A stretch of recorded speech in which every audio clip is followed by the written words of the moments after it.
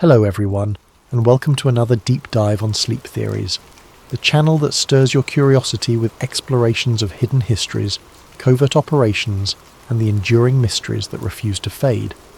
Before we begin, please take a moment to drop a comment below, telling us where in the world you're tuning in from, what time it is, and how your day is going so far. If you haven't already, be sure to subscribe to Sleep Theories so you never miss another story that challenges the boundaries between fact and fiction. Tonight's journey is a 5-part narrative titled Echoes in the Desert Sky, inspired by the events surrounding an alleged crash in Roswell, New Mexico during the late 1940s. Our story weaves conspiracy, suspense, and the gritty determination of everyday people grappling with forces beyond their comprehension.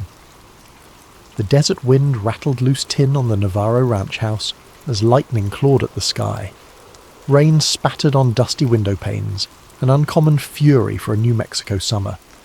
Betty Navaro, a rancher's daughter of 19, steadied a lantern by the back door. Her father, Miguel Navaro, had hurried out moments ago, muttering about a fierce storm that might spook their livestock. The thunder overhead rumbled, setting Betty's nerves on edge. She paused in the kitchen, about to douse the lantern for a moment's rest, when a flash of brightness cut across the black horizon. Not lightning, but something else. She dashed to the open doorway. A narrow blazing streak arced overhead, sputtering sparks like metal scraping the atmosphere. It vanished behind a ridge just beyond the ranch fields, followed by a bizarre echoing boom. The ground trembled. Betty's heart hammered. Could it be a plane crash? She called out for her father but heard only the storm's roar. Grabbing her slicker, she ran into the rain, scanning the fields for any sign of him. In the distance, an otherworldly glow flickered behind the far fence line. The cattle bellowed in alarm. Something definitely had come down from the sky. Something big. It might be debris or wreckage. Gritting her teeth, she pushed through the mud, praying her father was safe. The next morning, word spread through Roswell about a ranch where strange debris had been discovered. Neighbours whispered about metal that bends and then reforms, rumours of symbols etched on scraps. But hours later, the Army Airfield's official statement shifted the story.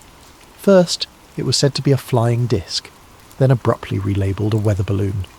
The confusion only fueled speculation. Some insisted the material was too exotic for a mere balloon.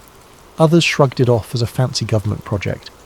For local folks, it was a passing curiosity, except for those who'd witnessed the lights in the storm. That same day, Daniel "Danny" Cole, an eager junior reporter at the local newspaper, was on the trail of the weirdest assignment of his budding career. He'd heard that Betty Navaro's father had driven into town early, telling a few folks about the odd metal he found in his grazing fields. By the time the army arrived to hush him up, the rumour mill was already blazing. Danny's editor, an older man with a short temper, tossed him a single line of instruction. Go find out if this is news or nonsense. With a pencil behind his ear and a notepad in hand, Danny steered his battered truck toward the Navaro ranch. En route, he spotted a row of army trucks rumbling back to Roswell, tarps covering what appeared to be crates. Odd tension itched at the back of his mind. Why would the military be so secretive about a balloon crash? Arriving at the dusty driveway, he found Betty Navaro standing by a fence, her clothes still stained with mud from the prior night. She eyed him warily, suspecting he might be another official come to strong-arm her father. He introduced himself gently, explaining he was just a local reporter hunting for the truth. That seemed to ease her suspicion. With a tired sigh, she nodded toward the pasture. We're not supposed to talk about it. The army men told us it's classified, but all we want is to understand what happened on our land. Walking alongside Betty, Danny glimpsed the flattened tall grass where something had skidded. A few scorched patches dotted the ground. She recounted how she'd found her father near dawn, staring at twisted shards. He was convinced it wasn't from any typical plane or balloon, like nothing he'd seen in 40 years of ranching. Then soldiers swarmed in, whisked away the wreckage, told him to keep silent or face dire consequences. He now lay in bed, nerves frayed, spouting paranoid worries that he'd be hauled off if he talked. Betty bristled at the thought. He just stumbled on that debris. We're no criminals. She led Danny to a small shed where her father had stashed a single piece he'd pocketed, an L-shaped sliver of dull silver about the size of a paperback. She handed it over with trembling caution. Danny turned it in his hands, marvelling at how lightweight it was. Aluminum, he guessed. But pressing his thumb left no dent. Even repeated attempts to crease it failed. Suddenly Betty took it back, folded it almost in half with surprising ease, then let go, and it snapped back to its original shape. No signs of bending or stress. Danny swallowed hard. This can't be normal metal. From behind them an engine roared, making them jump. The jeep skidded to a stop near the shed. 2 uniformed men hopped out, guns visible at their hips. One barked, "Step away!" "That's government property." They marched over, demanding the piece. Betty clutched it to her chest, her eyes flashing. Danny, pulse racing, tried to calm the situation. "We're just looking, sirs. She's the owner of this ranch." But the men ignored him, forcibly snatching the debris from Betty. They levelled a cold glare. "Stop meddling, or you'll regret it." With that, they drove off in a cloud of dust, leaving Betty trembling in fury. The feeling that something was deeply amiss sank into Danny's gut. That afternoon, a press release from the Army airfield stated unequivocally that the recovered wreckage was a weather balloon. The local sheriff's office parroted the same line. Meanwhile, half the town whispered about flying discs, UFOs, or secret weapon prototypes. The radio crackled with crackpot call-ins. Danny's editor, spooked by the Army's sudden interest, told him to drop the story. "No sense stirring trouble, kid." But Danny's curiosity burned. The conflicting accounts, plus the bizarre behaviour of those soldiers, hinted at something bigger. This was no ordinary crash. Back in his small apartment, Danny typed out notes about Betty's testimonies, the odd metal fragment, the ominous warnings. He had no illusions that printing any of it in next morning's edition would be easy. Yet the sense that Roswell was at the centre of a swirling conspiracy made him determined. He needed more angles, more proof.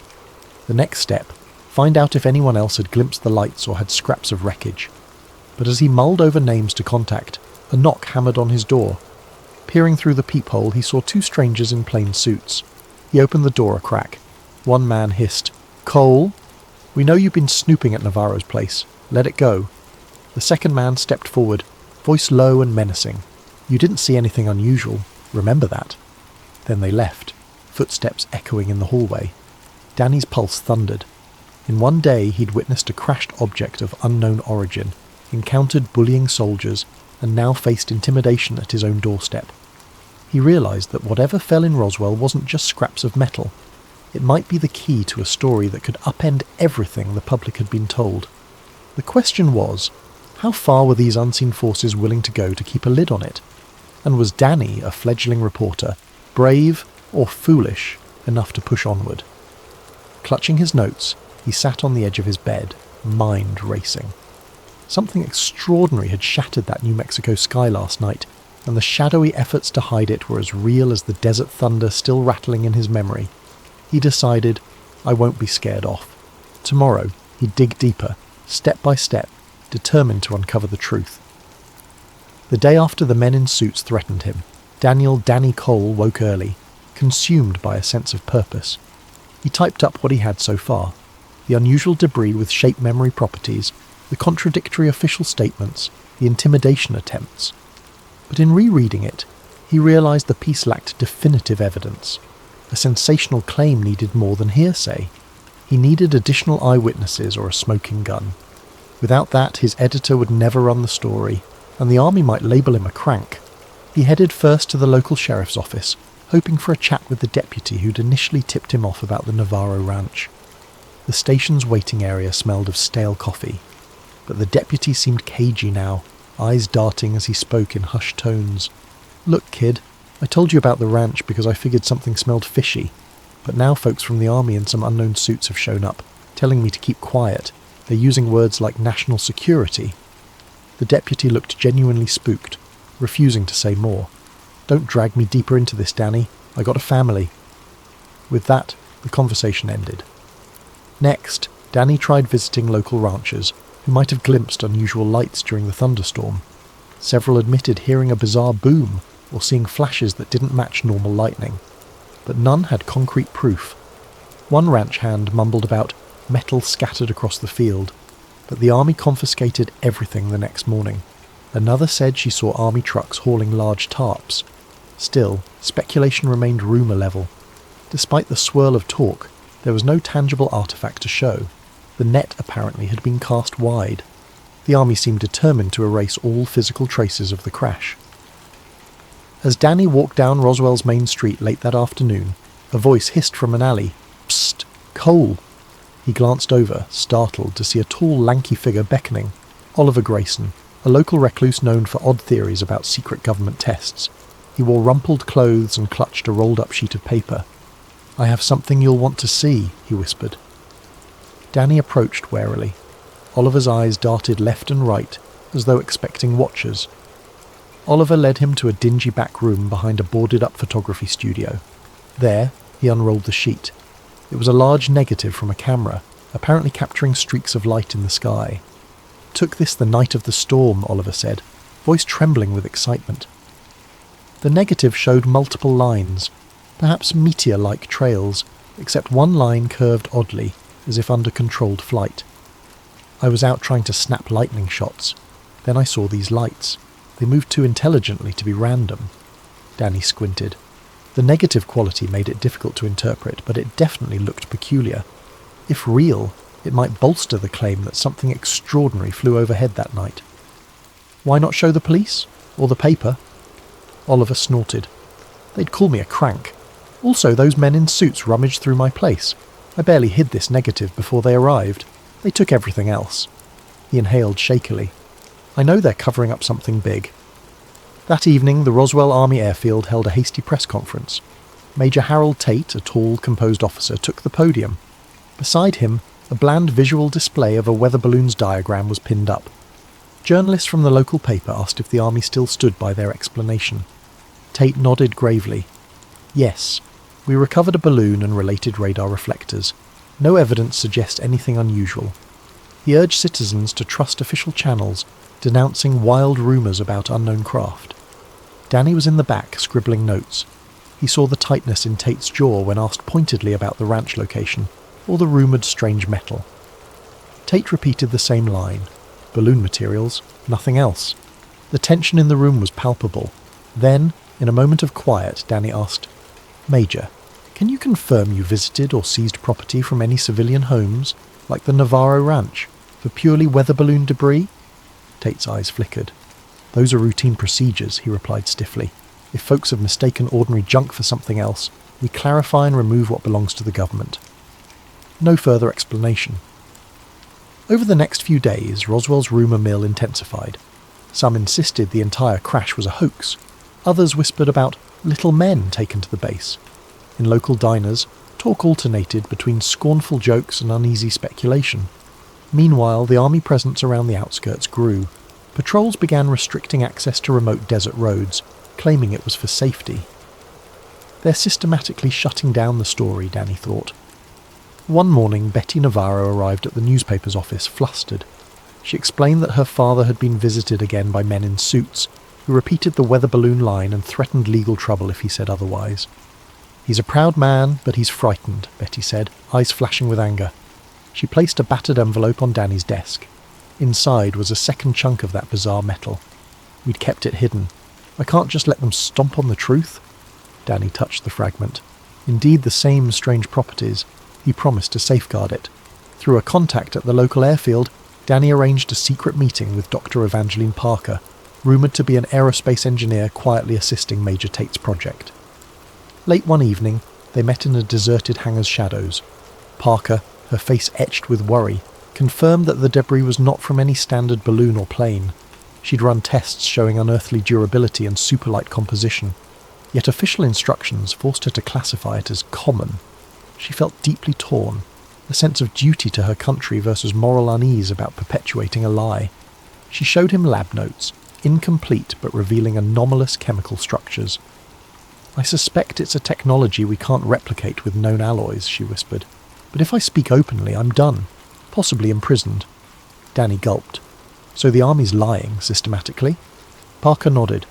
"They claim it's to prevent mass hysteria or foreign exploitation, but it's bigger than that. They might be dissecting something that rewrites everything we know about flight." She urged him to be cautious. As dawn neared, Dr. Parker disappeared into the gloom, leaving Danny reeling. Advanced metal, reverse engineering. The puzzle pieces aligned. The army's clampdown was more than mere pride or embarrassment. They wanted to harness an unearthly find.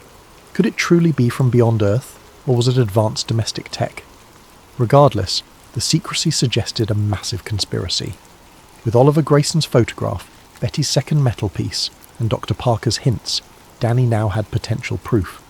Yet he felt watchers behind every corner. Each phone call crackled suspiciously. An unmarked sedan loitered near the paper's building. Even his editor avoided him in the hallway. Fear weighed heavy. If Danny published, would these men in suits escalate? Could he vanish like some folks rumoured?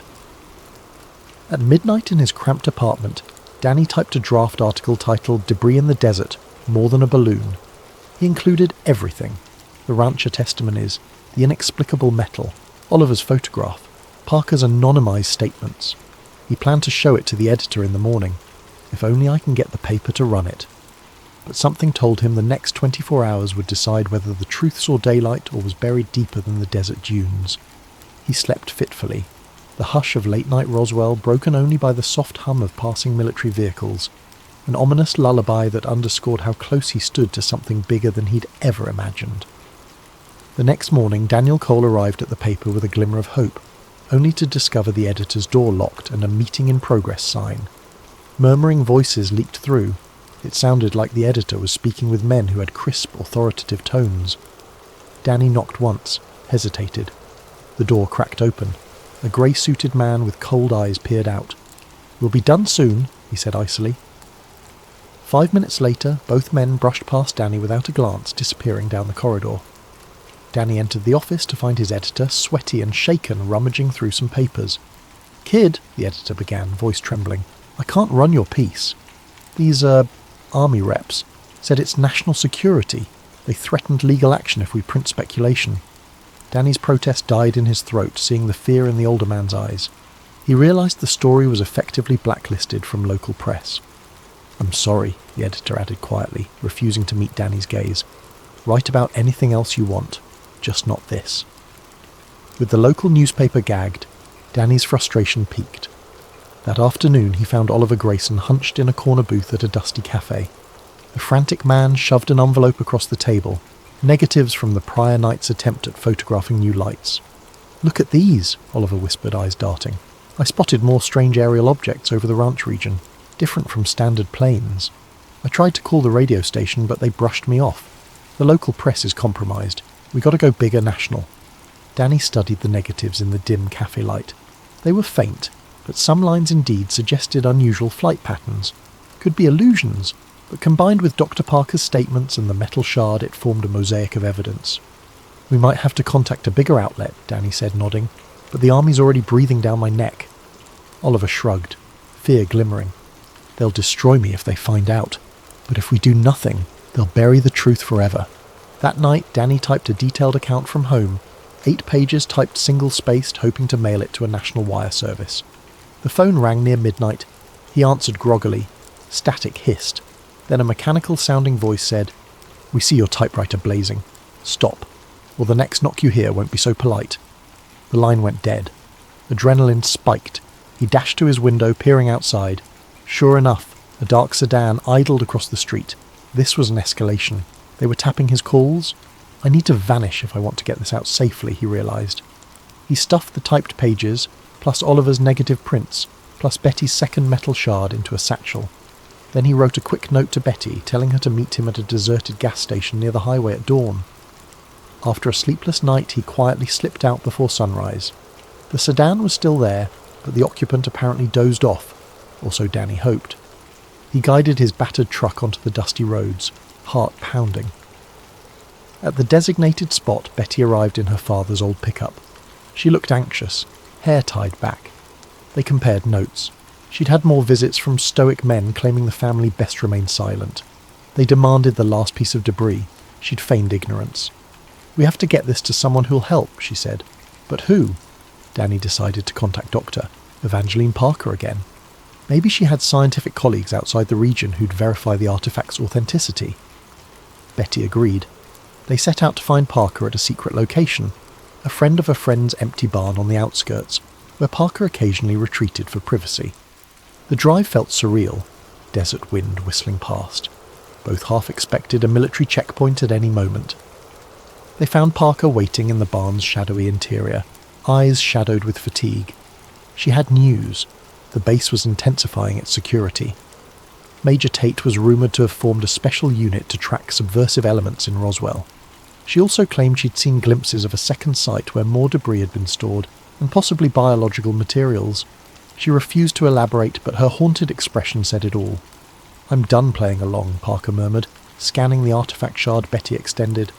"We need to publish proof, or history might rewrite itself as a trivial balloon incident." Just then, a booming voice rang out. "Freeze!" A group of uniformed soldiers, led by none other than Major Harold Tate himself, emerged from behind bales of hay, their rifles aimed unwaveringly. The trio, Danny, Betty, Parker, raised their hands in alarm. Tate's eyes glinted with cold triumph.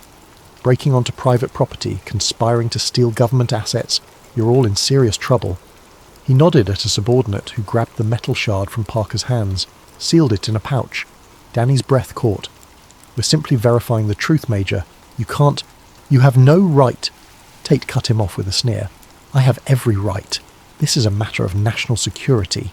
You meddle beyond your depth. People who push too far in matters like these often vanish." Betty bristled, fists clenched, but a soldier pointed a gun barrel her way. She glared silently. Tate motioned for them to be bound with zip ties. Another soldier rummaged through Danny's satchel, extracting the typed documents and Oliver's negatives. Tate eyed them, mouth twisting in disgust. "You journalists think you can decide what's best for the public. Sometimes they must be protected from truths that so panic." He gestured for a nearby soldier to confiscate everything. As Danny was shoved to the ground, he glimpsed Parker trying to maintain composure. She locked eyes with him. Some quiet signal passed between them.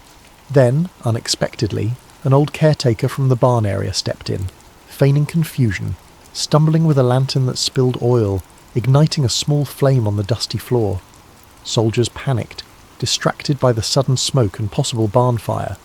In the chaos, Parker lunged, snatching a single negative from the soldier's hand. She tucked it into her coat. Another swirl of dust, and the caretaker yanked a side door open, beckoning the captives to flee. Disoriented, Tate barked orders to secure the perimeter, but the smoke gave Danny, Betty and Parker precious seconds. They scrambled out the side door, stumbling across the yard to Betty's truck. Shots rang out, bullets whining overhead.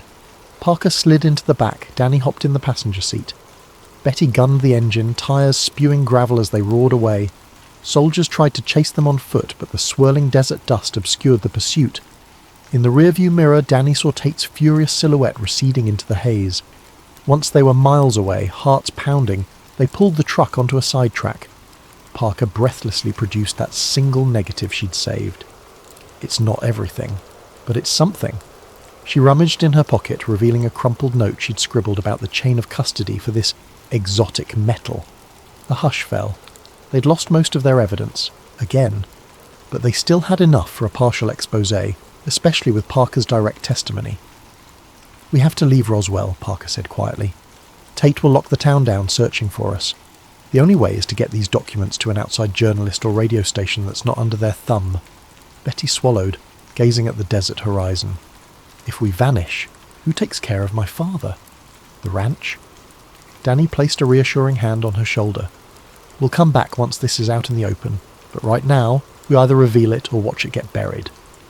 Parker nodded resolutely, glancing at the negative. "Let's drive. I know a contact in Santa Fe who might help." And so they set off, headlights cutting through the twilight. The net around them had never been tighter, but they still had one path forward. Gather allies beyond Roswell's borders, show the world a glimmer of the truth, and hope it would spark the unstoppable question: what really happened in the desert sky? Night fell across the high desert as the battered pickup rumbled northward, carrying Danny Cole, Betty Navaro and Dr. Evangeline Parker. They kept to back roads, skirting major highways where military checkpoints might lurk. The hush was broken only by the whir of the engine and the trio's tense whispers about next steps. Parker clutched the negative and her partial notes like lifelines, conscious that each piece of evidence could vanish with one ill-timed ambush. They arrived in Santa Fe near midnight, parking behind a nondescript boarding house. Dr. Parker led them to a second-floor room lit dimly by a single lamp. Inside waited Hank Beringer, an ex-war correspondent turned freelance journalist known for publishing controversial exposés. Parker had met him briefly at a scientific conference and knew he had a penchant for stirring trouble. He listened wide-eyed as they recounted the Navaro's ranch debris, the Army's hush campaign, Oliver Grayson's photo negatives, and the persistent threats from Major Tate. Hank rubbed his stubble, glancing through the negative. "You sure about the unearthly angle?" he asked, sceptical. Parker offered a battered envelope containing her scribbled analysis of the debris' extraordinary properties. "I can't claim it's alien," she clarified, "but the composition defies known alloys. We suspect the official line is a cover for advanced tech. Possibly foreign, possibly beyond anything we've seen." Hank's eyes flickered. He sensed a goldmine of a story, yet fear tempered his excitement. "This is bigger than a typical scoop. You realise the consequences if they've decided this is top secret." Betty exhaled. "We do, but we can't let them intimidate the entire region.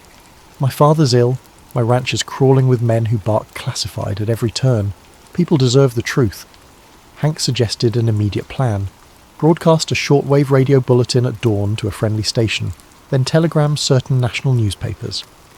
"I know some folks in Chicago who might run it if I vouch for authenticity," he mused. That way, the story would break faster than the Army could muzzle it. But the group also realised that if the Army got wind of their location, they might be raided any moment. They set watch shifts, snatching brief hours of restless sleep. At dawn, the group used Hank's radio set to contact a small independent station on the west coast. Parker spoke carefully, summarising, "Unidentified debris, not consistent with weather balloons, suppressed by local authorities, eyewitness intimidation." The station's operator sounded astonished, promising to broadcast snippets soon. Meanwhile, Hank drafted a telegram to a Chicago desk editor, hinting at Roswell fiasco unraveling, unearthly materials confirmed. He left out direct mention of aliens to keep it credible. Then, the group braced themselves. If the cavalry was coming, it'd be soon. They didn't wait long. Mid-morning, a knock rattled the boarding house door, tension spiked. But when Betty cracked it open, it was Oliver Grayson, dusty and dishevelled. He'd hitchhiked after escaping another ransacking of his place, surmising they might have fled to Santa Fe. In his satchel was a battered film canister. "A second set of the best negatives," he wheezed, chest-heaving. "I stashed them in an abandoned well. Good thing, because men came at dawn, turning my place upside down." Oliver's images depicted not just the original streaking lights, but subsequent late-night captures of more patrol flights, possibly the Army searching or retrieving more fragments.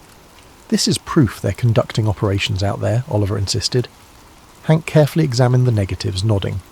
"We can incorporate these into the telegram, combine them with Parker's data to form a cohesive angle. The Army found advanced debris, is conducting covert retrieval, lying about it." Before they could finalise the story, Parker's face fell. She confided that while analysing the material at the base, she'd overheard rumours of a body, some alleged occupant discovered at the crash site. Officially, it was said to be a test dummy or a small monkey from a high-altitude experiment. Yet whispers suggested something more bizarre. "I can't prove it," she admitted, but the hush surrounding it was intense. Tate seemed fixated on sealing that aspect in particular. This possibility unsettled everyone, even Oliver, who thrived on outlandish theories. If a body, human or otherwise, existed, the cover-up stakes skyrocketed. "Now we're dealing with cosmic-level secrets," Oliver breathed. Betty, however, maintained composure. "We share only what we can verify. The rest remains rumour." They typed up a comprehensive piece, scanning the negatives for partial prints to attach. Hank proposed they physically deliver the story to a bigger city, like Denver, where the newspapers might risk printing it. But travelling was risky.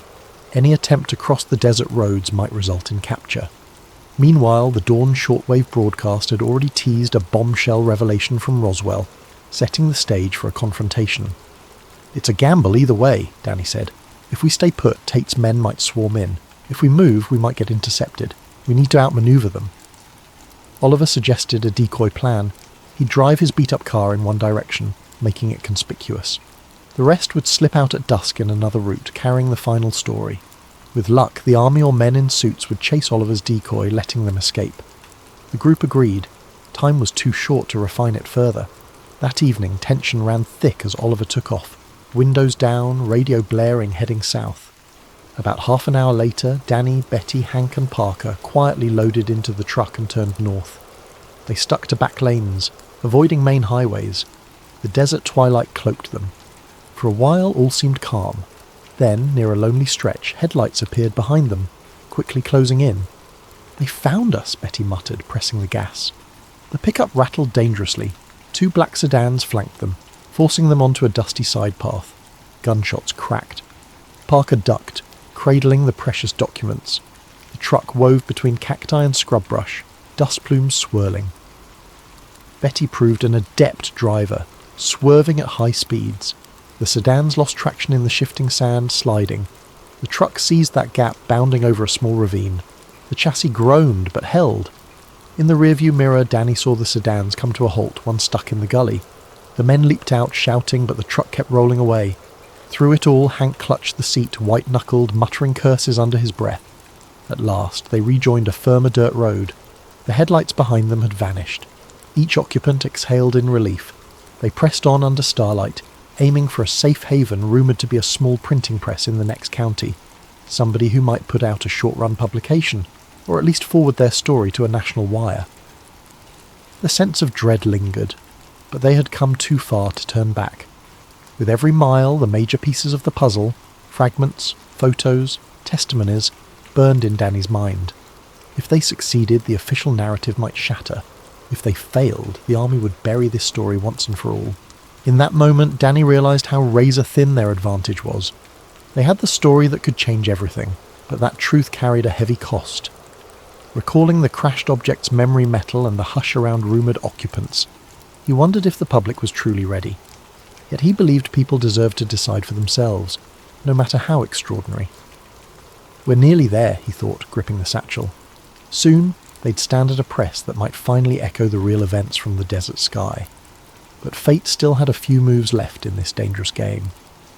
Under the faint glow of dawn, the pickup rattled into the modest farm where a small independent press was rumoured to operate. An old barn doubled as a printing workspace. The owner, Miriam Solis, greeted them with wary eyes. She'd heard rumours of mysterious soldiers roaming the countryside, but agreed to help, if it truly was as urgent as they claimed. Dr. Parker, with all the seriousness an aerospace engineer could muster, affirmed they carried evidence of an unprecedented find and an active cover-up. Miriam sighed, sensing their desperation. "I can set type for a short print run," she said, "but distributing it widely might be tricky." They hauled in the battered documents and the partial negatives. Hank began writing a final introduction that framed the story for an outsider. He avoided hyperbole, sticking to verifiable points: ranch debris, memory metal, army intimidation, Parker's partial lab results, contradictory official statements, Oliver's photos. Meanwhile, Betty hovered near the door, scanning the horizon for any sign of approaching vehicles. Each time a dust swirl appeared, her heart kicked up a notch. Midway through typesetting, tyres crunched outside. Everyone froze. Betty peered through a crack in the barn door. A single black sedan parked in the yard. Out stepped Major Harold Tate, alone. He raised his hands as if to show no immediate threat, calling out calmly, "I know you're in there." Danny stepped out, jaw tight. The group formed a semicircle behind him: Betty, Parker, Hank and Miriam. Tate's eyes flicked over them, landing on Parker. "Doctor, I'd hoped you'd see reason. Your brilliance is wasted in these theatrics," she glared. "I've seen enough twisted orders. I won't be your pawn." The Major exhaled, then turned to Danny. "You're about to put the entire region at risk. Our country is not ready for this. Our enemies might exploit the technology." Tate's voice softened. "This crash, whatever it is, should remain under top security. Why feed the public hysteria? Why give foreign powers an edge?" Danny clenched his fists. "Because the truth belongs to everyone, not just the army. People have died for lesser secrets, and your men threatened innocent ranchers who stumbled on it. That's not how we do things in a free country." Tate's mask of composure cracked slightly. "You think it's that simple? The moment this story goes out, we lose control. We can't control who else might come sniffing around, maybe sabotage or weaponize the find. Sometimes deception is the only shield." Parker stepped forward, eyes fierce. "What if the technology you're shielding has moral or cosmic ramifications? Should a handful of men decide for the entire planet?" A tense silence fell. Tate drew a deep breath. "I can't let you publish this. but I respect your convictions. If you step away, I'll ensure no harm befalls you or your families." He glanced at Betty, offering a glimmer of sympathy. "That includes your father, Ms. Navaro." The threat was implicit. Defy him, and all bets are off. The group exchanged grim looks. A wave of doubt flickered in Danny's mind. Was the truth worth the potential blowback? But then Betty's voice, quavering but resolute, broke the hush. "We've seen how your men bullied an old rancher. We know you confiscated the debris. If you hush us now, what about tomorrow or next year? This story is bigger than any one of us." Parker lifted the manila envelope containing the last negative. "Major, we're not traitors. We love this country. But burying this secret fosters paranoia and control. People deserve transparency. Maybe it fosters more caution. Perhaps it spurs unity if it's truly otherworldly." Tate's expression hardened. The conflict was ideological, irreconcilable. He extended a hand. "Give me the envelope. Walk away from all this." Time felt suspended. Danny recalled how he started this as a fresh reporter, stumbling onto an odd debris story. Now he stood on the brink of shaping national headlines with revelations that could alter how humans view their place under the sky. Could he trust that the Army's paternalism was right? Or was it a smokescreen for consolidating power? The moment weighed heavily. He sensed the ghosts of the thunderstorm's illusions, the memory metal glinting, the hush in the desert that seemed to hold its breath. He turned to the press owner, Miriam Solis, who was trembling but determined. She whispered, "If we do this, we do it now." Hank took the typed copy to the press machine. With a screech of hinges, he began inking plates. Parker clutched the negative. Tate stepped forward, voice raised. "Stop! I won't let you do this. You'll regret." But he paused as Parker pointed out how many copies they could churn out in an hour. Even if Tate destroyed the press now, some copies might slip out, or the negative might be mailed. The cat was out of the bag. Suddenly another vehicle rumbled in, kicking up dust.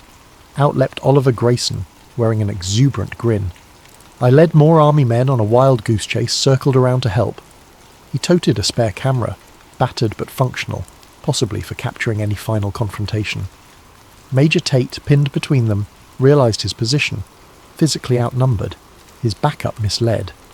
He glared, fists clenched, but couldn't forcibly stop the printing. He might shoot, but that would cause a scandal. The standoff ended with Tate stepping back, face pale with anger. "You're making a mistake, but I won't kill you over it. When chaos breaks from your revelations, remember this moment." In the tension-laden barn, the press whirred. Sheets came out bearing headlines: "Unexplained debris," "Scientists denounce balloon claims." The story included Parker's partial analysis, Oliver's photo of strange lights, Betty's testimony about the ranch, Danny's chronicle of intimidation. Only a small local print run, but enough copies to mail to key radio stations, newspapers or allies. The group, fueled by relief and adrenaline, prepped envelopes. They distribute them discreetly, ensuring the news spread beyond Roswell's sphere of control. Major Tate stared, chest heaving. No bullets flew, no arrests occurred. He simply gave a final glare and turned away. The black sedan roared off. Possibly he'd craft a new strategy or blame incompetent subordinates. But at least for now, the honest story would surface. Danny's chest tightened with both triumph and a pang of worry. The Army might spin fresh narratives, might brand them cranks or seditionists. Still, if the seeds of doubt were planted, public scrutiny might keep the Army from fully smothering the truth. Within days, a handful of radio hosts read excerpts from the newly minted pamphlet on air. A few out-of-state journalists visited, intrigued but cautious. The Army responded with more official statements about advanced weather balloons, Project Mogul, or test dummies. The broader press remained uncertain.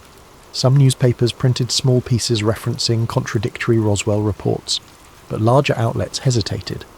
The official line overshadowed the local pamphlet's claims, leaving the general public divided. For some, Roswell became a fleeting curiosity. For others, a symbol of suppressed truth.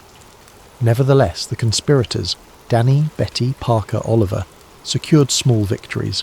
A few investigators believed them, quietly gathering more evidence. Parker found a new job under an assumed name, continuing to speak out in coded ways. Betty's father improved in health once the ranch was left alone. Oliver dropped out of sight soon after, rumoured to be trekking the deserts in search of hidden crash remains. Danny kept writing, penning long articles about the Roswell affair for any magazine or newspaper that would listen. Reception was lukewarm, but seeds of doubt grew. As months turned into years, the mania died down. The official story grew codified, taught as case closed.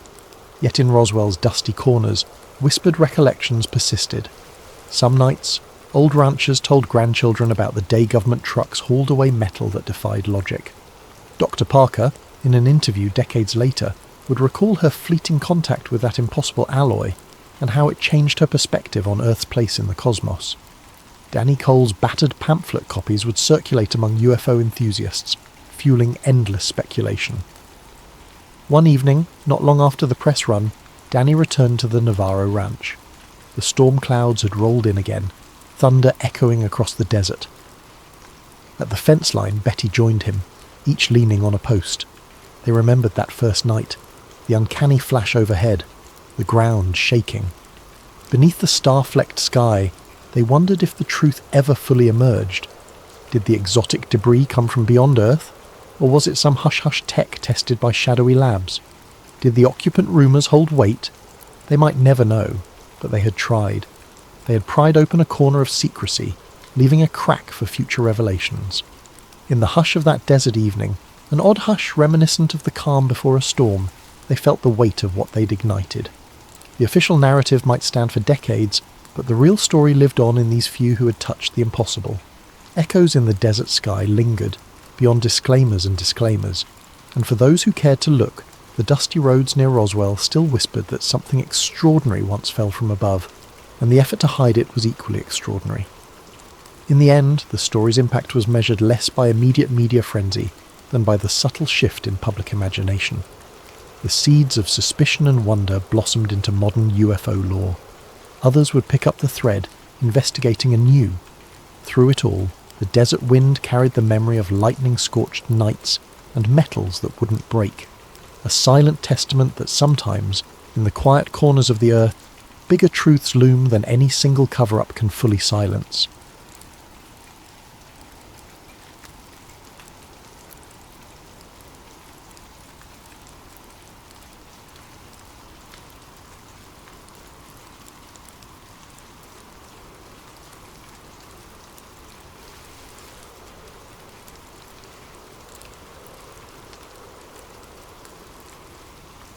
Tonight's tale is titled The Silent Strain, A Pandemic of Control.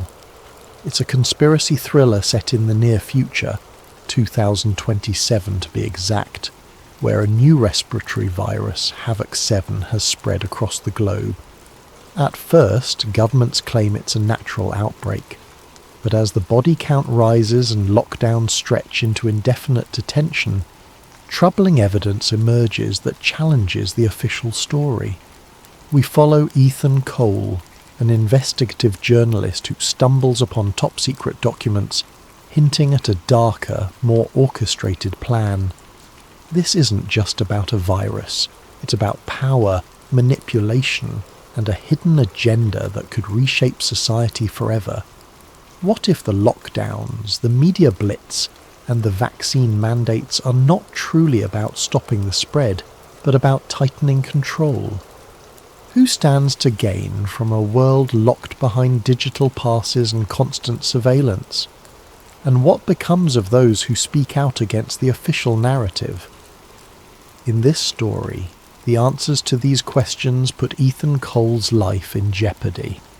He quickly learns that when fear runs high, those with something to hide will stop at nothing to maintain their hold on power. Accompanying Ethan on this dangerous road to the truth is Dr. Vanessa Lee, a brilliant virologist who once worked in the very labs rumoured to have spawned Havoc 7.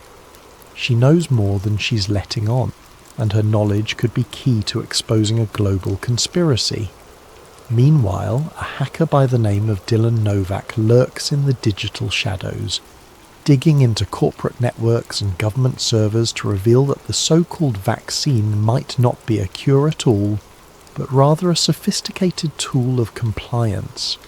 As you listen, consider how close to home this story might feel. It's not just about a virus. It's about how easily people can be steered by panic, how swiftly freedoms can be curtailed, and how disinformation shapes our world. In a reality where truth is so often censored or spun, is it possible that we're already on a path similar to the one described here?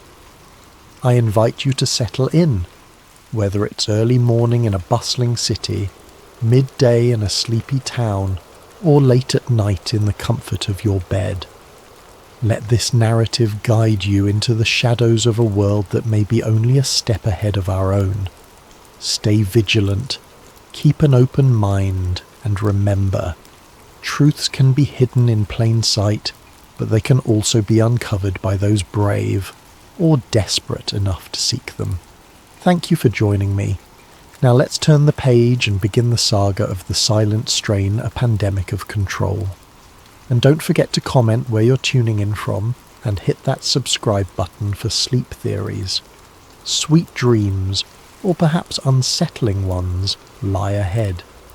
Ethan Cole first heard of Havoc 7 the same way most of the world did, through late-night breaking news. One evening, an emergency broadcast interrupted his usual flow of half-listened commentary and background chatter. A solemn news anchor announced a series of mysterious respiratory infections in Millstone, a modest city on the edge of the Atlantic. At first the anchor's tone was measured, almost casual. Then the numbers multiplied.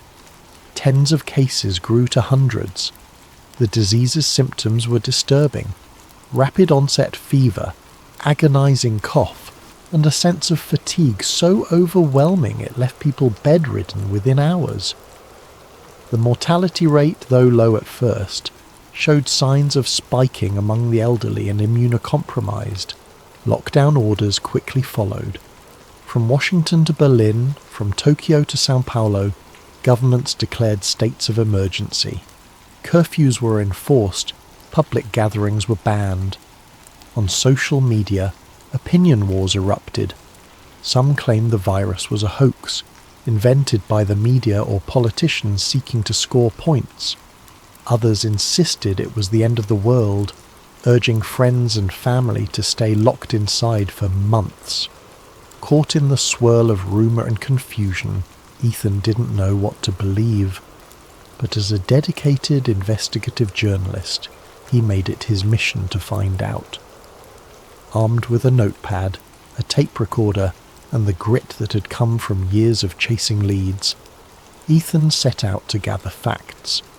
He interviewed local hospital staff, eyewitnesses, and any official who would speak on the record.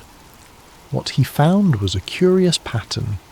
Wherever Havoc 7 was reported, swift government presence followed. Unmarked black vans, military checkpoints, blocked roads. The official line was that these measures were necessary to contain the virus. Yet it felt excessive, like they were sweeping in to hide something rather than to protect anyone. He pushed further, scouring data leaks on fringe conspiracy forums. After days of searching, a peculiar file landed in his inbox.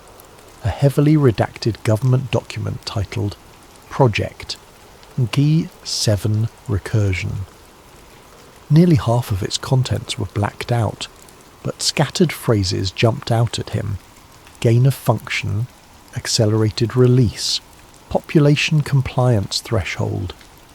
That single page all but confirmed his growing suspicion.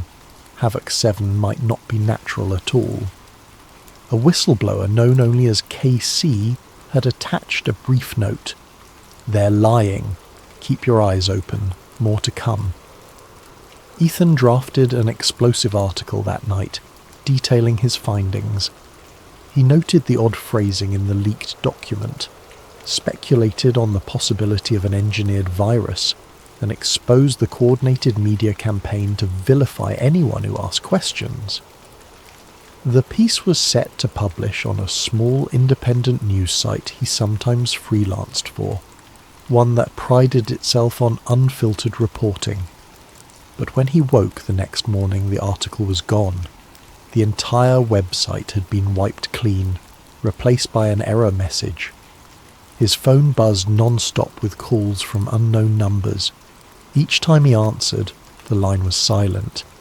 Then the calls stopped, just as abruptly as they had begun. A creeping sense of dread unfurled in his chest.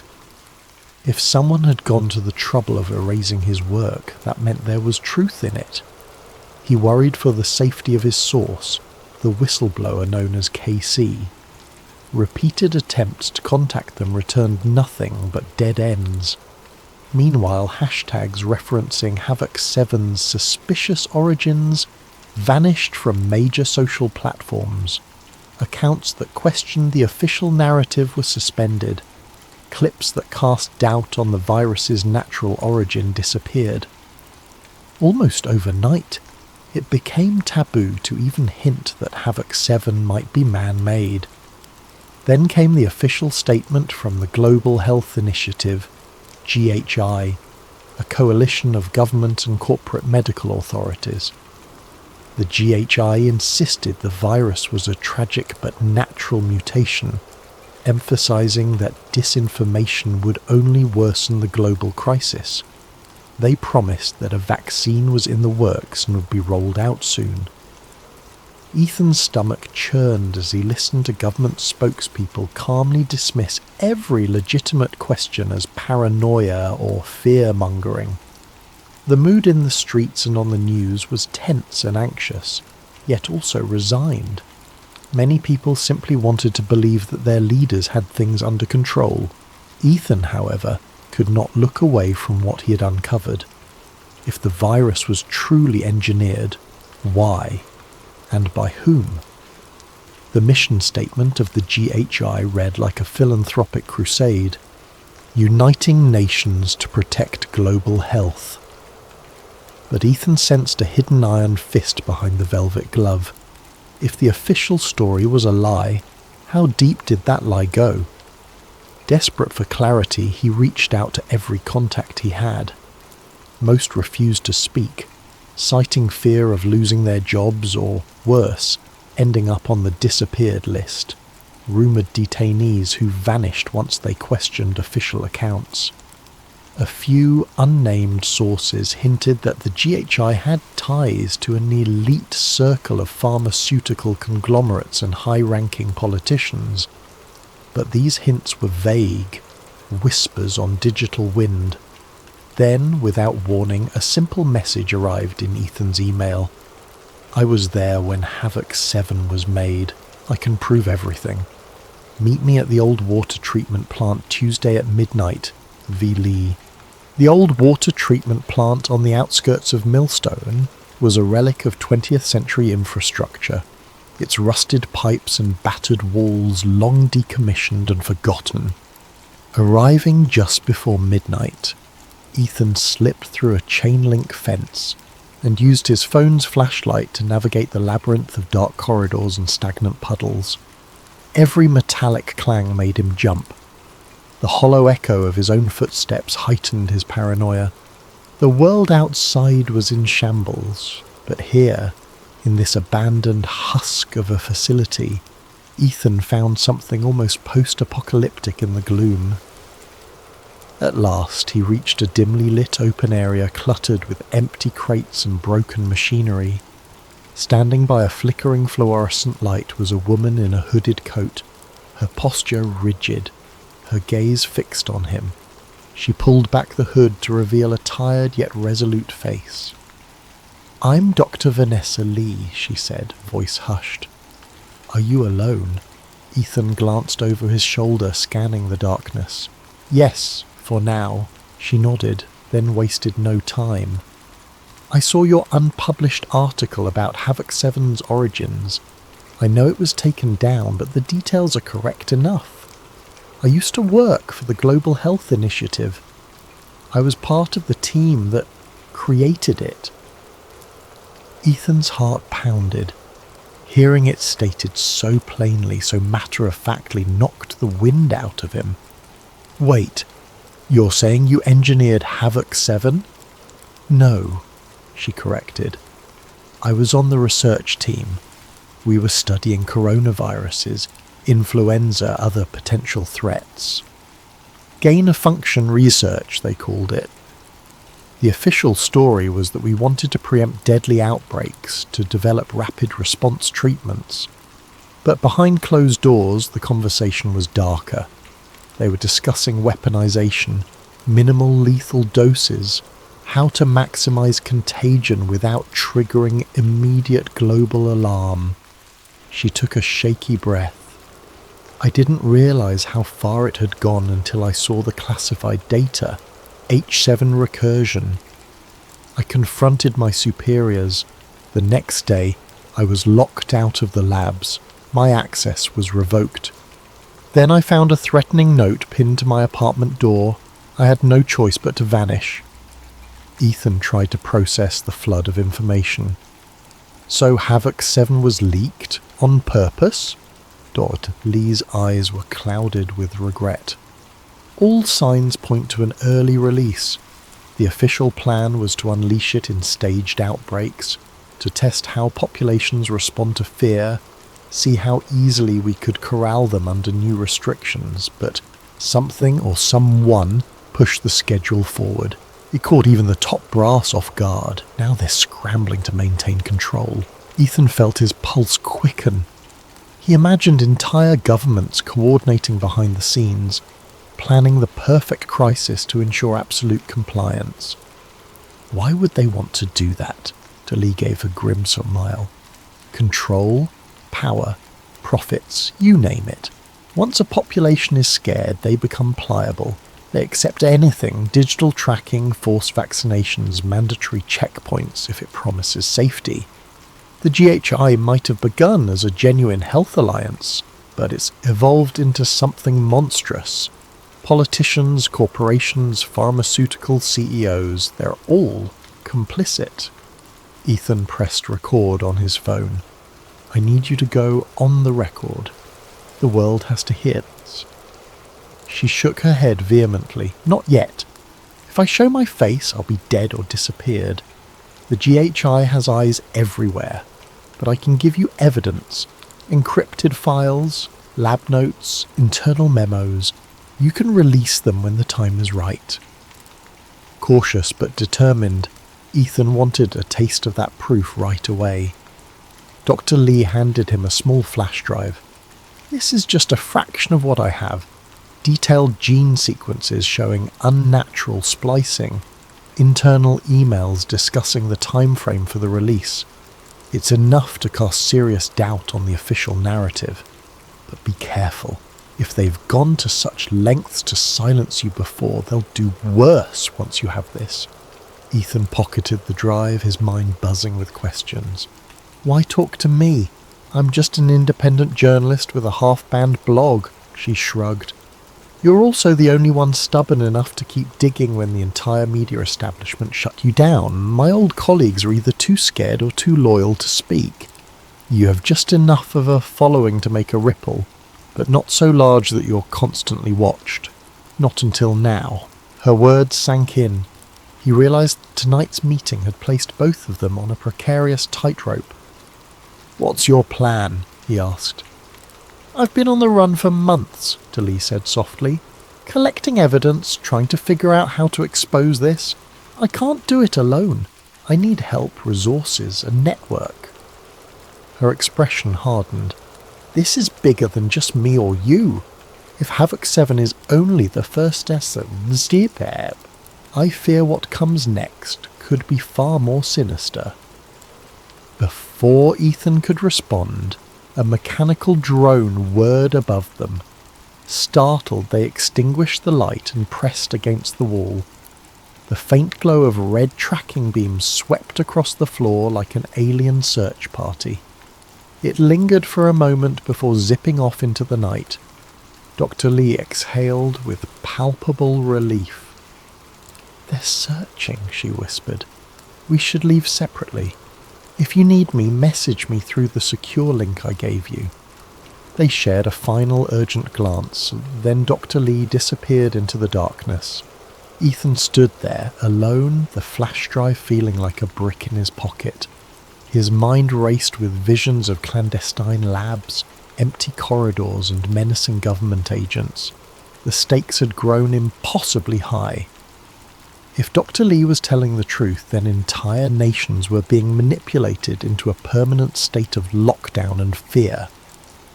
Ethan flicked off his phone's flashlight and followed a narrow corridor back to the fence. Every shadow seemed hostile, every rustle a potential threat. By the time he reached his car, his breath came in shallow gasps. He caught his reflection in the rearview mirror, eyes wide, cheeks taut. He knew it then. He wasn't chasing a mere conspiracy theory. He was stepping into a battlefield of secrets.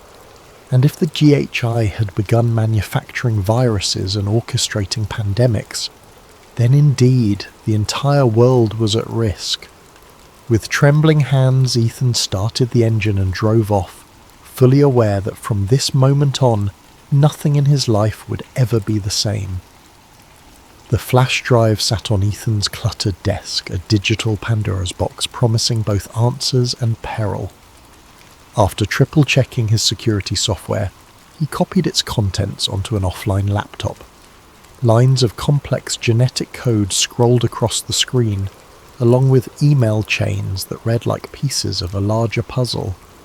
He recognized enough medical jargon to confirm it wasn't random data. These were genuine lab memos and gene splicing logs. Words like enhanced transmissibility and adjuvant synergy leapt out at him. Document after document hinted at an orchestrated campaign to cultivate fear and then position the GHI as the only salvation. Yet, as valuable as this trove was, Ethan couldn't fully interpret the data on his own. He knew a handful of fringe tech experts, but only one had the reputation and the nerve to handle something this explosive: Dylan Novak. Known online as Nova Cypher, Dylan was a self-styled digital freedom fighter, rumoured to have hacked into corporate giants and left cryptic messages urging transparency. Paranoid to a fault, Dylan never physically met with anyone. But he had a secure chat channel, one that Ethan had used once before when investigating biotech lobbying. Ethan, in chat. I've got something bigger than anything we've tackled before. Need your help reading complex scientific data, possible ties to a global conspiracy. Game?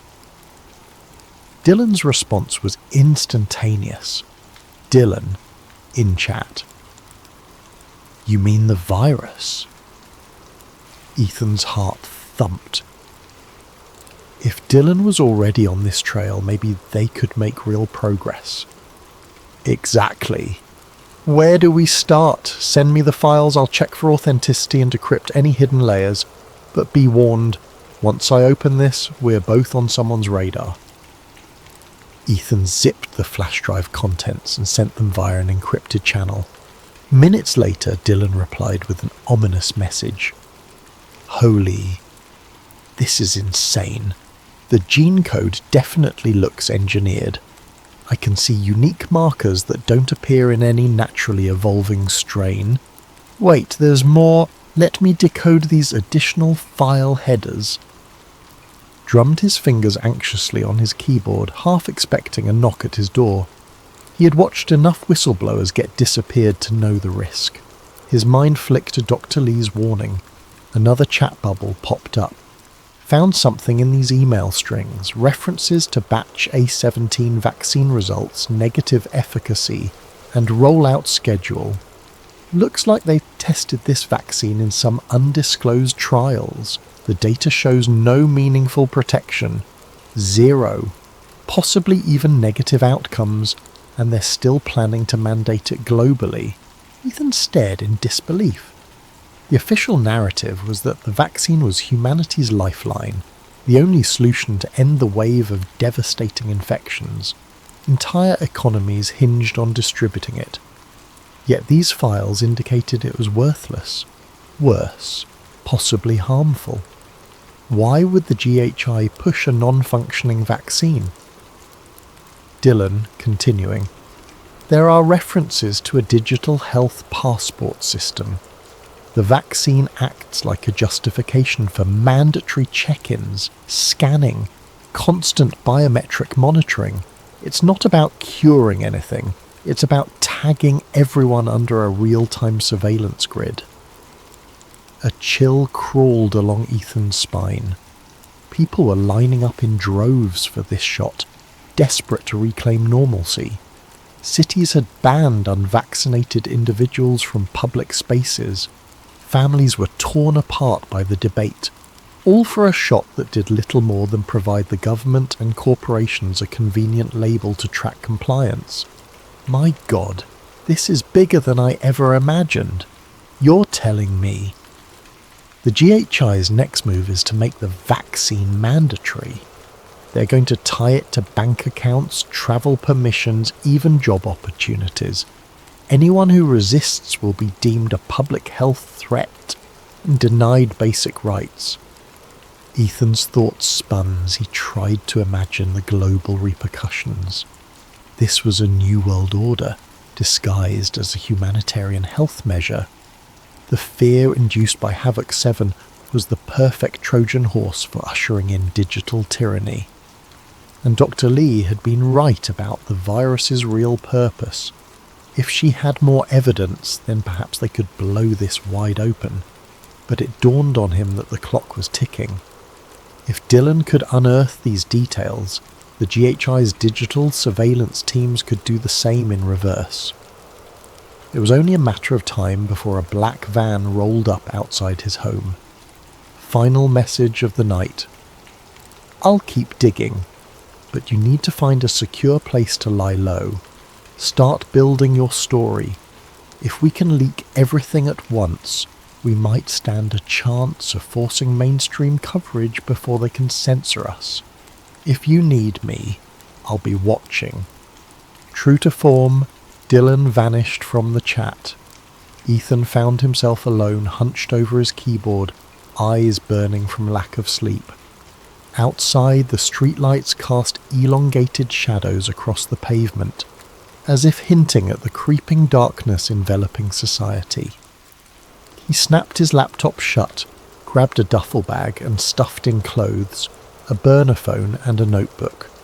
From the window, he could see the neighbour's window flicker with the bluish glow of a TV broadcasting the same message repeated on every channel. Get vaccinated. Stay home. Save lives.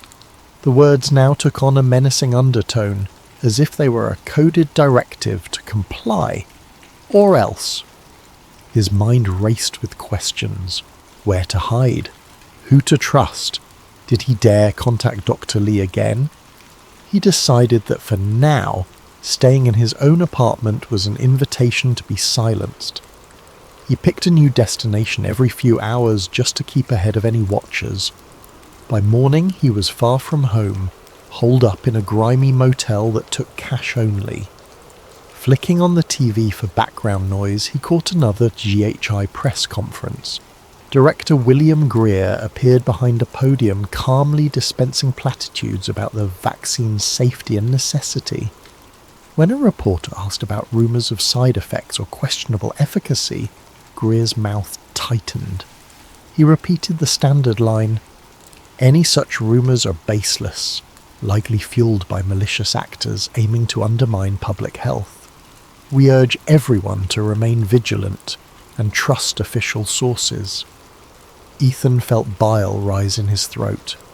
The staggering audacity of it all.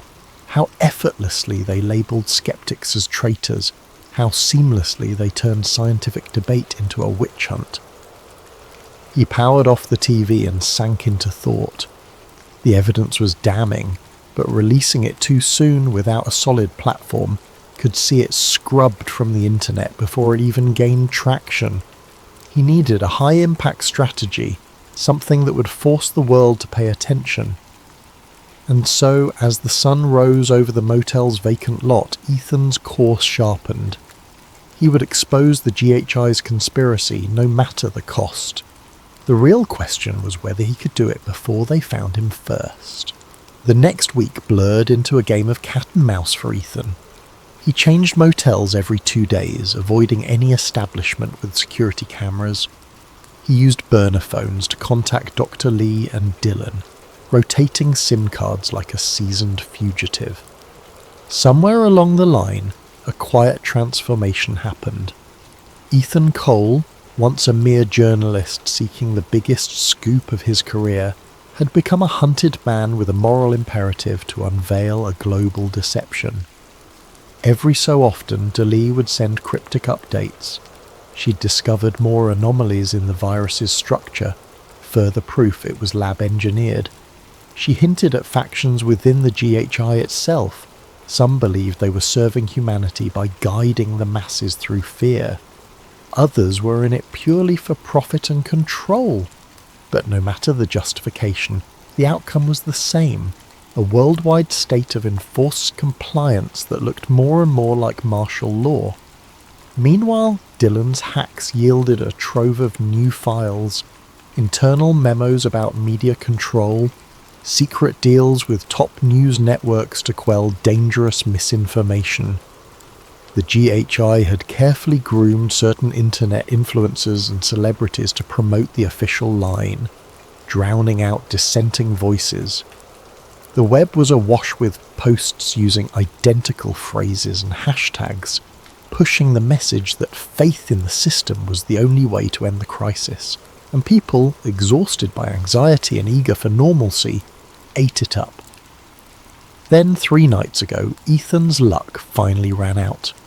He'd ventured out to grab takeout when he spotted 2 men in dark suits stationed by his motel's entrance.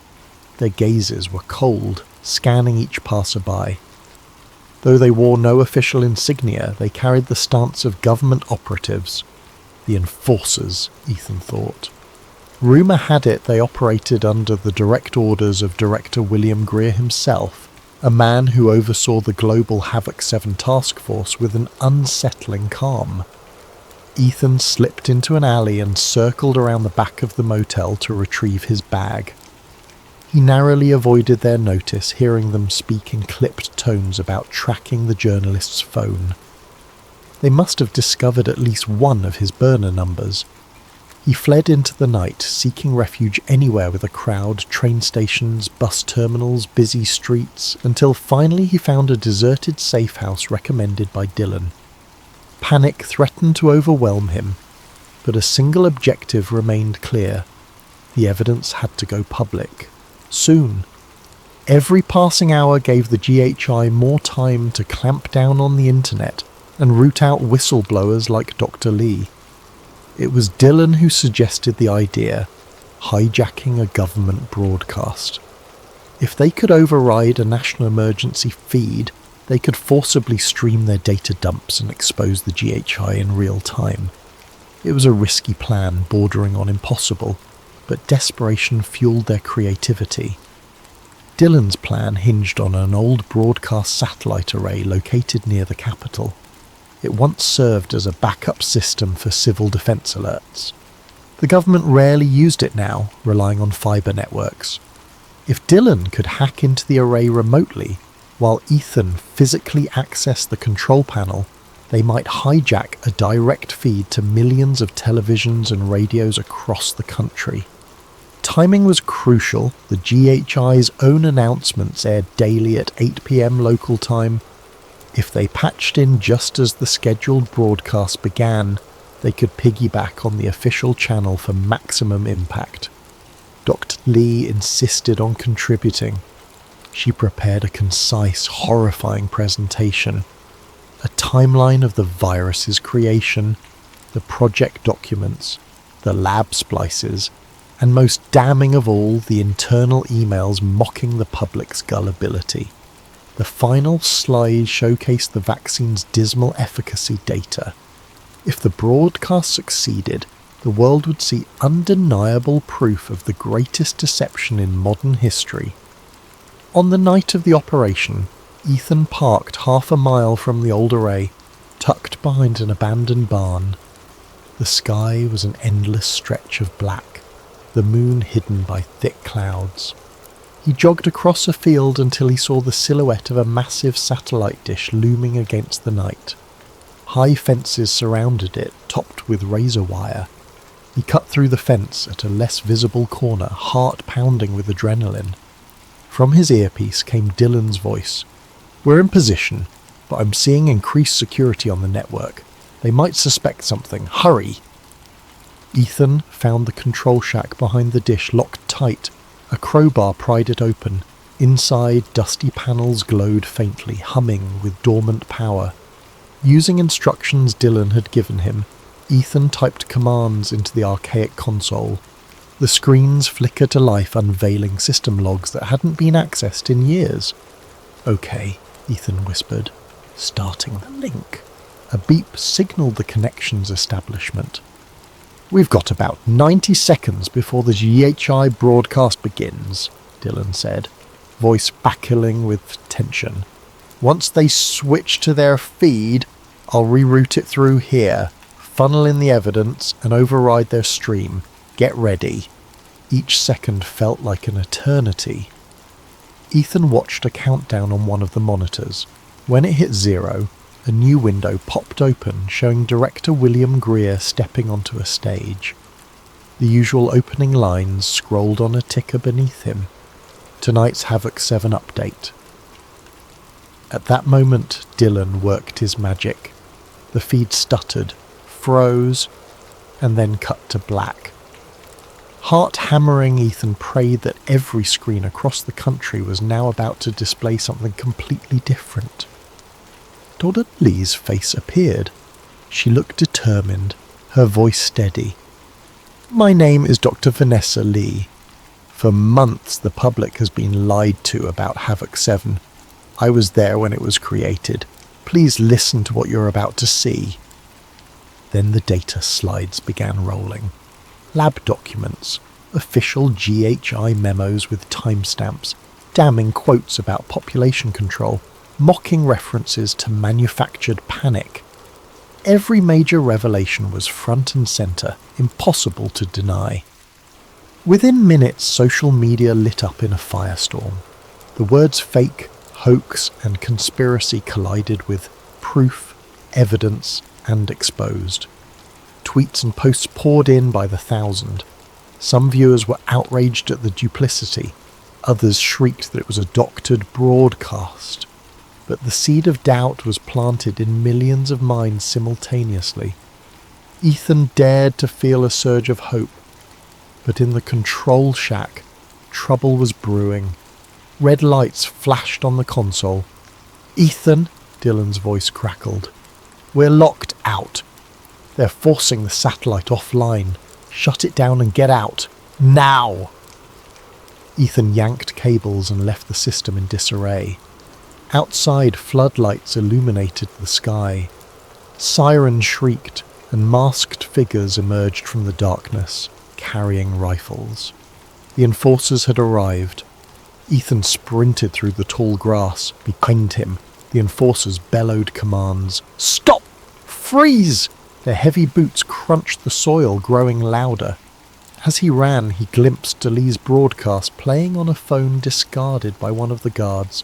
A surreal snapshot of their success. They had actually broken through, however briefly, to millions of screens. Shots rang out. Bullets whizzed past, biting into the dirt. Ethan zigzagged through the field, stumbling in the dark. He reached the barn, ducked inside, and vaulted into his car. The engine roared to life and he sped off into the night, adrenaline flooding every cell in his body. His mind buzzed with the broadcast's final images. Slides of vaccine data, GHI officials joking about the compliance rate. It was out there now. No matter what happened next, at least some people had seen the truth.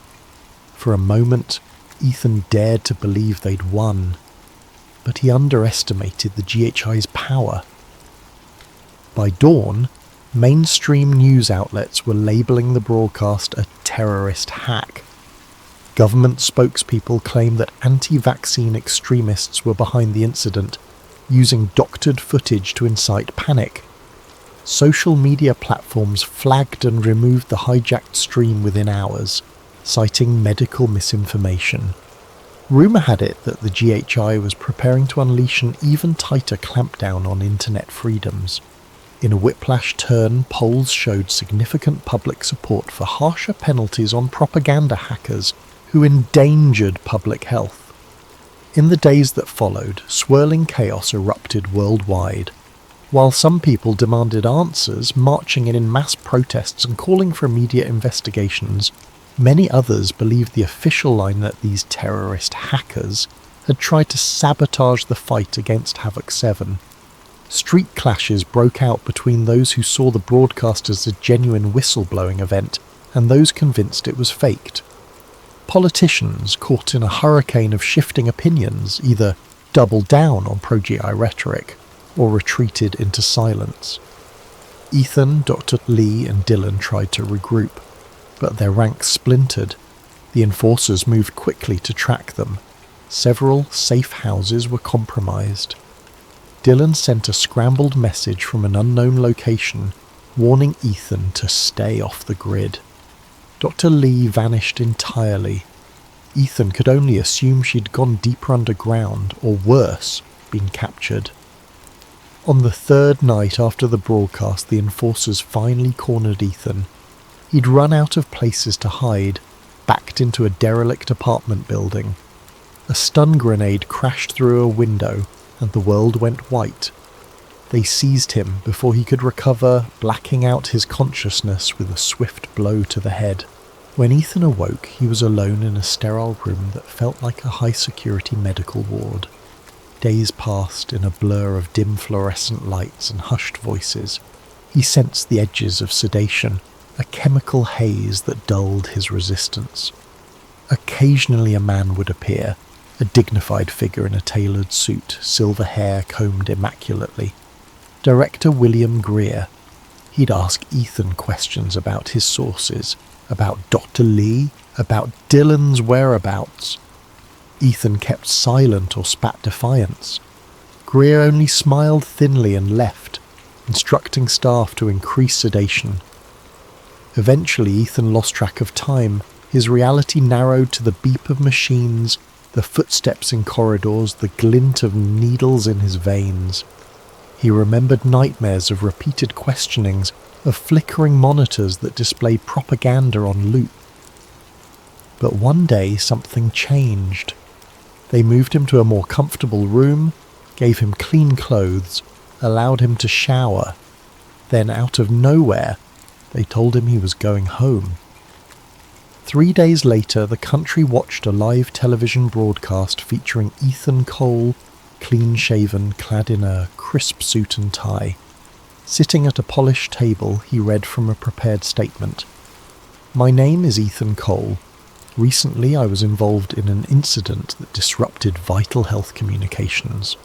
I regret my actions, which were based on faulty data and manipulated by extremists who sought to undermine public safety. The Global Health Initiative remains our best hope to combat Havoc 7. I urge all citizens to put their trust in the official guidelines and disregard any unfounded rumours about the virus's origin." His eyes were glassy, his tone robotic. The statement ended with a scripted apology, praising Director Greer for his steadfast leadership. News anchors immediately repeated it, thanking Ethan for clearing up the confusion. Social media accounts that had once proclaimed Ethan a hero now erupted in frustration and heartbreak, calling him a sellout or a victim of mind control. But the mainstream narrative was set. The fiasco was over, the hackers had been silenced, and the GHI would continue its noble mission of safeguarding humanity. The final shots of the broadcast showed Ethan walking off the stage beside Director Greer. For many, that image confirmed everything. The man who once pursued the truth was now just another mouthpiece for the establishment he had tried to expose. Weeks rolled by, and the world gradually moved on, lulled by official reassurances that the Havoc 7 situation was under control, thanks to widespread vaccination, never mind the data that suggested otherwise. Dr. Lee was never heard from again. Dylan's digital footprints disappeared, replaced by rumour and speculation. Some believed he was still out there, quietly gathering intel for one last reveal. Others said he'd been caught and quietly executed. The only certainty was that the wave of panic subsided into a grim acceptance. Then a new, unsettling headline made its way across news tickers. Mysterious strain discovered. Havoc 8 under investigation. Government officials hastened to calm the public, insisting it was a mild offshoot of Havoc 7 and that the existing vaccine would protect against it. But behind closed doors, murmurs of new lockdowns and fresh mandates began circulating. Some recognized the pattern, but they were drowned out by a public too weary to fight another round of restrictions. A resigned sigh seemed to sweep through entire populations. Here we go again. Ethan Cole's face reappeared briefly, giving a bland statement on a morning show about the need for continued vigilance. He looked healthy, yet there was a vacancy in his eyes that gave the impression his fire had been extinguished. Perhaps that was the scariest part of all, that a once passionate voice for truth could be so thoroughly subsumed into the very machine he'd tried to bring down. After his short appearance, he disappeared from the media spotlight, leaving the public to accept that he was now just another mouthpiece, or possibly a rehabilitated cautionary tale. In the weeks that followed, new signs appeared on every street corner. Stay safe. Get boosted against Havoc 8. Digital passes were updated, requiring a new sequence of injections. People lined up, repeating the cycle. The few who dared protest were quickly shouted down or mysteriously vanished. Online, the dialogue devolved into the same old arguments, a revolving door of hashtags that never led to real change. Life marched forward, an entire globe stepping in tune to the rhythm of cyclical fear and official reassurances. Havoc 8, Havoc 9, who knew where it would end? But one thing was certain. The more crises emerged, the more people surrendered their freedoms in exchange for the illusion of security. Even those who remembered Ethan Cole's initial revelations found their memories drowning in the relentless tide of day-to-day survival. And so humanity drifted, lulled by the next promise of salvation, willingly or unwillingly blinded to the possibility that they were pawns in a far larger game. The cycle had repeated, the truth once again buried.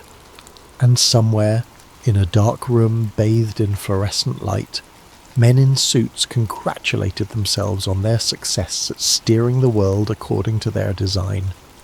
Meanwhile, outside, the silent strain continued to spread, less a virus and more a contagion of fear, swirling in an endless loop of compliance.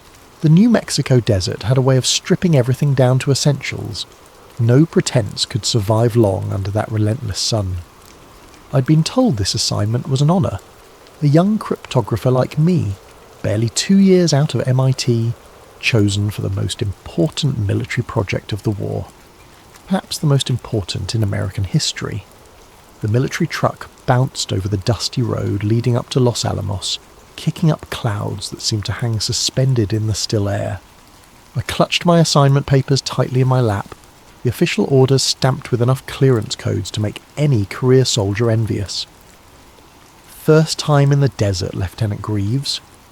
The driver had the weathered face of someone who belonged here, whose skin had made peace with the sun. Yes, my voice sounded thin against the engine's rumble.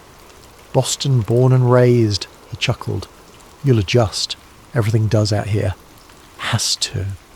The Los Alamos facility appeared suddenly as we crested a hill, a sprawling complex of utilitarian buildings surrounded by fences topped with barbed wire. Armed guards stood at checkpoints, their expressions making it clear that their rifles weren't decorative. Beyond them rose the main facility, a plain concrete structure that gave nothing away about its purpose. But I knew. Everyone selected for this assignment knew the broad strokes, if not the specifics. We were building something to end the war. After passing through 3 separate checkpoints, each requiring different credentials, I was finally escorted to a small office where a stern-faced colonel waited. "Lieutenant Thomas Greaves, reporting as ordered, sir," I saluted sharply. Colonel Harrison barely glanced up from my file. "At ease, Lieutenant. Your credentials are impressive. Top marks at MIT, higher scores in cryptographic analysis at Fort Meade." He flipped a page. "And born on American soil to American parents going back 4 generations. That last part wasn't an accomplishment, just a fact of birth, but I'd learned it mattered greatly to the selection committee. Even brilliant scientists with the slightest foreign connections had been passed over. "You'll be working in the cryptography wing," Harrison continued, "transcribing and coding the daily logs from the theoretical division. You'll be on the 4th floor, one above where our physics teams work." "May I ask what they're working on specifically, sir?" Harrison's eyes narrowed. "You may not. You'll see only the material cleared for your specific security level. Nothing more, nothing less." He pushed a new badge across the desk. "This gets you into Section D. Wear it at all times. If you're found anywhere without proper clearance, you'll be detained and removed from the project permanently." "Understood, sir. You'll report to Doctor. Vance tomorrow at 0600. For now, Sergeant Phillips will show you to your quarters." As I turned to leave, he added, "And, Lieutenant, the work being done here doesn't exist. Not to your family, not to your friends, not even in your personal thoughts. Is that clear?" "Crystal clear, sir. My quarters were Spartan but private, a luxury in a facility where most enlisted men shared barracks. The small room contained a single bed, a desk, and a metal locker. The window offered a view of nothing but more buildings and the perimeter fence. I unpacked my few personal items, a photograph of my parents, a copy of Hemingway's For Whom the Bell Tolls, and a fountain pen my father had given me when I graduated. That night, sleep came fitfully. The desert cooled rapidly after sunset, and strange sounds echoed through the facility. Mechanical hums, distant voices speaking in hushed tones, the occasional sharp click of boots on concrete floors at odd hours. I dreamed of codes breaking apart like puzzle pieces in my hands, each fragment glowing with an eerie blue light. The next morning I reported to Doctor. Vance exactly at 0600. He was a thin man with wire-rimmed glasses and perpetually ink-stained fingers. "You'll be handling our most sensitive communications," he explained as he showed me to my workspace. A small room with a typewriter, a stack of blank code books, and a pneumatic tube system that would carry my completed work to other sections. Everything must be transcribed perfectly, encrypted according to that day's cipher, and logged. No exceptions, no errors. "Yes, sir, I understand the importance." "Do you?" He peered at me over his glasses. "This isn't just about military precision, Lieutenant. What happens here?" He paused, seeming to reconsider his words. "The work being done here will reshape the century, perhaps all of human history." I nodded, trying to convey that I grasped the gravity of my role, though in truth I only knew fragments: uranium enrichment, chain reactions, theoretical yields. Words that hinted at something devastating but remained abstract. The first few weeks passed in a blur of routine. Each morning, sealed packets arrived via the pneumatic tubes. I would transcribe the contents, mostly figures, equations, and terse notes from the physicists, encode them using the day's cipher, and send the originals for incineration. The work was demanding but straightforward. I found a certain satisfaction in being a small cog in this massive machine of American ingenuity. It was during my 3rd week that I first heard the rumours about what lay beneath us. I was eating lunch in the commissary when 2 engineers sat at the table next to mine. They spoke in lowered voices, but fragments of their conversation reached me. "Not just the primary lab. There's an entire secondary facility underneath." "For what?" "More testing." "Not physics. Something else." Jenkins was assigned to install electrical systems down there last month. Said he saw things that didn't make any sense for weapons research. "Like what?" "Medical equipment. Soundproofed rooms, one-way glass observation chambers. Probably just a fallout shelter or emergency medical station. The first engineer leaned closer to his colleague. Then why did they wipe Jenkins' clearance when he asked questions? He's been reassigned to perimeter maintenance. Their conversation halted abruptly when a security officer entered the room. Both men turned their attention to their food. The subject dropped as quickly as it had been raised. That night I found myself standing at my window, staring at the complex of buildings. From my vantage point I could see the guards patrolling the perimeter, the lights of the main research building burning through the night. Somewhere in that complex, brilliant minds were racing to build a weapon that could end the war. But what else might be happening beneath those concrete floors?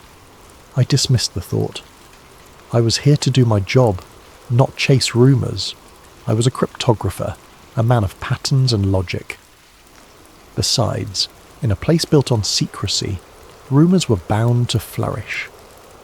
2 days later, Dr. Vance called me into his office. His normally meticulous desk was uncharacteristically cluttered with papers, and dark circles shadowed his eyes. "Lieutenant, I need someone I can trust for a special assignment. We're short-staffed, and you've proven yourself reliable." "Of course, sir. Anything."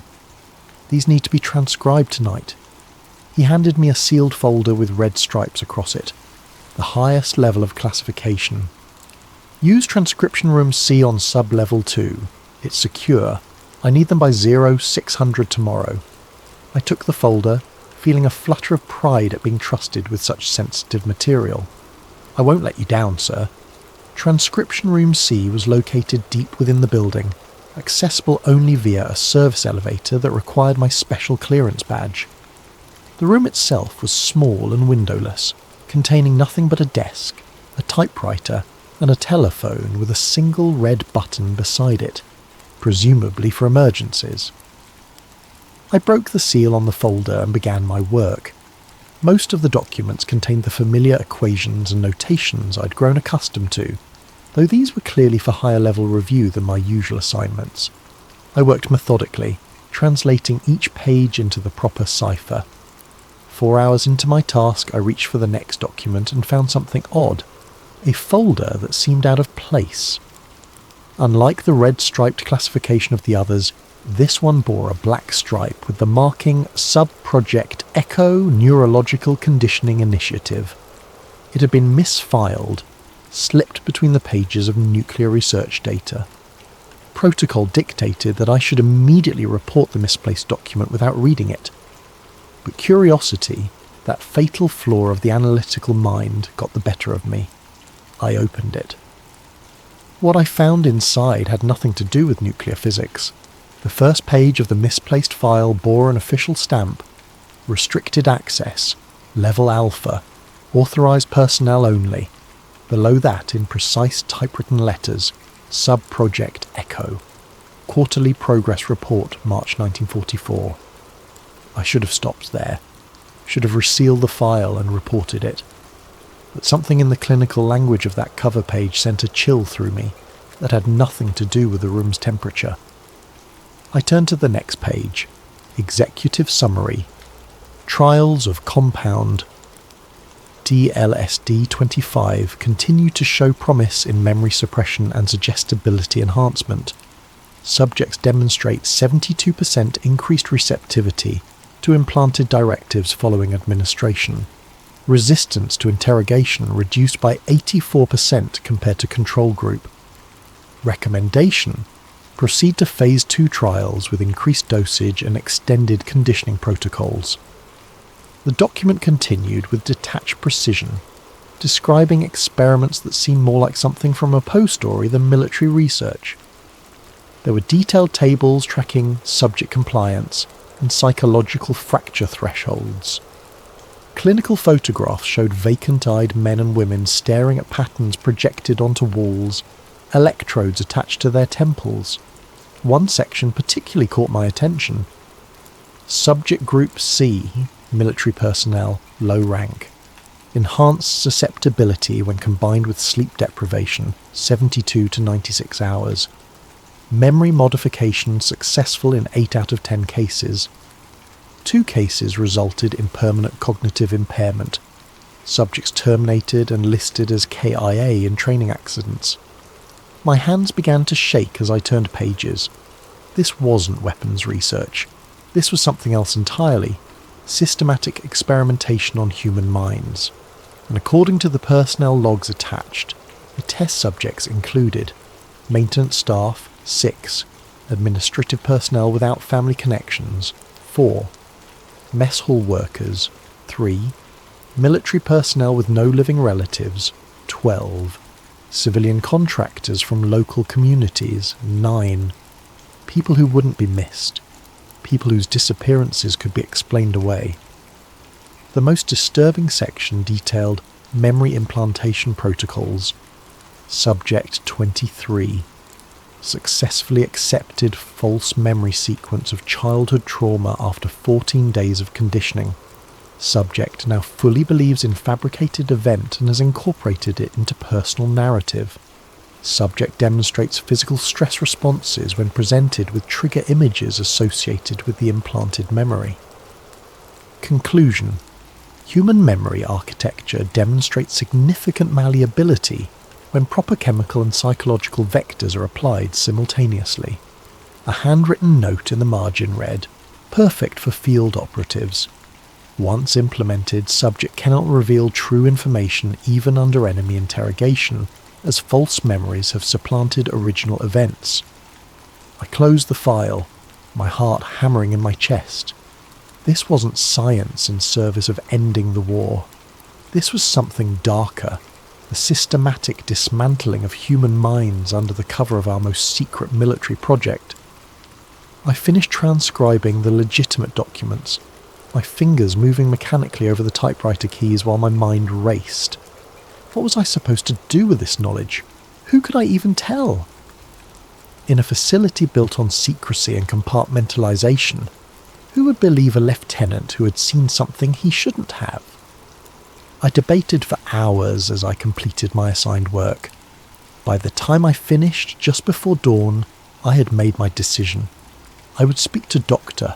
Elbridge, a scientist I occasionally delivered transcripts to, who had always struck me as decent and approachable. He wasn't high in the command structure, but he might know something, or at least advise me on how to proceed. I returned the original files to Dr. Vance's office as instructed, including the misplaced echo document. If anyone noticed it had been opened, I could claim it happened accidentally during transcription. Then I made my way to the small laboratory where Dr. Elbridge typically worked early mornings. I found him alone, peering into a microscope. He looked up, surprised to see me. "Lieutenant Greaves, isn't it?" "What brings you here at this hour?" I closed the door behind me. "Dr. Elbridge, I need to speak with you about something I found. Something called Subproject Echo." The colour drained from his face. He quickly glanced at the corners of the room, checking for microphones, I realised, before speaking in a hushed voice. "Where did you hear that name?" "I saw a file. It was mixed in with materials I was transcribing." He removed his glasses, rubbing the bridge of his nose. "Lieutenant, if you value your future, or even having a future, you need to forget you ever saw that name." "But what I read, they're experimenting on people, their own personnel." Dr. Elbridge's hands were shaking slightly as he replaced his glasses. "It's not what you think." "Then what is it?" Because it looked like systematic torture under the guise of research. He hesitated, then motioned me closer. "Listen carefully. What they're doing down there, it began as a defensive program, methods to protect our agents from enemy interrogation, but it's grown into something else entirely." "Who's they?" "A group within our military intelligence working with some consultants, German scientists we extracted before the war fully escalated." He lowered his voice further. "They believe they're creating the perfect intelligence operative, one whose mind can be programmed like a machine, compartmentalized, controlled." "This can't be legal," I insisted. "Legal?" He gave a bitter laugh. "Lieutenant, do you understand where you are? This entire facility exists outside normal chains of command. There are no oversight committees, no congressional supervision. The only law here is necessity. I have to report this. His hand gripped my arm with surprising strength. To whom? Everyone with enough clearance to hear your concerns is already aware. The rest will think you've lost your mind. He released me and turned back to his microscope, shoulders slumped. Go back to your codes, Lieutenant. That's the only way you'll leave this place intact.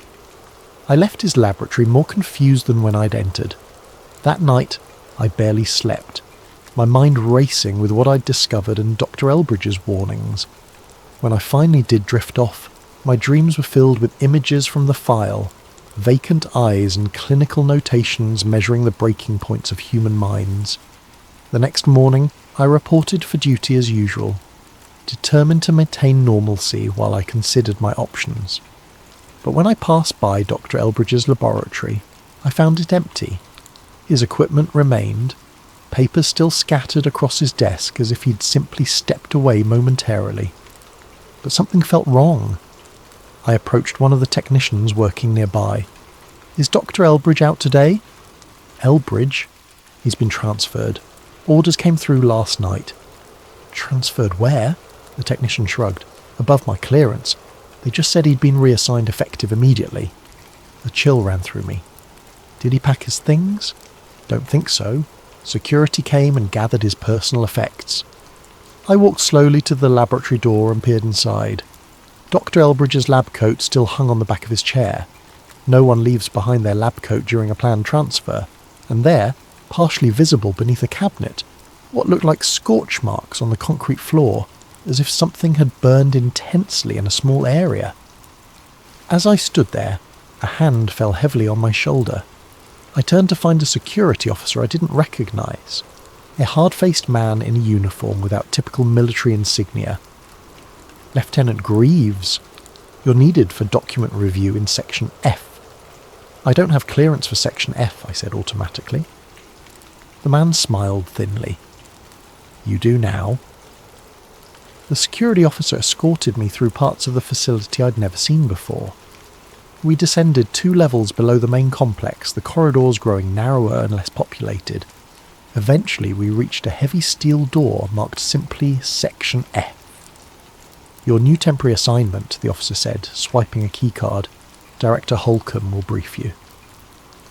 The room beyond was immaculately organised. Rows of filing cabinets, a large central table strewn with documents, and walls covered with maps and charts I couldn't make sense of. A grey-haired man in a civilian suit stood examining something on the table. Lieutenant Greaves, sir, the officer announced before departing, the door sealing with a heavy click behind him. Director Holcomb didn't look up immediately. When he finally did, his eyes were sharp and evaluating, as if taking my measure in that single glance. Lieutenant, thank you for coming on such short notice. His voice was cultured, educated, not military. Please, have a seat. I remained standing. Sir, may I ask what this is about? I'm assigned to cryptography under Dr. Vance. Yes, you were. He emphasised the past tense. But we have a more pressing need for your skills. He pushed a folder across the table. We've intercepted encrypted communications we believe relate to German espionage activities near this facility. Given your expertise in cryptographic analysis, you're uniquely qualified to assist. I eyed the folder suspiciously. Sir, with all due respect, this seems unusual. Protocol dictates that reassignment requires proper documentation and chain of command approval. These are unusual times, Lieutenant. Holcomb's smile didn't reach his eyes. The documentation will catch up to the necessity. Now, shall we begin? For the next 6 hours, I worked under Holcomb's supervision, breaking what appeared to be legitimate German ciphers. The work itself was straightforward enough, but something felt off. The messages, once decoded, contained information about troop movements that seemed oddly specific, yet ultimately inconsequential, as if designed to appear important while revealing nothing of actual value. Throughout the day, Holcomb asked seemingly casual questions about my background, my family, my education. Each query felt like a test. though I couldn't determine what he was testing for. "You handled that last cipher impressively," he remarked as I completed another translation. "Your mind works in patterns most people can't see." "Thank you, sir." "Tell me, Lieutenant, have you ever experienced déjà vu? That curious feeling that you've lived a moment before?" The question came from nowhere, catching me off guard. "I suppose everyone has at some point. Interesting phenomenon, isn't it? The brain misfiring, creating false certainty about events never experienced." He leaned forward. "The mind is remarkably susceptible to suggestion, to recalibration." A chill ran through me. The clinical terminology echoed the documents I'd seen. "Sir, about Dr. Elbridge." "Ah, yes, Dr. Elbridge." Holcomb's expression remained unchanged. "Unfortunate situation. Stress affects people differently. Some break under it." "Break, sir?" "He requested immediate transfer last night. Psychological fatigue, apparently. Not uncommon in our line of work." Holcomb checked his watch. "That will be all for today, Lieutenant. Report back tomorrow, same time." "Sir, my regular duties have been reassigned. You're with Section F now." As I was escorted back to the main level, my mind raced. Elbridge hadn't transferred voluntarily. I was certain of it. He'd been removed because I'd spoken to him, which meant I was being watched. But why assign me to Section F rather than simply eliminating me as well? The answer came to me as I reached my quarters. I wasn't being punished. I was being evaluated. That night, I began losing time. I was sitting at my desk, writing a letter to my parents, carefully vetted, containing nothing about my actual work, when suddenly the wall clock showed 3 hours had passed. My letter was complete, though I had no memory of finishing it. Worse, the handwriting in the final paragraph seemed subtly different, more precise than my usual script. I stood abruptly, knocking over my chair. A wave of dizziness swept over me, followed by a strange metallic taste in my mouth. Had I been drugged? I checked my water glass, my evening coffee cup. Nothing seemed amiss. Sleep brought no relief. My dreams were vivid and disjointed. Sterile rooms with bright lights, voices asking me questions I couldn't quite hear, patterns flashing before my eyes. I woke repeatedly, each time with the sense that someone had been in my room moments before. By morning, I was exhausted, but determined to maintain my composure. I couldn't show weakness, couldn't let them know I suspected anything.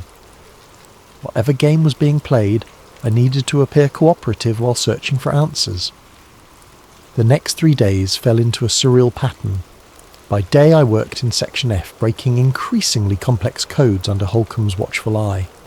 By night, I experienced strange gaps in my memory, moments where consciousness simply ceased, only to resume some time later with no awareness of what had transpired in between.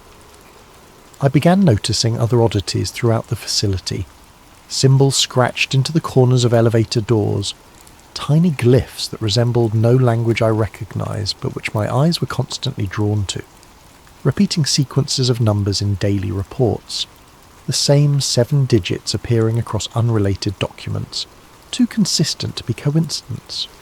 Men in civilian suits speaking German and French in hushed tones, falling silent when others approached.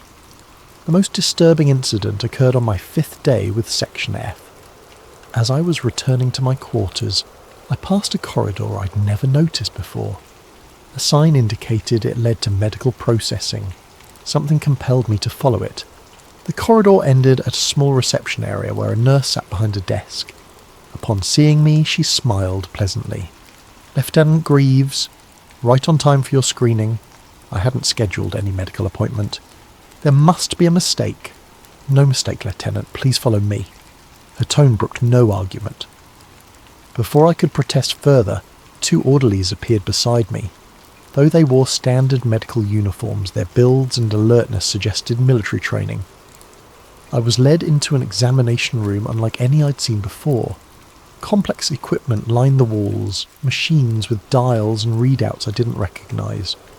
A reclining chair sat in the center, fitted with restraints.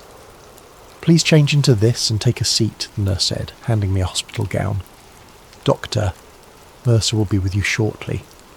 My instincts screamed danger, but I was deep within a secure military facility. Running would only confirm whatever suspicions they harboured. I changed slowly, buying time to think. Dr. Mercer arrived moments later, a thin man with cold eyes and precise movements.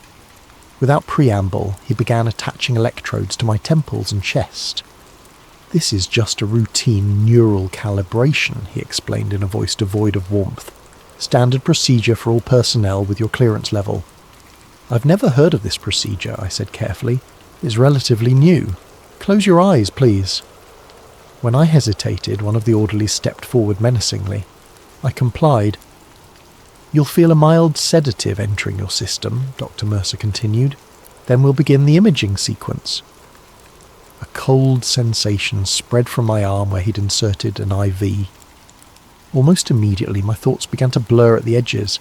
I fought to remain alert, but the drug was powerful.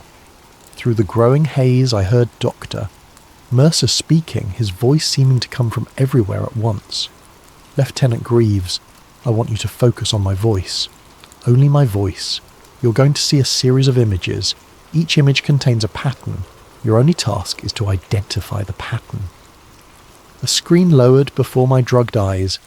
Patterns began to flash, geometric shapes, numbers, fragments of text. Each appeared for just an instant, too brief for conscious recognition. Yet somehow, I found myself responding, naming patterns I couldn't possibly have processed. "The sequence is 47391, I heard myself say, though I had no recollection of seeing those numbers. "Very good," Mercer replied. "Now, Lieutenant, I want you to think about Dr. Elbridge. What did he tell you about Subproject Echo?" Through the chemical fog, alarm bells rang. This wasn't a medical screening, it was an interrogation. I tried to resist, to lie, but my mouth seemed disconnected from my will. He said it began as defensive research, methods to protect agents from enemy interrogation, German scientists brought over before the war. And what did you think about that information? That it was wrong, illegal, that someone should be told? Mercer made a note on his clipboard. "Who did you tell?" With tremendous effort, I managed to assert some control. "No one. I only spoke to Elbridge." There was a pause, then Mercer adjusted something on the equipment beside him. "Let's increase the dosage. He's showing unusual resistance." The cold sensation intensified, and the room began to spin around me. The last thing I remember was Mercer's voice, now seeming to emanate from inside my own skull. "Lieutenant, I want you to forget this conversation. Forget Dr. Elbridge. Forget Subproject Echo. When you wake up, you will remember only that you had a routine medical examination that showed you're in perfect health." I awoke in my quarters the next morning with a pounding headache and a bandage in the crook of my arm. According to my clock, I'd slept for 14 hours. A note on my desk, apparently written in my own hand, reminded me that I had the day off due to exceptional performance in Section F. But fragments of memory remained. Flashing patterns, Mercer's cold voice, the questions about Elbridge. Whatever they'd done, it hadn't worked completely.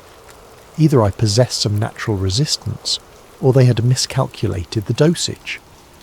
That night, I began dreaming in voices that weren't my own, experiencing memories of places I'd never been, people I'd never met. In one particularly vivid sequence, I recalled growing up on a farm in Nebraska, though I'd been born and raised in Boston. The false memories were so convincing that upon waking I had to concentrate to separate truth from implanted fiction. I was being remade from the inside out. After my medical screening, life at Los Alamos took on a nightmarish quality. On the surface, everything continued normally. I reported to Section F each day, performed my duties with mechanical precision, and exchanged pleasantries with colleagues. But beneath this veneer of normalcy, reality itself seemed to be fracturing around me. The memory lapses grew more frequent. I would find myself in rooms I had no recollection of entering, sometimes holding conversations mid-sentence with people I didn't remember meeting. Once, I discovered a half-eaten meal before me in the commissary, though I had no memory of obtaining food or beginning to eat. More disturbing were the changes to my perception. Colours occasionally shifted, becoming too vivid or fading to greyish tones. Sounds echoed strangely, as if I were hearing them both directly and through some recording device. And always there was that metallic taste in my mouth, the lingering signature of whatever drugs they were administering. I began keeping a secret journal, hidden beneath a loose floorboard in my quarters. Each night, I would record my experiences, my suspicions, my fragmented memories of the treatments I was being subjected to. The journal became my anchor to reality, a way to verify that my own experiences were real and not implanted suggestions. One entry read, April 17th, 1944. Third medical screening today. They're not even bothering with pretense anymore. Mercer calls it cognitive restructuring. They showed me films of combat situations but with altered details, then tested my recall. When I described what I actually saw, they seemed disappointed. Mercer mentioned increasing neural suggestibility factors. Whatever they're trying to accomplish, I'm still resisting somehow. Strange symbols appearing more frequently around the facility. Found one scratched into my desk drawer. Can't tell if someone put it there as a warning, or if I did it myself during a blackout period. Dreams getting worse. Last night dreamed I was someone named David Marshall, an artillery officer in North Africa. Could recall specific details about a battle near Kasserine Pass, unit designations, commanding officers, the terrain. I've never been to Africa, never known anyone named David Marshall. Where are these memories coming from? One morning, I found myself staring at my reflection in the small mirror above my sink. The face looking back seemed simultaneously familiar and foreign, still recognisably me, but somehow altered. Thinner, perhaps. The eyes different somehow. Had they changed my appearance, or was my perception of myself being manipulated? I began testing myself, establishing baselines to detect tampering. Each morning, I would solve a complex cipher of my own creation. If my cognitive functions were being affected, the time required to solve the puzzle would change. I kept track of my weight, the length of my fingers, tiny scars and marks on my body, anything that could be verified objectively. During my 6th week in Section F, I noticed something peculiar about my work assignments. The German communications I was decoding contained increasingly specific references to American military research, details that seemed impossible for enemy intelligence to have obtained. It was as if I was being fed information through the very codes I was breaking, information that only someone inside Los Alamos would know. When I brought this to Holcomb's attention, his reaction was strangely non-committal. Interesting theory, Lieutenant. I'll have our intelligence analysts look into it. But his eyes told a different story, watchful, evaluating, as if my observation was itself some kind of test. That same day, I found a note slipped under my door, written in a shaky hand on the corner of a requisition form. They're watching through the vents. White noise hides conversation. Trust no one who calls you by your middle name. They're part of it. The note was unsigned. I destroyed it immediately, but the warning lingered in my mind. Was someone trying to help me? Or was this another layer of psychological manipulation, designed to heighten my paranoia, to push me towards some breaking point? I began examining my quarters more carefully. In the air vent above my desk, I discovered a small listening device, primitive but functional. Rather than removing it, I left it in place. Better to know where they were monitoring me than to alert them that I'd found their surveillance.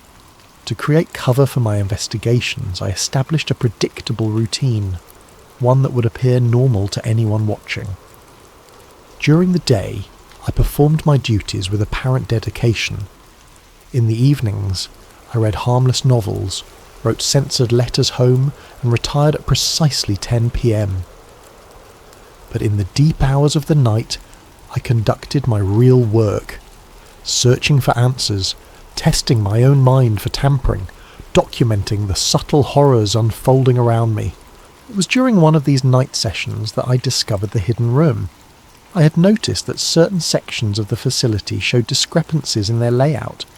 Corridors that should have extended further, rooms that seemed too small for the space they occupied.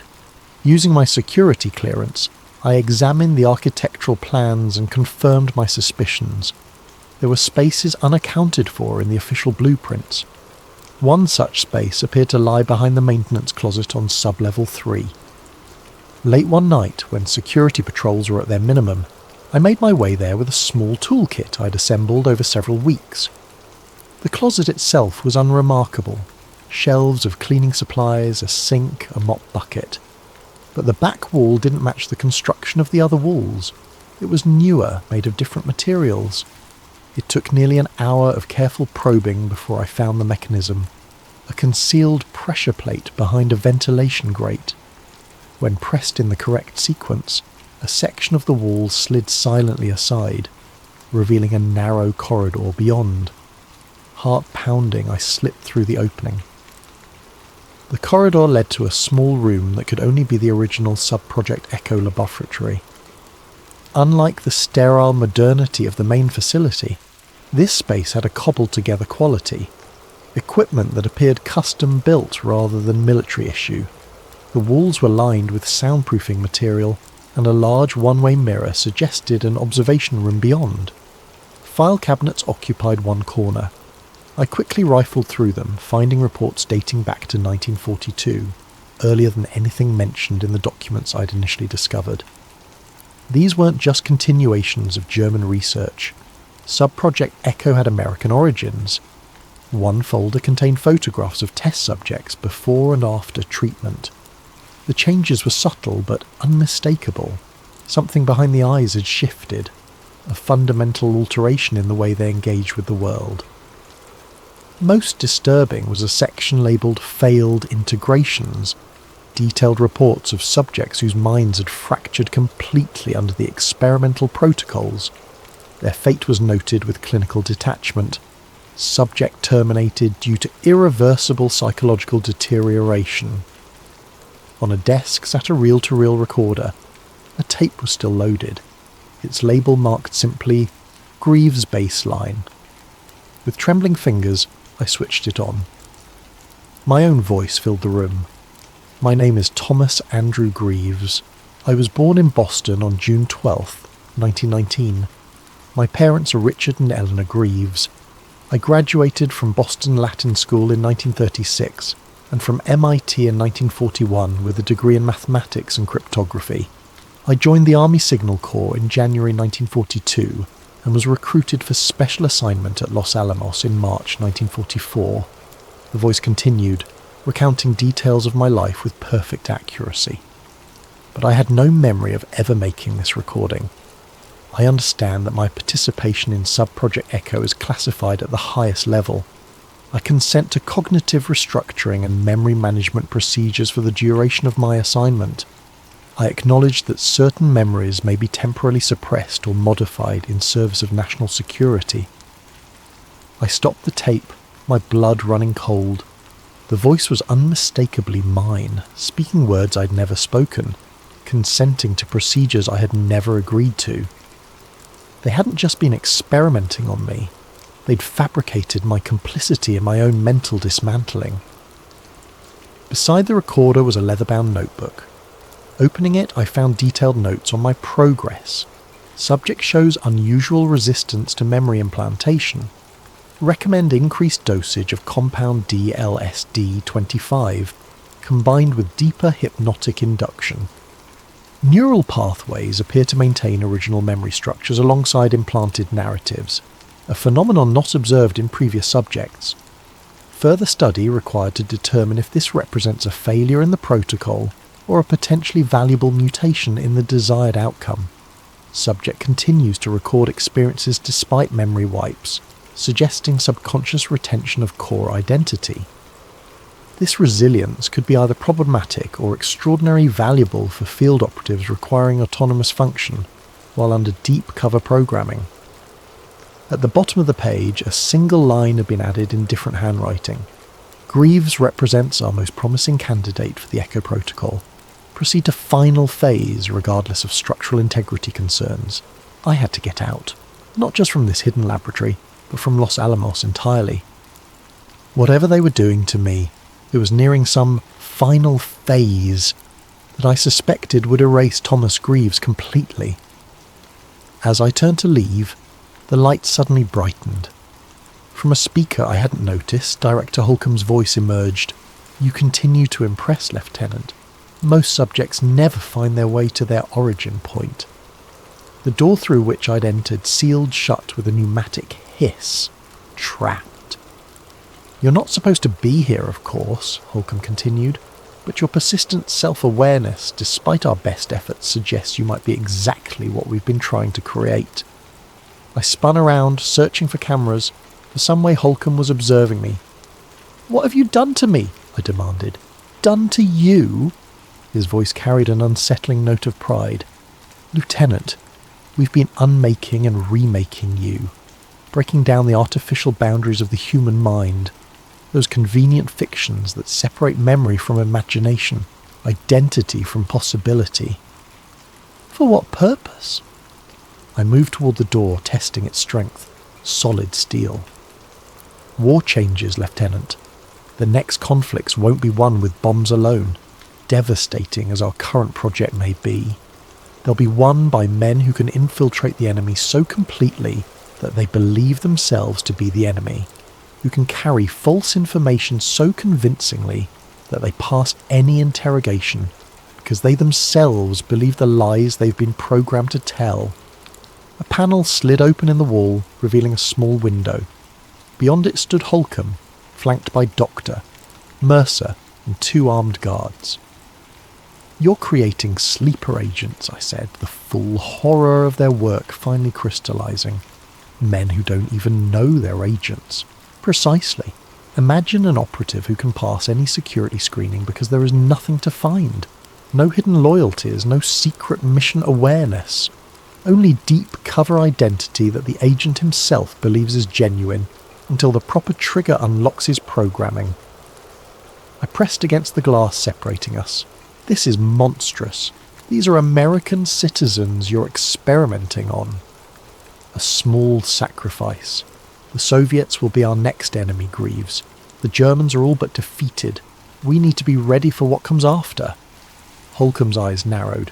"And you're going to help us perfect the technique." "I'll never cooperate." "You already have been. For weeks now. Those gaps in your memory, those hours you can't account for. You've been our most active participant." He gestured to Mercer, who produced a folder. "You've helped design the next generation of the Echo Protocol." Mercer held up pages covered in my handwriting. Complex formulas and procedural notes I had no memory of creating. "That's not possible," I whispered. "Your conscious mind resists, yes. But we've created a partition, a separate identity that emerges under specific conditions. He's been quite helpful. Brilliant, actually. Your mathematical insights have solved problems we've struggled with for months. Thomas Greaves would never help you destroy other men's minds." Holcomb smiled thinly. "That's just it, Lieutenant. When you're helping us, you're not exactly Thomas Greaves anymore." The revelation hit me like a physical blow. They hadn't just been tampering with my memories, they'd created something else within me, some alternate self that functioned according to their wishes. "I want to try something," Holcomb said, turning to Mercer. "Activate Protocol 7. Mercer pressed a button on the console before him, and a high-pitched tone filled my chamber. Immediately my vision blurred, and a splitting headache tore through my skull. I fell to my knees, hands clutching my head. When I looked up again, something had changed. My body felt distant, as if I were observing it rather than inhabiting it. When I spoke, the voice that emerged was mine, but the intonation was different. "Cognitive restructuring holding at 87%, I heard myself say. "Subject identity temporarily suppressed." Excellent, Holcomb nodded. Describe your current assignment. Refinement of memory implantation techniques using modified electroshock therapy combined with chemical primers.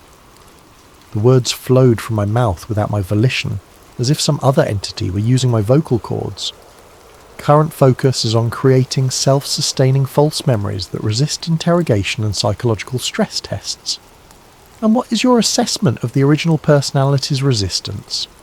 Stronger than anticipated, but ultimately manageable.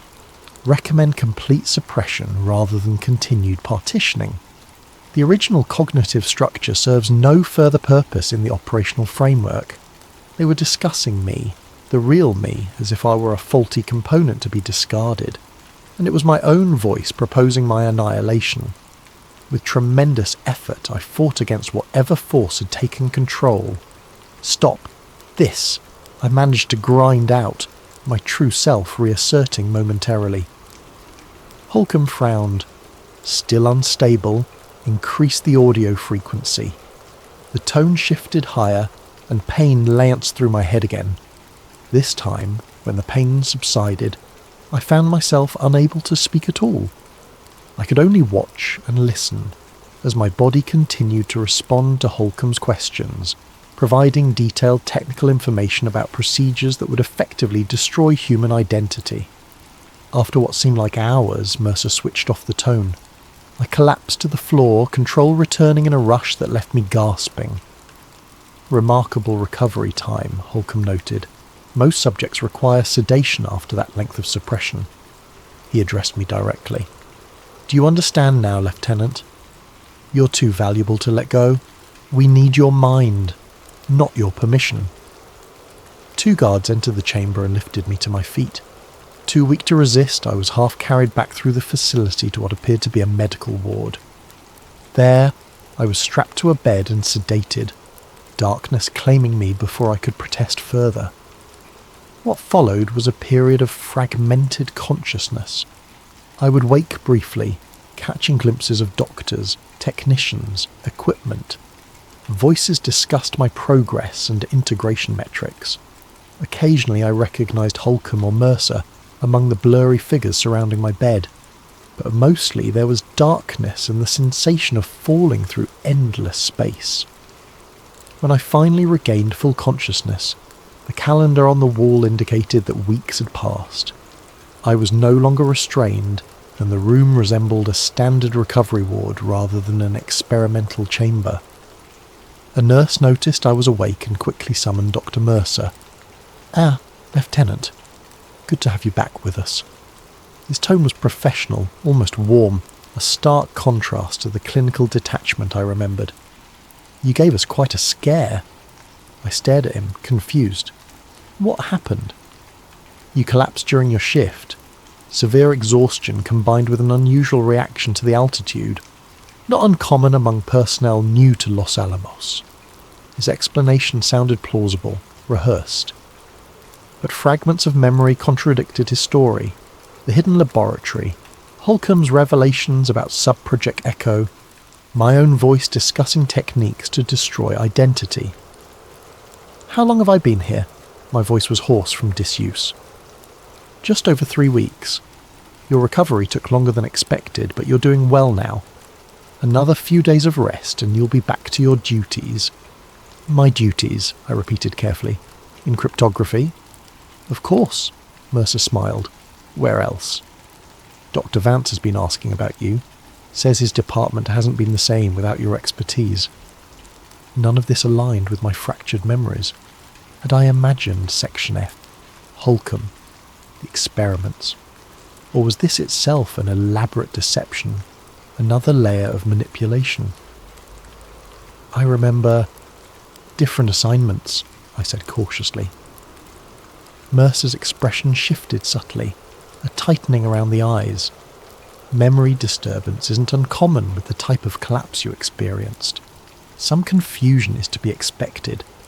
He made a notation on my chart. "I'll prescribe something to help with that."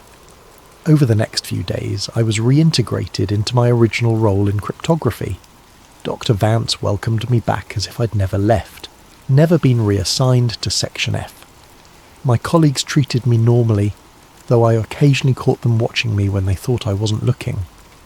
Everything appeared to have returned to how it was before I discovered the sub-project Echo file. But small details nagged at me. My quarters had been rearranged slightly. Books on different shelves, personal items not quite where I would have placed them. My handwriting had changed in subtle ways, more angular, less flowing. Colleagues referenced conversations I couldn't remember having, decisions I couldn't recall making.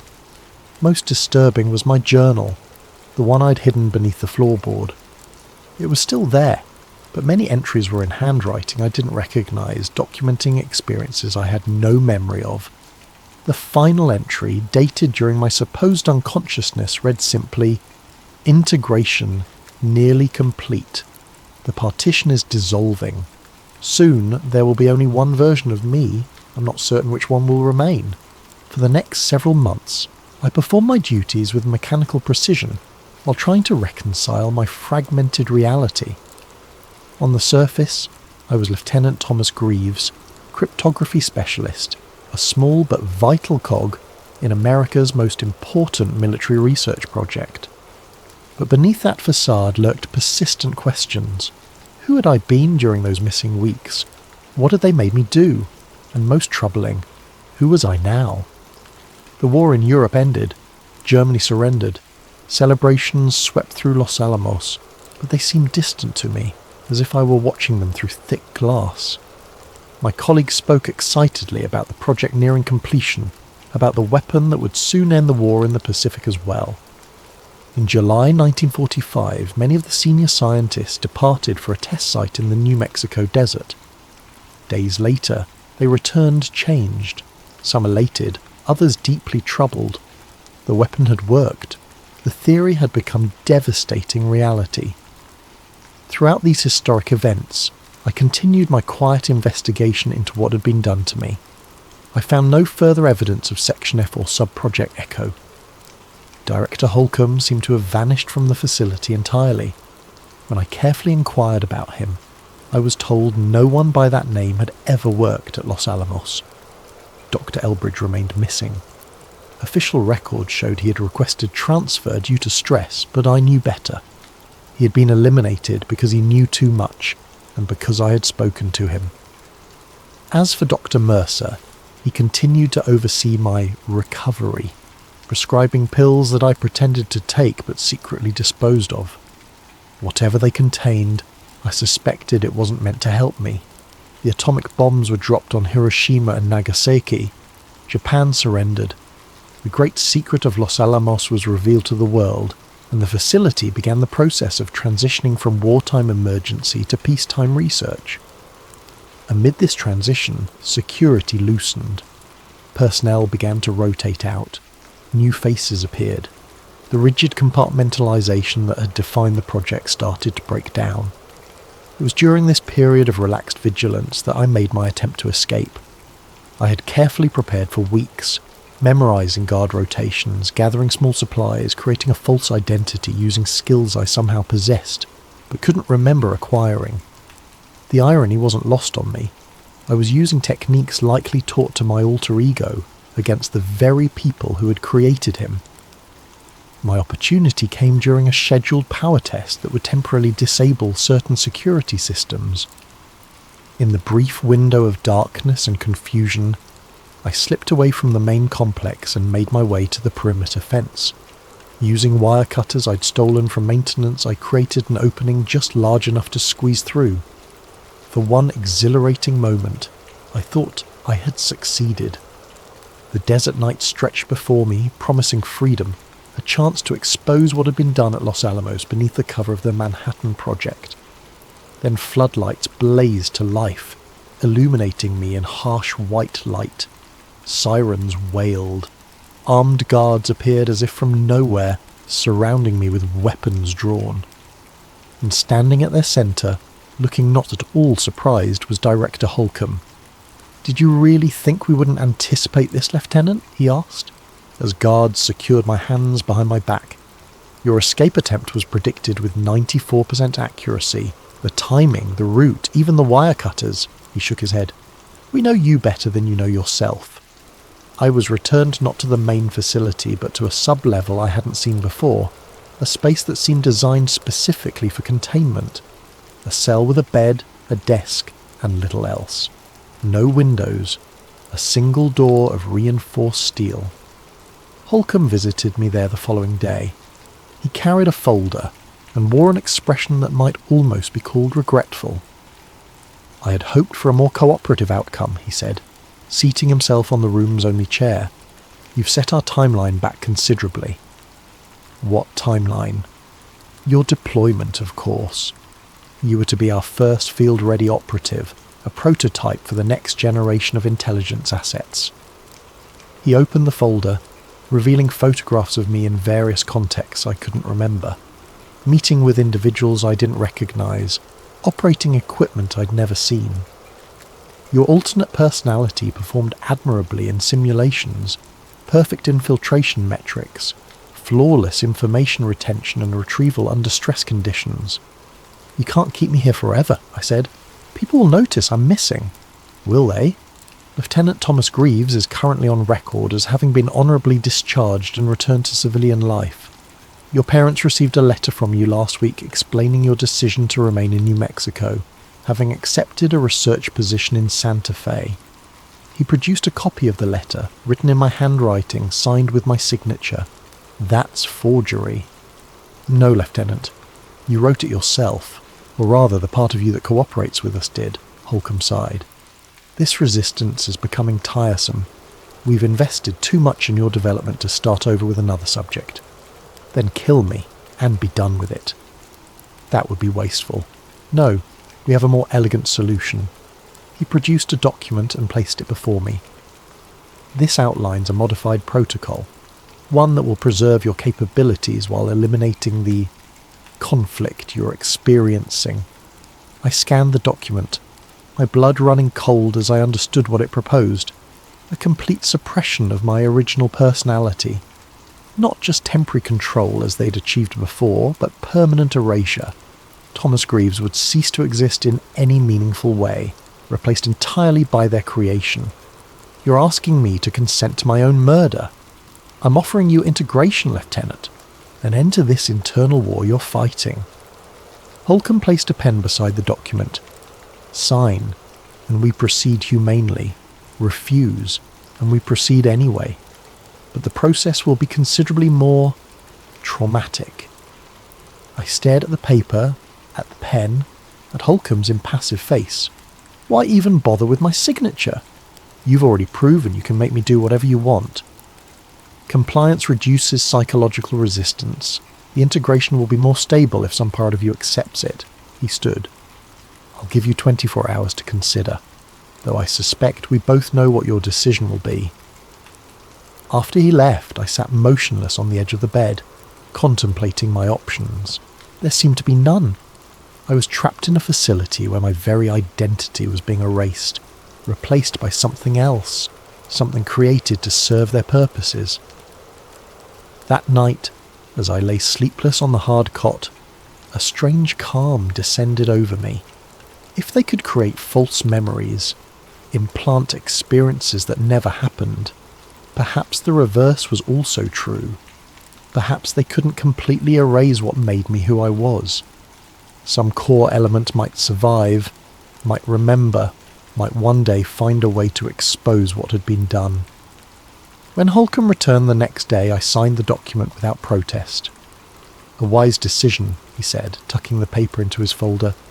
The procedure will begin tomorrow. I suggest you rest. But that night, as the facility grew quiet, I made one final act of resistance.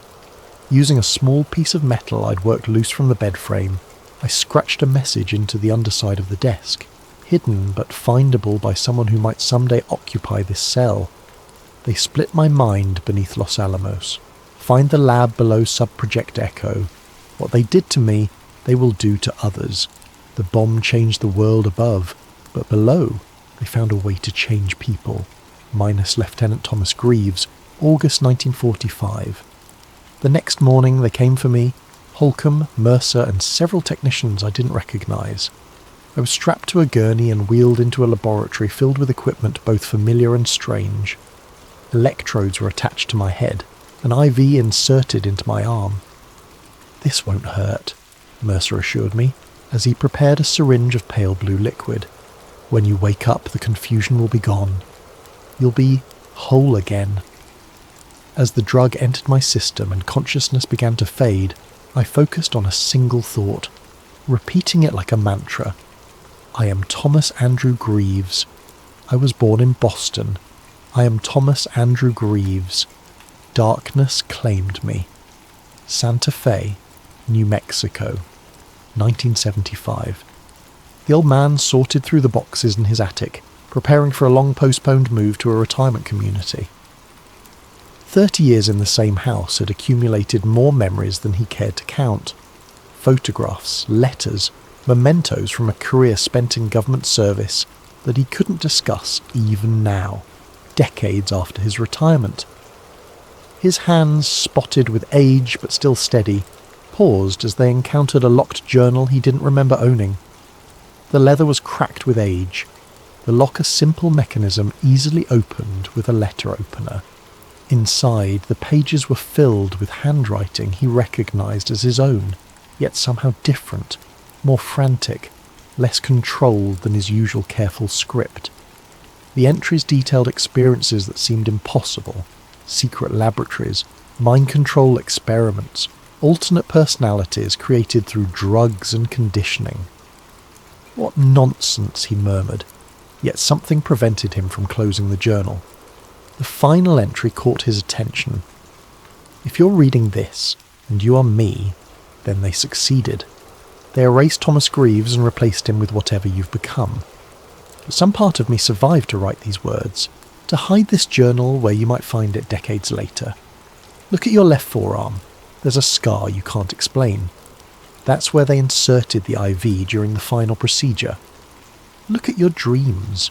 Do you dream of other people's lives? Those are fragments of what they put inside you. The bomb changed the world above, but below, they found a way to change people. You were once Lieutenant Thomas Andrew Greaves. Remember." The old man's hand trembled as he touched the small round scar on his left forearm, a mark he'd always attributed to a childhood accident he couldn't quite recall. For a moment, something flickered in his memory. A sterile room, faces behind surgical masks, the sensation of falling through darkness. Then it was gone, replaced by the comfortable certainty of his identity. Thomas Marshall, retired government analyst, widower, father of 2, grandfather of 5, a man with a respectable career and ordinary memories. He closed the journal and placed it back in the box. Clearly some strange fiction he'd written years ago and forgotten, perhaps inspired by those spy novels he used to enjoy. Nothing more. But that night, as he lay in bed staring at the ceiling, a name surfaced from some deep recess of his mind. Sub-Project Echo. The name meant nothing to him, yet it carried a weight, an importance he couldn't identify. "Just an old man's imagination," he murmured to the empty room. He drifted off to sleep and dreamed of a young lieutenant discovering a hidden laboratory beneath Los Alamos in 1944. In the dream, the lieutenant scratched a message into the underside of a desk, a warning to those who might come after him. When Thomas Marshall awoke the next morning, he couldn't remember the dream, but he found himself standing at his desk, staring at a phrase he'd apparently written during the night and left beside his bed. The bomb changed the world above, but below, they found a way to change people. The words meant nothing to him. He crumpled the paper and threw it away. But deep within, buried beneath layers of implanted memories and conditioned responses, something stirred, something remembered. Lieutenant Thomas Andrew Greaves wasn't entirely gone after all. Now, let's begin our tale. Frozen Empire, the Lost City Beneath. This conspiracy thriller adventure mystery takes us to the icy continent of Antarctica, where an impossible discovery threatens to shatter what we know of human history, and perhaps much more. Dr. Malcolm Reeves had long ceased to care about the mockery. The skeptical headlines, "Crackpot archaeologist claims Atlantis in Antarctica," no longer stung. Nor did the countless rejections from universities, museums, and potential sponsors who refused to fund his expeditions.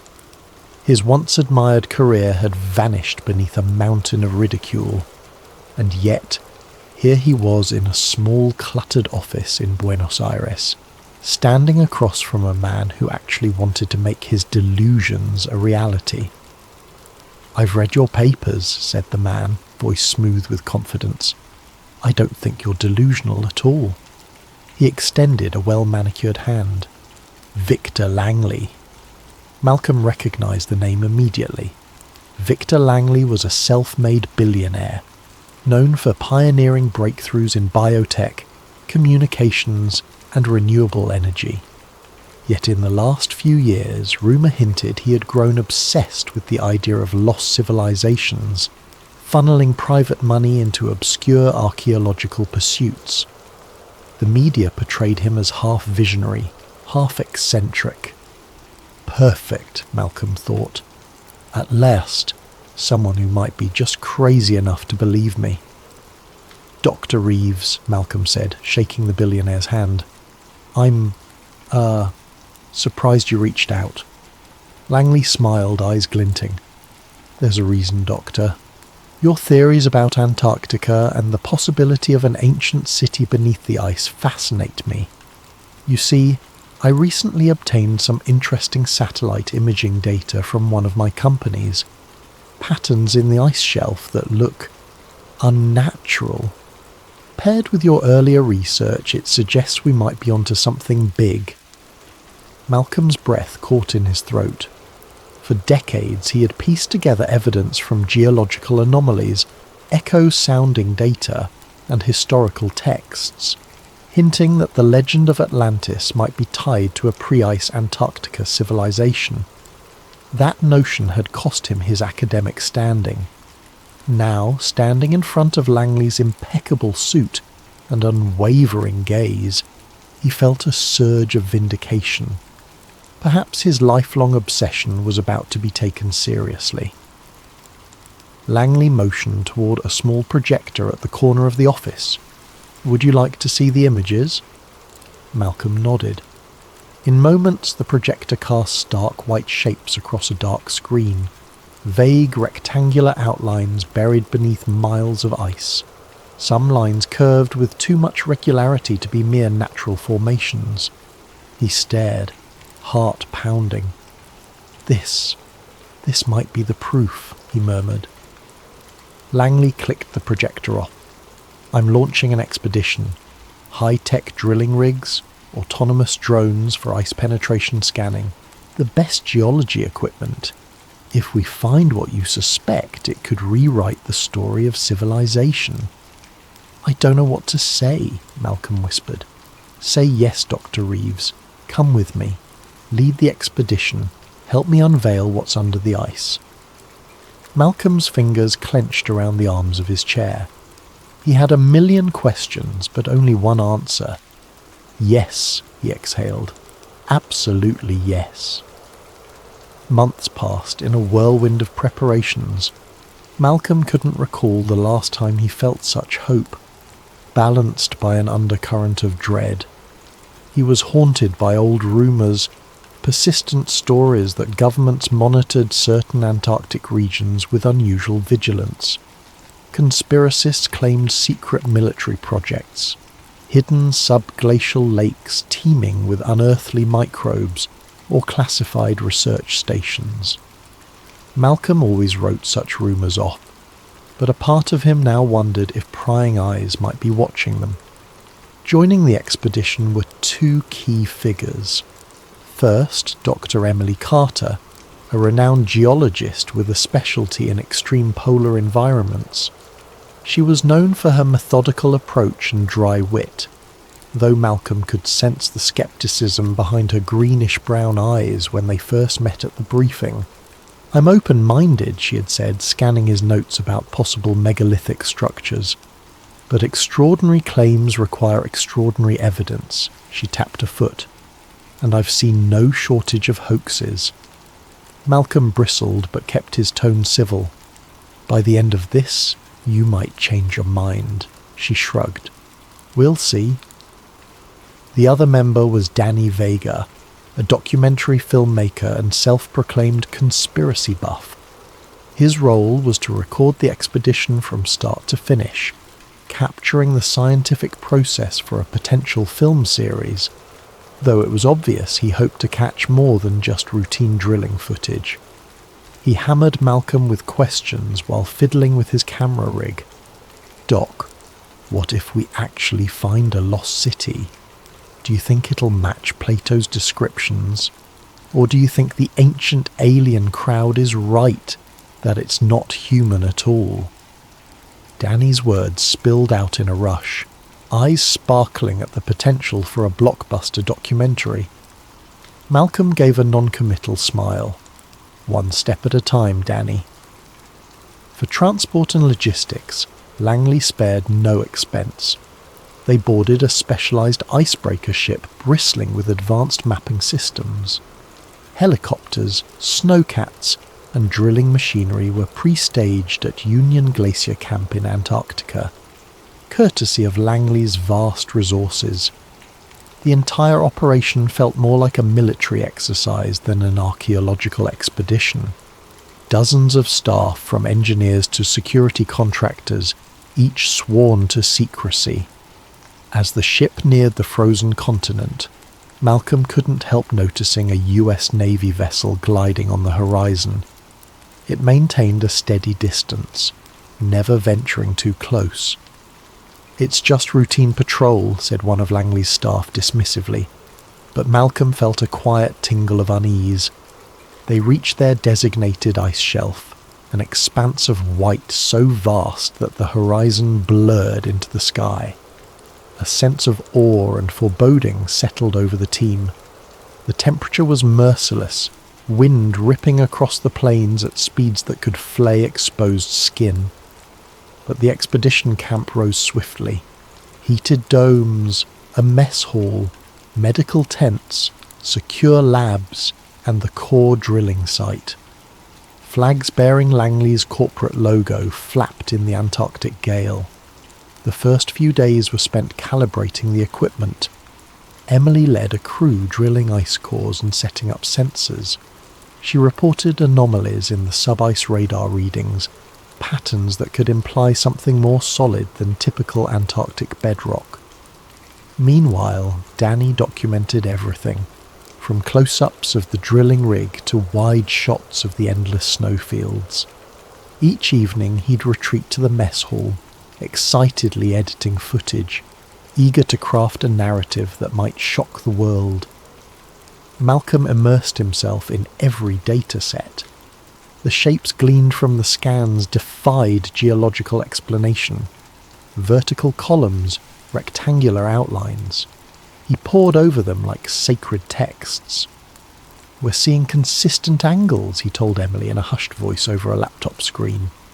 Nature rarely forms right angles, she frowned, eyes flicking over the data. No, it doesn't. I'd still like more drilling before jumping to conclusions, though. A faint smile tugged Malcolm's lips. You're the scientist. I'm just the dreamer. But inside, excitement crackled through him. It's real. One evening, Victor Langley called a meeting inside the largest dome. The entire team gathered, their breath fogging in the chilly air. Langley stood at the head of a makeshift table, electric lanterns casting dramatic shadows across his face. Friends, we've made remarkable progress. The sub-ice scans confirm large anomalies far beneath us. Our next step, deeper drilling and a possible access shaft if the structural layout supports it. I believe we're on the cusp of rewriting history. A ripple of excitement stirred the group.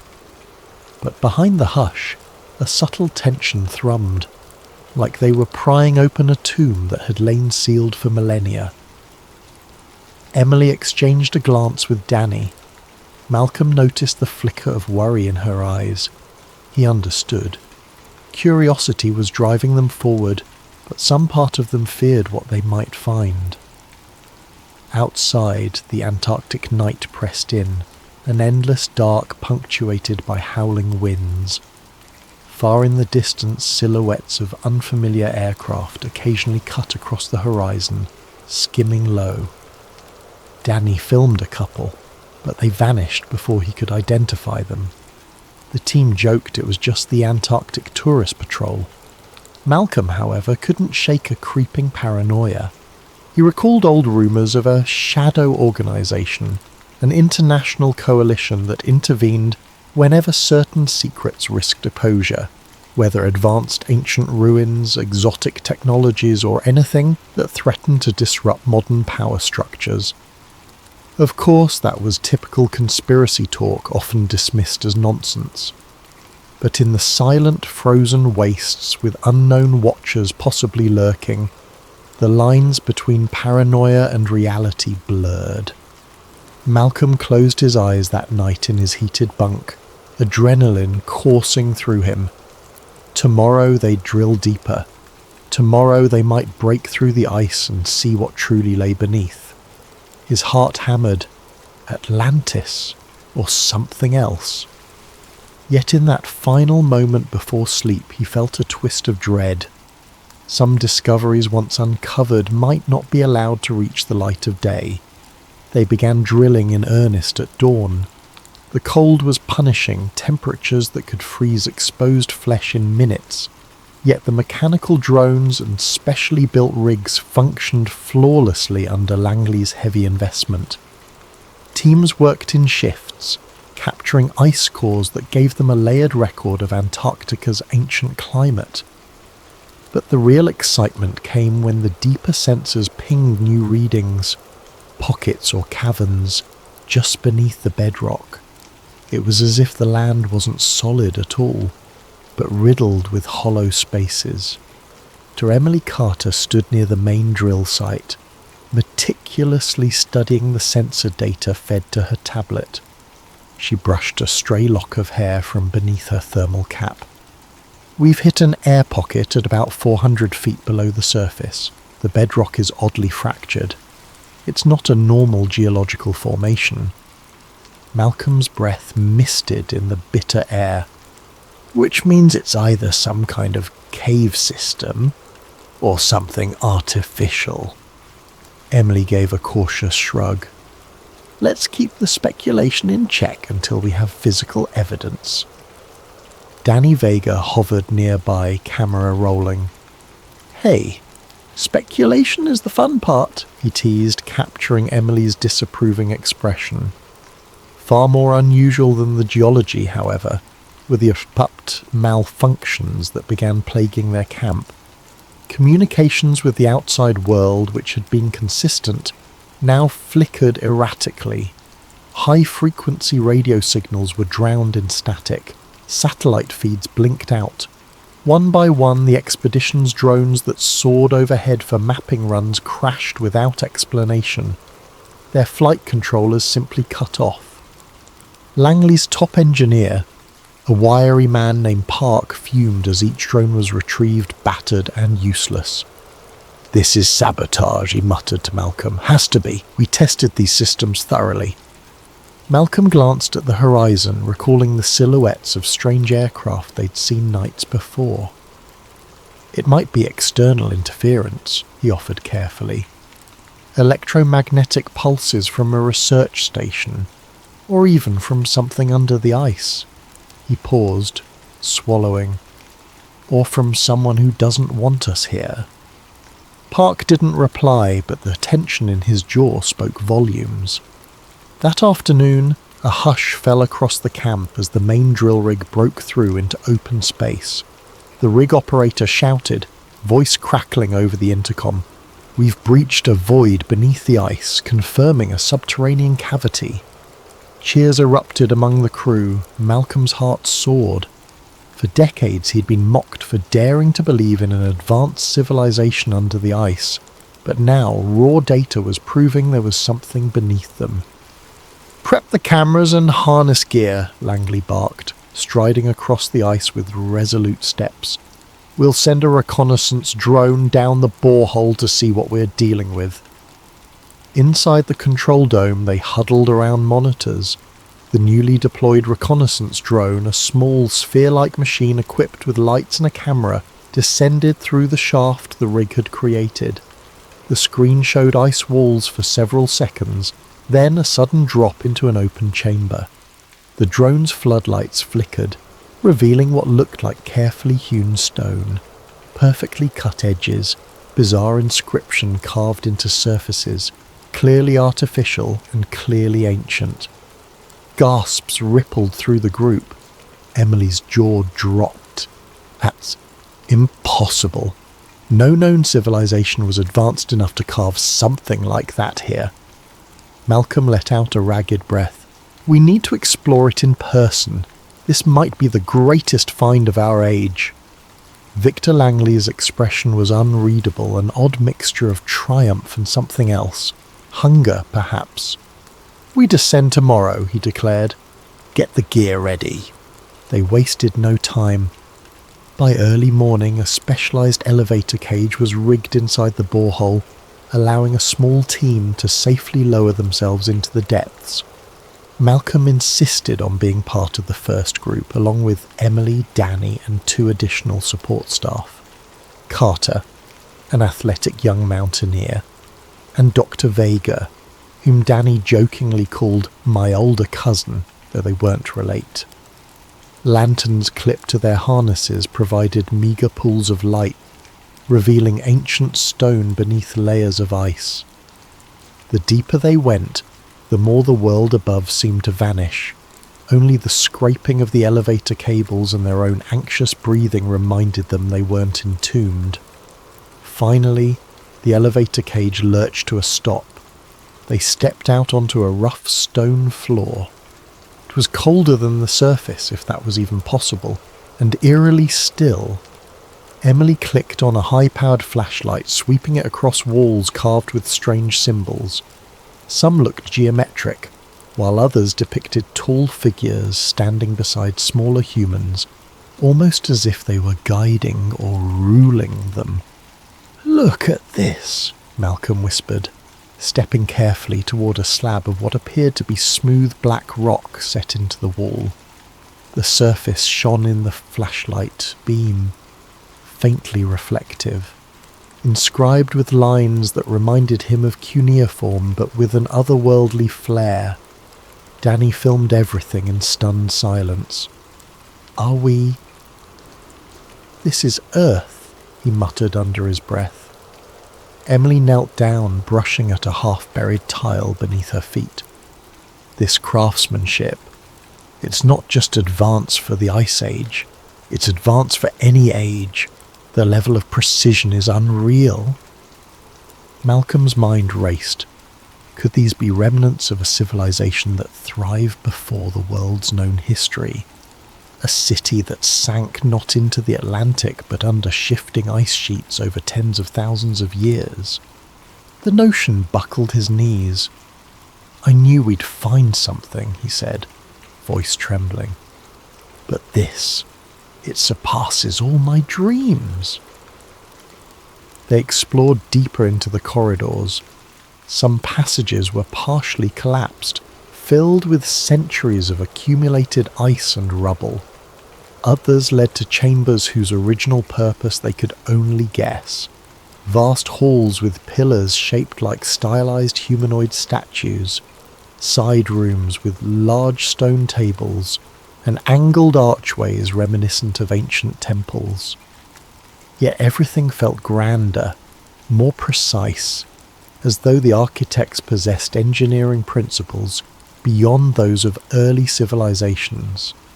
In one adjoining chamber, they discovered massive stone tablets etched with scenes of a cataclysmic flood, towering waves engulfing pyramids and cities. Oddly, some scenes showed desert-like landscapes, others seemed lush. The timeline was unclear.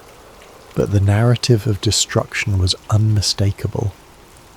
This could rewrite human prehistory, Emily breathed, scanning the images. These tablets alone, if carbon dated, or if we can decipher them, might prove an entire advanced society existed millennia before recorded history. Malcolm nodded, tears in his eyes. And it looks like what we'd call Atlantis is only part of the story. Then they found the first artifact that truly defied explanation, a metallic object embedded in a carved stone alcove. Though blackened by time, it had smooth edges and ridges reminiscent of modern electronics. When Carter and Dr. Vega tried to pry it loose, a faint hum resonated through the corridor, making the hair on the back of their necks stand on end. Danny filmed as Emily carefully wrapped the artifact in protective material. Whatever this is made of, it's not normal steel or iron. Feels lighter. Some alloy? Malcolm stared, heart pounding. If this object does what I suspect, some kind of power source or device, then we're looking at a technology that predates everything we know by tens of thousands of years. By the time they returned to the surface, it was late evening. Tired but exhilarated, they presented their initial findings to Victor Langley and the rest of the team. Langley listened intently, eyes gleaming with excitement. "We go deeper," he pronounced. "We must find any evidence of advanced machinery, written records, anything that could show what this civilization was capable of." Emily tried to voice caution. "We should thoroughly document each step. The entire environment down there is fragile. We could easily destroy valuable information if we push too fast." Langley gave a tight smile. "Duly noted, to Carter. However, time is of the essence, especially given our sudden drone malfunctions and communication losses." "What about the possibility that someone else is interfering?" Malcolm asked carefully. "We've seen unmarked planes overhead. The United States has a research station not far away." Langley's gaze hardened. "We remain vigilant, but let's not jump to paranoia. Our security detail is trained. We'll keep watch." He moved on to address the entire group, his voice resonating with persuasive charm. "Friends, we stand at the threshold of a discovery that could reshape humanity's self-understanding. I won't let us be slowed by outside forces or bureaucratic red tape. Tomorrow we proceed." Malcolm found himself swept along by Langley's conviction, yet a nagging fear gnawed at him. Ancient legends often warned of forbidden knowledge, of curses that befell those who pried too far into hidden realms. Rationally, he dismissed such superstition, but after the day's revelations, rationality felt fragile. That night, as the team tried to rest, the wind outside howled louder than ever. Tent walls shook, gusts of ice-laden air piercing every gap. In a separate corner of the camp, a small group of armed security personnel huddled around a radar station. Unbeknownst to the scientists, the screen picked up new signals. Multiple aircraft inbound, travelling low and without transponder IDs. The guards exchanged tense glances. The polar darkness cloaked more than just the ancient city, and come morning the expedition would find that not all watchers were content to let them unearth secrets that might upend the world's power structures. Morning broke with an unsettling quiet. The usual Antarctic wind had died to a ghostly whisper. In the thin light, the sprawling camp seemed more vulnerable, a cluster of human constructs dwarfed by endless ice. Malcolm Reeves felt a deep pressure in his chest, a mix of excitement and dread. They were on the verge of something monumental, yet the sense of being monitored loomed larger than ever. Victor Langley, seemingly unfazed, gathered the principal team in the command dome for the day's briefing. Energy ran high. They would enlarge the entrance tunnel, send additional crew into the ruins, and start collecting more evidence. The camera feeds from below, combined with the samples taken on day one, were shocking enough, yet Langley craved more. Proof of advanced technology that could revolutionize modern science, or, in his quietly admitted hope to Malcolm, something that might place me on the pinnacle of human discovery. Still, as the briefing concluded, one of the security leads, a broad-shouldered man named Ortega, stepped forward, brow furrowed. "Sir, we've detected unidentified aircraft on radar since last night. Low-flying, no transponder. They haven't engaged us, but they circle periodically." Langley's jaw tightened. "Could be foreign research teams, or the US base. We stay alert. If they land without clearance on our site, we treat it as trespassing." Emily Carter interjected, "Shouldn't we at least send a radio message or clarify who they are?" Langley shook his head firmly. "Can't risk alerting them to what we've found. Let's keep our communications minimal."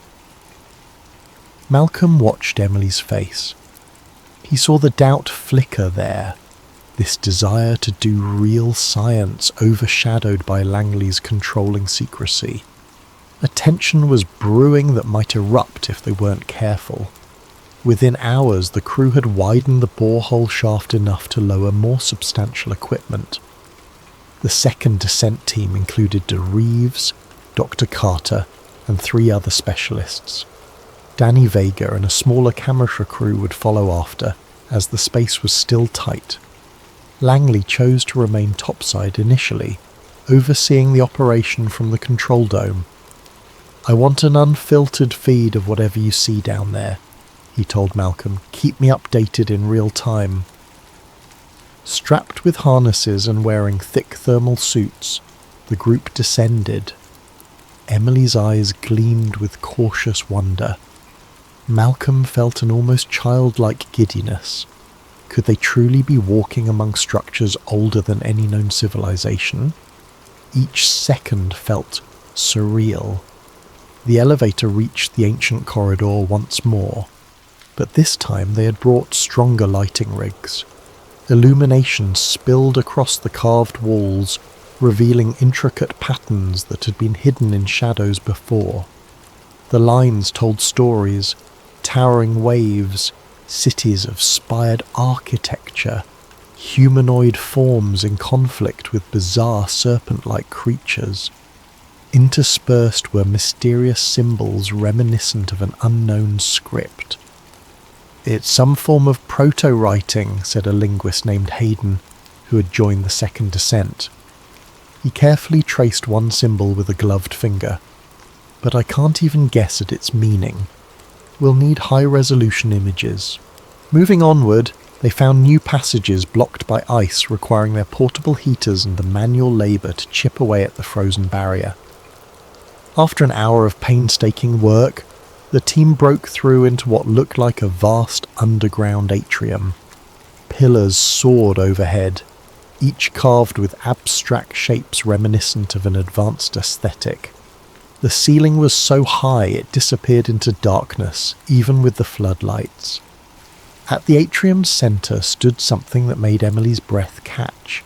An enormous stone statue, at least 20 feet tall, depicting a humanoid figure with elongated limbs, swirling robes, and an ornate headpiece.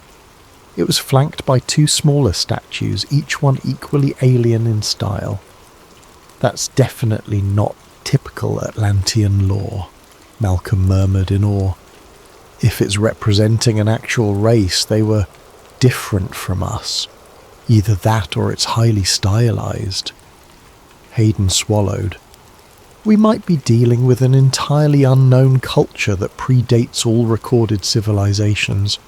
It's bigger than the pyramids, bigger than anything." As they crept closer, their footsteps echoed eerily in the chamber. The statue's eyes seemed to follow them, carved from some reflective gemstone that caught the beam of flashlights, and refracted it like small suns. Malcolm suppressed a shiver, recalling half-remembered myths of watchers or guardians in fabled lost cities. Just stone, he told himself, but a chill prickled his spine. At the statue's base they found a large circular platform made of a metallic alloy. Although discoloured with age, it resonated with a faint hum when struck. Emily knelt down with a portable sensor. It's giving off a low-level electromagnetic field. This shouldn't be possible for inert metal, unless there's a power source somewhere. Malcolm's heart hammered. A lost city with a functioning power source after millennia? The notion defied all logic, yet here they were. He felt a swirl of excitement and dread, fearful of what else might be hidden beyond their understanding. Meanwhile, topside, Danny Vega was busy filming as the second descent commenced. He captured the elevator cable's lowering gear, the tense faces of the expedition members left behind. A hush of anticipation coated the camp. In the distance, the wind picked up, scattering ice crystals that gleamed like diamonds under the dull Antarctic sun. Then everything changed. A watchtower guard spotted movement on the horizon.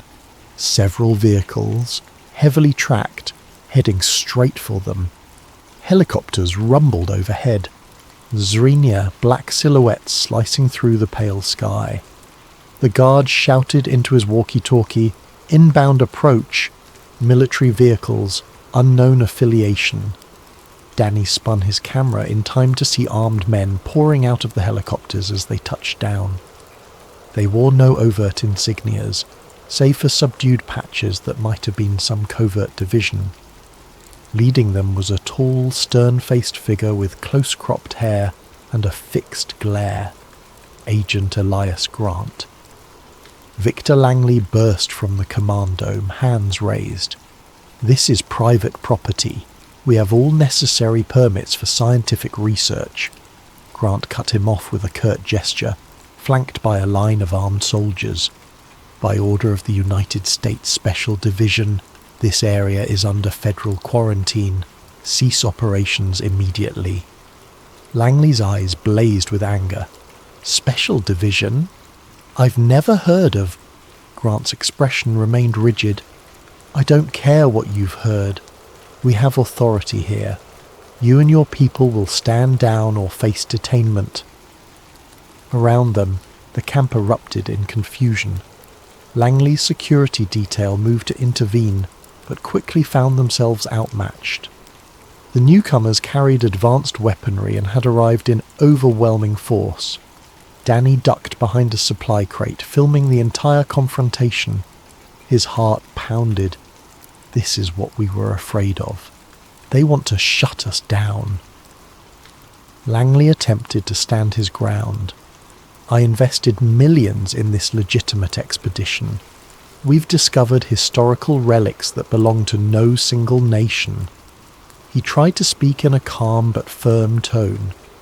"If you're claiming jurisdiction, you must have a reason.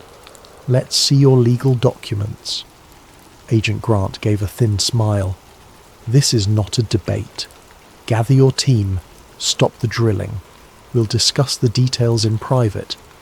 He snapped his fingers, and soldiers advanced, pointing rifles at the drilling machinery, the data stations, everything. A soldier smashed the camera on a tripod with the butt of his rifle. Rage twisted Langley's features, but before he could retort, Grant continued, "We have no interest in harming you, but I strongly recommend you comply if you value your safety." Below the ice, Malcolm and the second group remained oblivious to the chaos above. They pressed deeper into the grand atrium, marvelling at each new discovery. Emily's voice carried over the comlink to the surface, describing the environment, but only static crackled back. She frowned. "We've lost contact. Could be the interference again." Malcolm nodded. "We'll head back up soon to relay everything in person." He turned to examine a corridor branching off from the atrium. Even from several feet away he sensed a faint vibration underfoot, like a hidden heartbeat.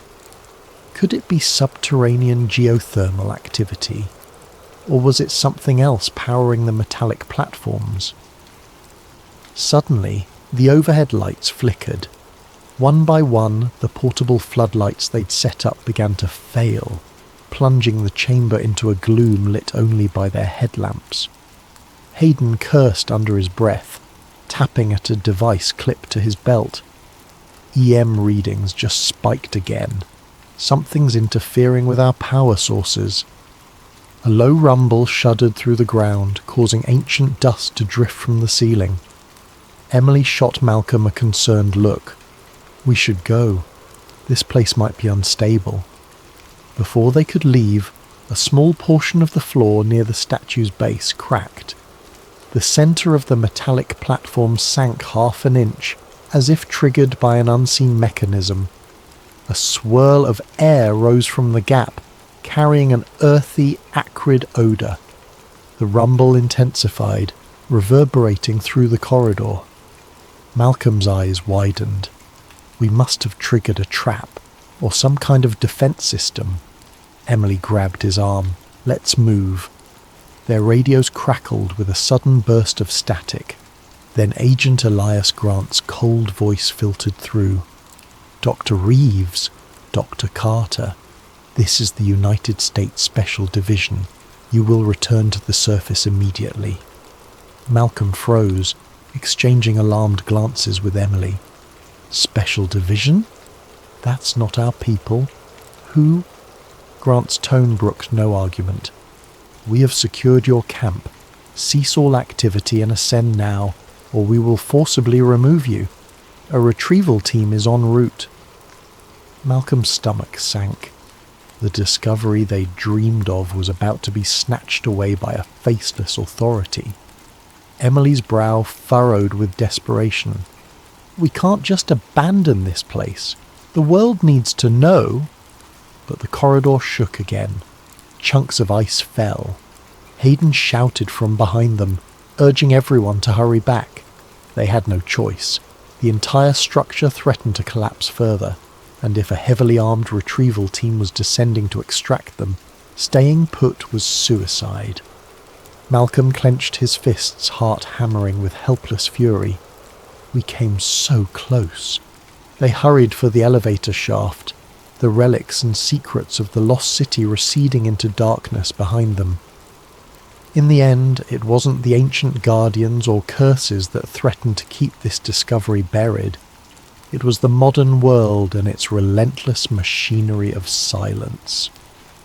A tense silence gripped the surface camp when Malcolm and his team returned, their hearts still pounding from the subterranean tremors. Armed soldiers in black tactical gear patrolled every inch of the area, confiscating equipment, smashing drones, and escorting expedition personnel into containment zones. The air crackled with hostility. Victor Langley rushed forward, face contorted with anger. Malcolm, are you all right? He gestured at Agent Grant, who stood at a short distance, issuing orders to subordinates. This man is shutting us down, says it's a matter of national security. Malcolm's gut twisted. We found extraordinary evidence down there, Victor. We can't let them just... Grant strode over, cutting him off. You will speak only when spoken to, Doctor. Reeves. This entire operation is suspended. The artifacts and data belong to the US government. Effective immediately, Emily, stepping forward, tried to keep her tone measured. You have no right. This is an international territory. Antarctica is governed by international treaty. Grant's cold gaze swept over her. Your treaty doesn't apply to technologies or phenomena that threaten global stability. This is classified beyond your pay grade, Doctor. Carter, trembling with fury, Langley barked, I'm an American citizen, a private contractor with full permits. Grant's lips curled into a thin smile. Your permits are void. he turned to one of his men. "Secure Mr. Langley in the command dome. Our superiors will want to debrief him." 2 soldiers seized Langley's arms. He tried to resist, but a swift strike to his gut doubled him over. "You can't do this," he gasped. "I'll sue." Grant dismissed him with a wave. "Take him away. The rest of you, drop your gear. Move to the containment tents. Now." The group looked at each other uncertain. Fear coiled in Malcolm's belly. He could see the lethal glint in the soldiers' eyes. They weren't bluffing. One by one, the expedition members complied, relinquishing cameras, laptops, protective cases holding artifacts. Danny Vega, carefully cradling his camera, tried to slip away unnoticed, but a soldier yanked it from his grip and smashed the lens underfoot. "No!" Danny howled, lurching forward. Another soldier cracked him across the jaw with a rifle butt, sending him sprawling. A hush fell as the entire expedition watched, horrified, while the armed men dragged Danny off, blood trailing from his split lip. Malcolm stepped in front of Emily as if to shield her. "Please don't harm them. We'll cooperate," he said, voice wavering with controlled panic. Grant nodded curtly, then gestured. "You, Doctor. Reeves, come with me. The rest go to Tent B." Before Malcolm could protest, rough hands clamped onto his arms, forcing him to follow Grant toward a separate, smaller dome. With a last desperate glance, he watched Emily and the others being herded away, their faces etched in fear. Inside the small dome, a single metal table and 2 chairs awaited, reminiscent of an interrogation room. The air was thick with tension. Grant motioned for Malcolm to sit, then took a seat opposite him. A solitary lamp cast sharp shadows across the agent's angular features. "You've made a significant discovery," Grant began, flipping through a dossier stuffed with the expedition's notes. "Multiple subterranean chambers, advanced artifacts, possibly non-human remains. Is that correct?" Malcolm swallowed. "Yes, but who are you people really? You can't just—" Grant slammed a hand on the table, making Malcolm flinch. "We ask the questions, Doctor. Reeves. Our division has known about certain anomalies in Antarctica for decades. We've allowed limited scientific presence to monitor them, but your expedition pushed too far, threatened to reveal data that would cause complications for global security." Malcolm's frustration boiled over. "That's insane. This discovery belongs to humanity. You can't hide it." Grant gave a tight-lipped smile. "Dr. Reeves, do you think the world is ready to learn that a technologically advanced civilization once lived here, possibly predating our earliest known societies by tens of thousands of years? The religious upheaval, the rewriting of textbooks, the potential for panic. Think carefully. Knowledge can be more dangerous than any weapon if it undermines the foundation of nations." Malcolm's hands trembled on the table. "We have the right—" "You have no rights in this matter," Grant snapped, leaning forward. "We act to protect stability. Some secrets can never be revealed. The artifacts will be confiscated, the structures sealed or destroyed. The official record will show that your expedition found only geological anomalies. Anything else is unsubstantiated rumor." Malcolm's mind whirled in disbelief. "You can't just bury this. Someone will talk. We have footage, samples." Grant raised an eyebrow. "Footage can be erased, samples lost, or people can be made to vanish if they threaten certain delicate balances. We're not monsters, Doctor. Reeves. We offer a choice. Cooperate, sign binding NDAs, allow us to manage the narrative. You walk away alive, or fight us, and your entire team disappears." A heavy silence fell. Malcolm's pulse pounded in his ears. This was exactly the scenario that conspiracy theorists had whispered about for ages. A shadow government entity wiping extraordinary discoveries off the face of the earth. He never imagined he'd be at the centre of it. Think about it carefully, Grant said, rising. I'll give you a moment.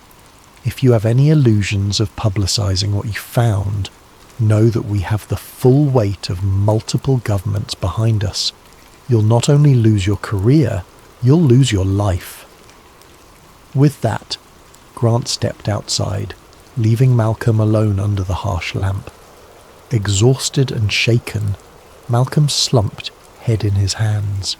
He pictured the breathtaking corridors beneath the ice, the silent grandeur of the statues, the unexplained technology, an entire lost world erased by men in black with guns. His heart ached. He thought of Emily's determined gaze, Danny's excitement, Langley's unstoppable ambition. They'd staked everything on this expedition, and in a matter of hours it had turned to ashes. Am I willing to consign us all to imprisonment or death for the sake of the truth? Time stretched agonizingly. Finally the tent flap rustled. Grant returned, smoothing his jacket. Made your decision? Malcolm inhaled slowly, steeling himself. I can't speak for my team. I can only... Your team will follow your example, Grant interrupted. They respect you. Malcolm's voice shook. And if I sign your damned forms, you'll let us live? Let them go free?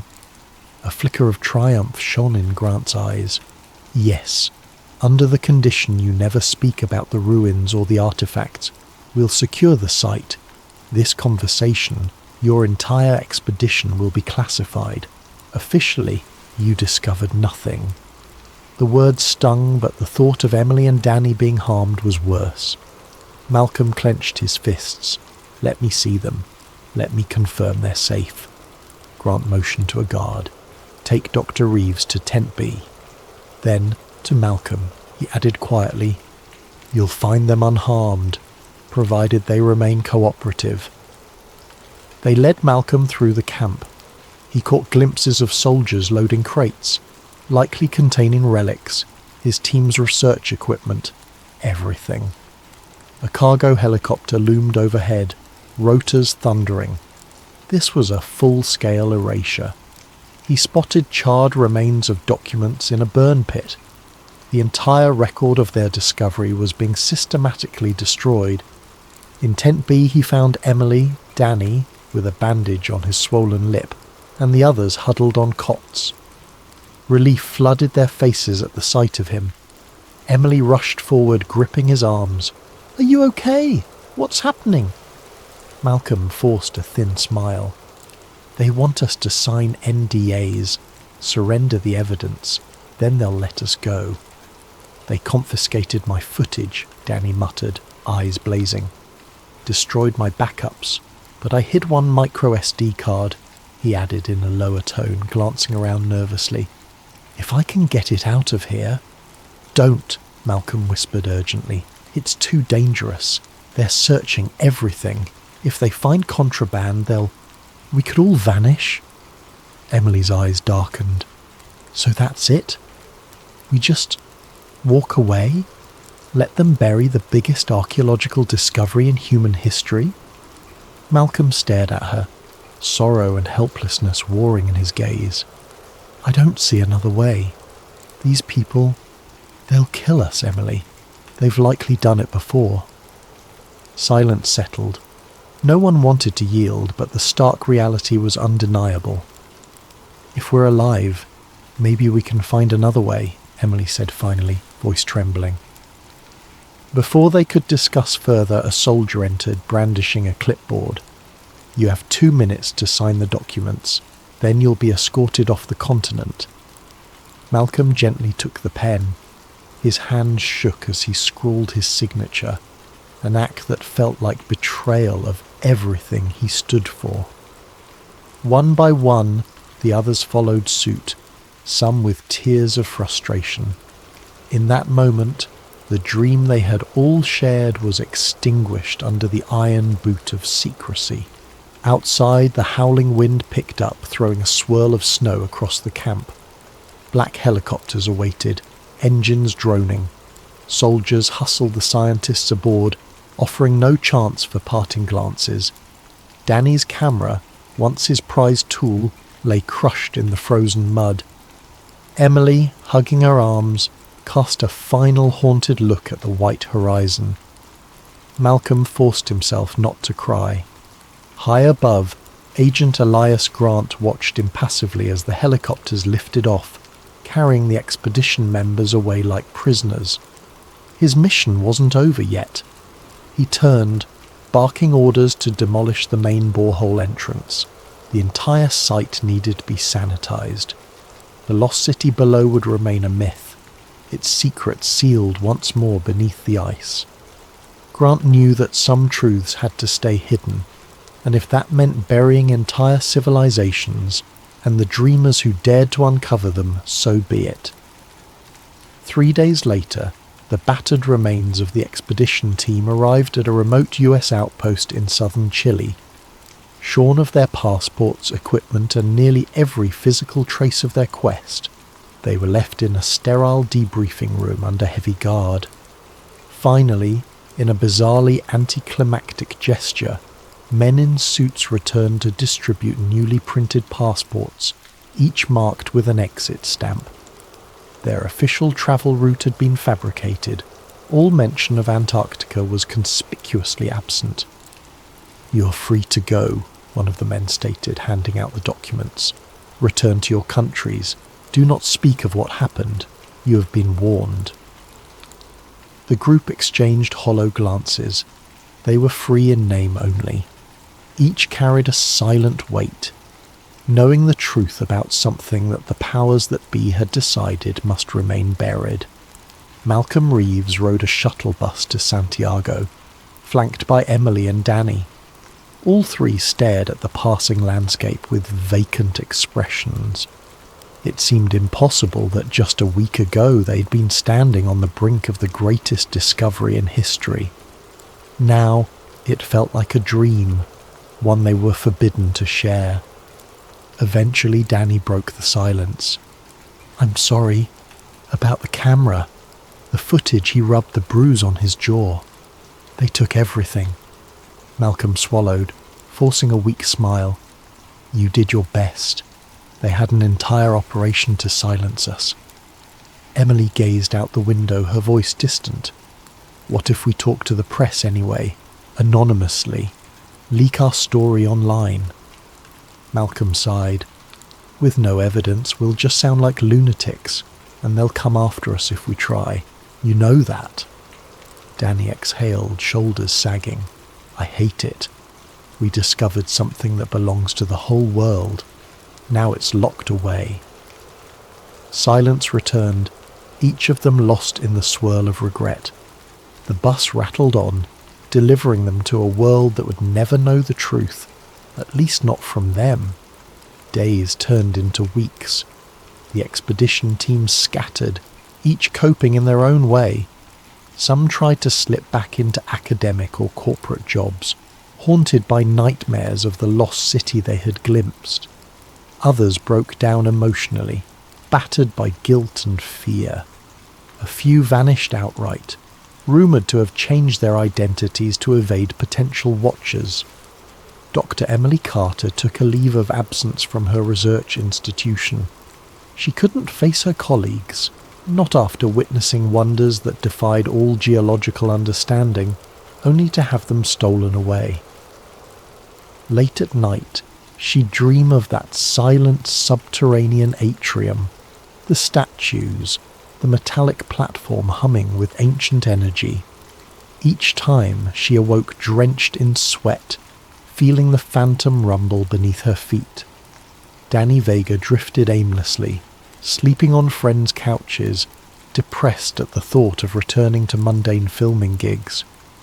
The memory of his camera being smashed, the lifelong dream to capture the greatest documentary of all time, undone in seconds. He couldn't let it go. He scoured conspiracy forums, trying to see if any hint of their discovery had leaked. It hadn't. The black helicopters had done their job well. As for Victor Langley, he retreated to his corporate empire, or what remained of it. Rumours spread that large portions of his assets were frozen or tied up in legal complications. Shareholders demanded explanations for the ill-fated Antarctic project, which publicly was described as a failed geothermal exploration. Quietly, Langley tried to call in favours among powerful connections, but phone lines went dead. Old allies turned their backs. The man who once orchestrated philanthropic wonders now found himself a pariah in certain corridors of power. Malcolm Reeves, the aging archaeologist, tried to pick up the fragments of his old life. He returned to his dingy apartment in London, a place littered with manuscripts and half-packed boxes from years of neglected rent. The ridicule that had hounded him before felt trivial now. If the academic world still laughed at his theories, so be it. He had seen, with his own eyes, that something grand lay beneath Antarctica's ice, and that knowledge was both a blessing and a curse. One rainy evening, Malcolm sat alone at his kitchen table, a single flickering bulb illuminating a stack of books about Atlantis myths, subglacial topography, and suppressed archaeology. A knock at the door startled him out of his reverie. He froze. He'd been half expecting an ominous visitor for days, a silhouette from the special division ready to silence him. Heart pounding, he inched to the door. Peering through the peephole, he glimpsed a familiar face. Emily Carter, soaked from the rain. He let out a trembling sigh of relief and unlatched the door. "Emily, what are you—" She slipped inside, water dripping from her coat. Her eyes were intense. Without a word, she held up a small, battered object, a micro SD card. "Danny managed to hide it," she said quietly. "He gave it to me for safekeeping." Malcolm's heart lurched. But they searched everything. How? It was hidden in the lining of his coat. He discovered it after we parted ways. She bit her lip. It doesn't have all the footage, but maybe it's enough to prove we're not insane. A spark of hope ignited in Malcolm's chest. Does it show the corridors? The inscriptions? She nodded. Some. The resolution's not great, but you can see the carvings. Possibly enough to raise questions. Malcolm carefully took the SD card, as though it were a precious artifact. If we leak this, we risk drawing their attention again. They threatened? Emily's voice shook with emotion. I know what they threatened, but we can't live in silence forever. Maybe if we distribute it widely and anonymously, let it go viral. They can't kill every rumour, can't chase every link. His mind whirled. The last time they tried to reveal the truth, guns and government heavies shut them down. But the longing in his chest refused to be silenced. He thought of the subterranean city, the advanced relics, the knowledge waiting to be rediscovered. Even a shred of proof might spark others to investigate, to question, to pry open the locked doors of secrecy. He exhaled, meeting her gaze. Let's do it. Carefully. We share it with certain channels, anonymous contacts, open source investigators. We let the world see, even if only glimpses. We make it unstoppable. Emily nodded, tears glistening in her eyes. For the sake of everyone who believed in that project. For the sake of truth. Malcolm rose, rummaging for an old laptop that he'd kept offline, hopeful it remained untraceable. Together they huddled around the dim screen, slotting in the SD card. A series of video clips popped up, some partially corrupted, others heartbreakingly clear. The footage showed glimpses of the massive stone corridors, the swirling inscriptions, the half-buried statue, even a snippet of the metallic artifact. The audio was mostly garbled wind noise, but the visuals were undeniable. People will call it CGI, a hoax, Malcolm murmured bitterly. Emily placed a hand on his shoulder. Some might, but others, serious researchers, open-minded explorers, will investigate. Maybe this starts a chain reaction we can't even foresee. They spent hours preparing an anonymous drop, compressing the clips, embedding them in multiple hidden corners of the internet. Emily used encrypted channels she'd learned about from Danny, who was adept at conspiracy crowd jargon. They wrote a short statement. Footage from a suppressed Antarctic expedition. Ancient ruins discovered. Forcibly covered up. Spread this. Don't let it vanish. Their hearts thumped with each keystroke, adrenaline surging in their veins. A single question gnawed at them. Were they damning themselves by doing this? Possibly. But in that moment, conviction outweighed fear. When the upload finished, they stared at the progress bar, each second feeling like a leap of faith. The final beep signaled success. The files were out there, floating in cyberspace waiting to be seen. Maybe they'd be discredited or hammered down, but the spark was lit. A week passed. Nothing seemed to happen. No immediate sign that their leak had caused waves. Malcolm lived on edge, expecting black SUVs or silent drones. Emily tried to resume normal life, but tension coiled in her every muscle. They exchanged coded messages, anxious for any hint of reaction. Then, late one night, a stranger emailed them through an encrypted service. The message was brief. "We have seen the footage. Others have too. The truth must be free. They can't erase all of us." Both Malcolm and Emily read those words over and over, hope blooming in their chests like a desert flower. They weren't alone. Somewhere out there, individuals believed them, championed them. The knowledge of a lost city might still survive in the collective mind, refusing to vanish despite the best efforts of Agent Grant and his shadowy enforcers. Outside, the rain tapped softly on the window. Malcolm closed his eyes, remembering the labyrinth beneath the Antarctic ice. He saw the towering statue, the metallic platform humming with impossible power. Even if the official narrative smothered it, the memory shone within him, a testament to human curiosity, to the unbreakable drive to unravel life's grandest mysteries.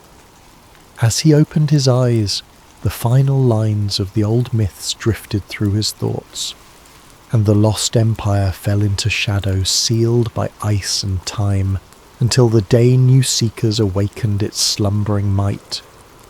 He whispered the words to himself, because no matter how many governments tried to bury it, some truths, like the city beneath the frozen continent, could never be kept silent forever. Follow a present-day investigative journalist as she uncovers shocking connections to events from the early 1960s. Prepare for moral dilemmas, dark secrets, and methodical revelations. Let's settle in and begin. A hush enveloped the old retirement home, the corridors scented by antiseptic and memories of lost decades. Alice Coleman quietly stepped into room 214, a tape recorder in hand. She was meeting Agent Randolph Moore, a retired Secret Service operative who'd served in the Kennedy era. For her assignment, an in-depth feature on the 60th anniversary of JFK's assassination, she'd interviewed numerous figures, but none so close to the White House's day-to-day secrets as Moore. Officially, he was meant to provide nostalgic anecdotes. Unofficially, Alice hoped for a glimmer of something new. Moore, draped in a worn bathrobe, sat by the window. He recognized Alice from a previous phone call, and his lined face brightened slightly. "So, you want to talk about November 63 again, Ms. Coleman?" he said with a gentle rasp. She nodded, pressing record. For the first half hour, he shared mundane recollections, the feel of Texas heat that day, small talk among the staffers, the sense of complacency. He spoke of hearing the shots ring out in Dealey Plaza, the chaos in the follow-up. Alice politely made notes, but all matched the well-trodden official story. At length, Moore's tone shifted.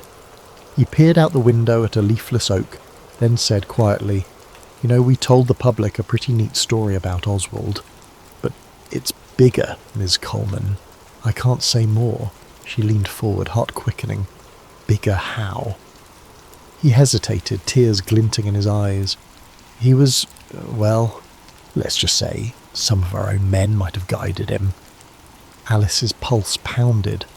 She'd heard countless theories, but hearing a direct hint from someone with inside knowledge was new.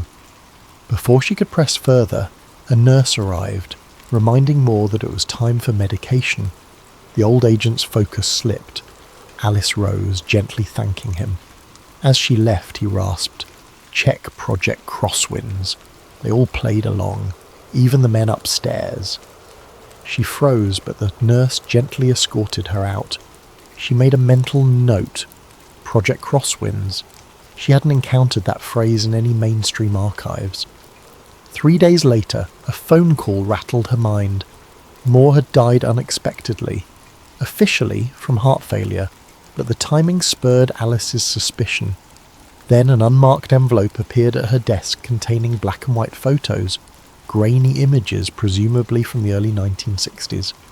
Some featured a figure that resembled Lee Harvey Oswald, but he was standing alongside men in suits. On the back of one photo, scrawled in trembling handwriting, "Crosswinds, 1962. Now, Alice was certain something bigger lurked behind the standard narrative. Her editor, noticing her excitement, cautioned her not to veer into conspiracy-laden territory. The JFK assassination had been probed for decades. "Don't lose credibility chasing ghosts," he advised. But the mention of crosswinds, combined with Moore's cryptic hint, fueled Alice's determination. She wanted to pursue it, regardless of the risk. To glean more leads, she sought out a name that circulated in niche forums. Samuel Sam Delgado.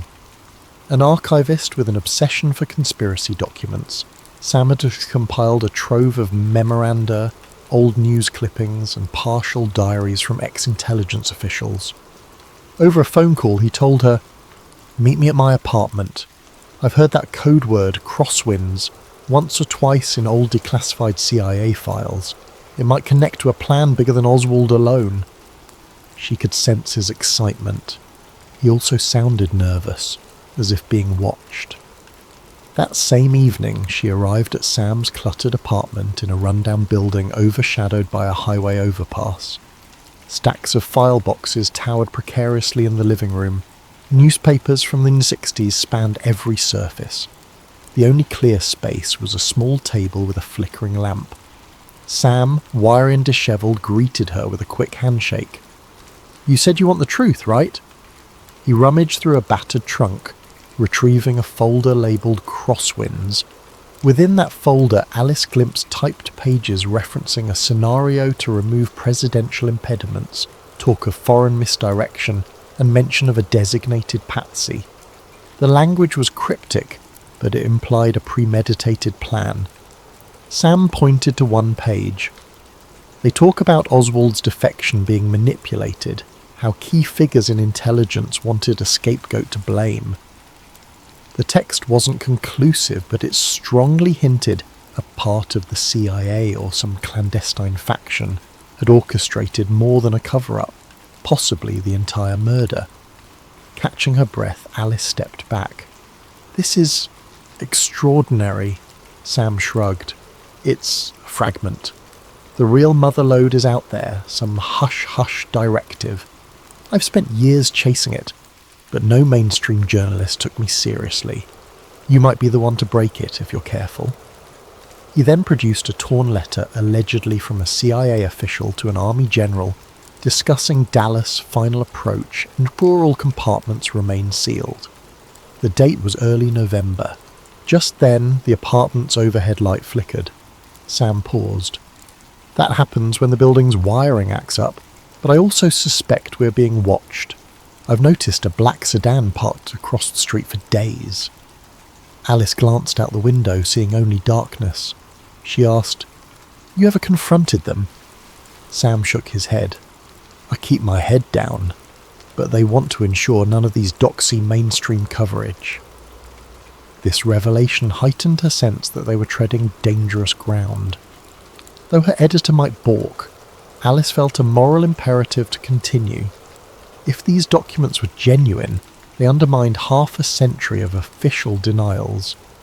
But verifying them would be essential. How do we confirm authenticity? Sam recommended a forensic approach. Check the typeface, the codes, consult a ballistic expert about references to bullet angles. We can do it if you commit. She nodded. They parted ways with an unspoken agreement. The story must go on. Late that night, back at her apartment, Alice's phone chimed with a withheld number. She answered, hearing only static, then a distant click. She tried to dismiss it as spam, but her instinct said otherwise. She realised she might be stepping into a labyrinth of watchers and enforcers, people who'd do anything to keep the official story intact. Yet for the sake of history, for truth, and for the memory of that old Agent Moore, Alice decided she wouldn't turn back. The next day she'd begin verifying Project Crosswinds, no matter how far it took her. Sunlight filtered through Alice's blinds as she typed notes on her laptop about Project Crosswinds, referencing the partial documents Sam had revealed. She compiled a short bullet list, references to CIA memos from late in '62, an Army intelligence connection, a patsy plan, and suspicious mentions of removing the occupant of the White House. She felt a mix of excitement and dread. If true, the ramifications would be explosive. Government complicity in assassinating a sitting president. But she needed credible, modern-day experts to weigh in. That morning, Alice drove downtown to meet Marianne Fowler, forensic analyst at a local university. Fowler specialised in ballistic and historical authenticity analysis. Over coffee in a near-empty campus cafe, Alice spread out scanned copies of the Crosswinds text. Fowler donned reading glasses, scanning the typed lines methodically. The typeface does appear consistent with early '60s government typewriters, Fowler murmured. But for a definitive test, I'd need the original carbon or original paper. Digital scans make it trickier. She asked about ballistic references. Alice pointed to a paragraph mentioning angles of the bullet trajectory. Fowler frowned. This matches certain controversies about multiple shooters, though the official line said single bullet. If these notes are genuine, it suggests agency involvement. She paused, caution in her gaze. I'm not a conspiracy buff, but if what you show me holds up scientifically, it's extremely damning. Alice left the meeting with partial reassurance. Fowler remained sceptical but intrigued, willing to do further checks if they somehow got original documents. Meanwhile, Sam Delgado texted her a new lead. An ex-CIA logistics officer was rumoured to live in rural Louisiana. He might confirm crosswinds, Sam wrote, though he was notoriously reclusive. By midweek, Alice and Sam decided to travel to New Orleans. The city had a swirl of old rumours tying Oswald to local associates or intelligence cutouts. Perhaps they'd find more references. They hopped a flight, quietly checked into a budget motel on the outskirts. Sam insisted on caution, eyeing every parked car suspiciously. We're definitely on radars now, he muttered. They won't let Project Crosswinds come out uncontested. In a musty library corner rummaging through local archives, they encountered fleeting mentions of a Major Garrity, an intelligence operative rumoured to have recruited assets in the early 1960s. This name matched some of the faint scrawls in Sam's docs. T. Garrity. Sam gasped softly. Thomas Garrity, CIA paramilitary officer, known for covert ops in Cuba. If Garrity was part of Crosswinds, he might still be around or might have gone underground.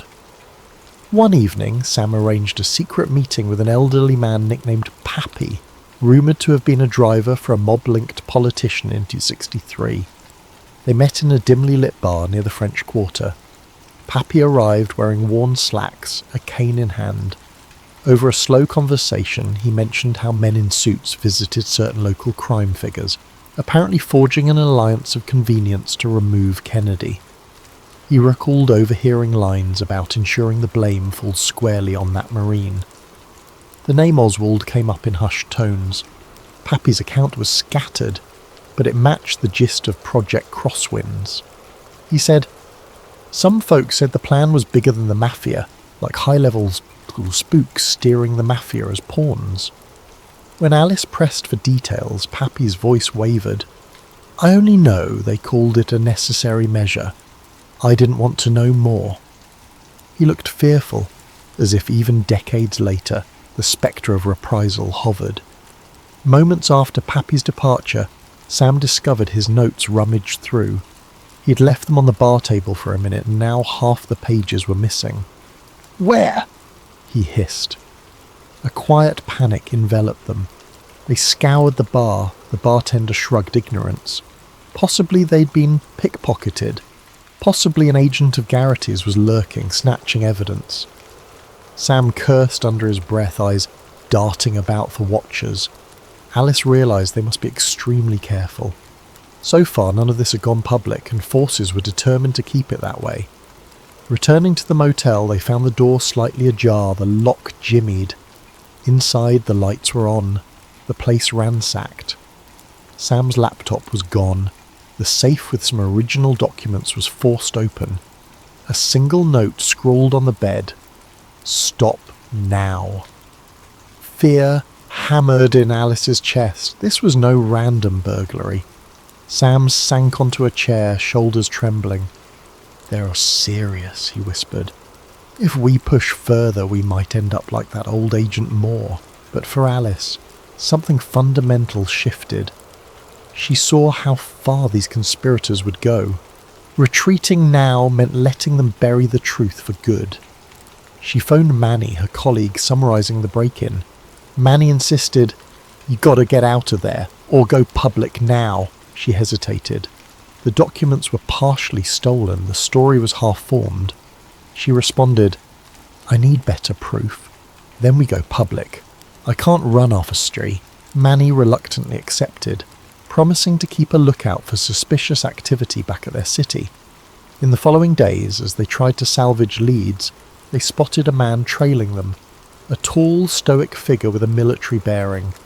On a hunch, Sam recognised him from a decades-old photograph. Thomas Garrity. Late one night, Garrity cornered them outside a closed library, leaning against a parked car.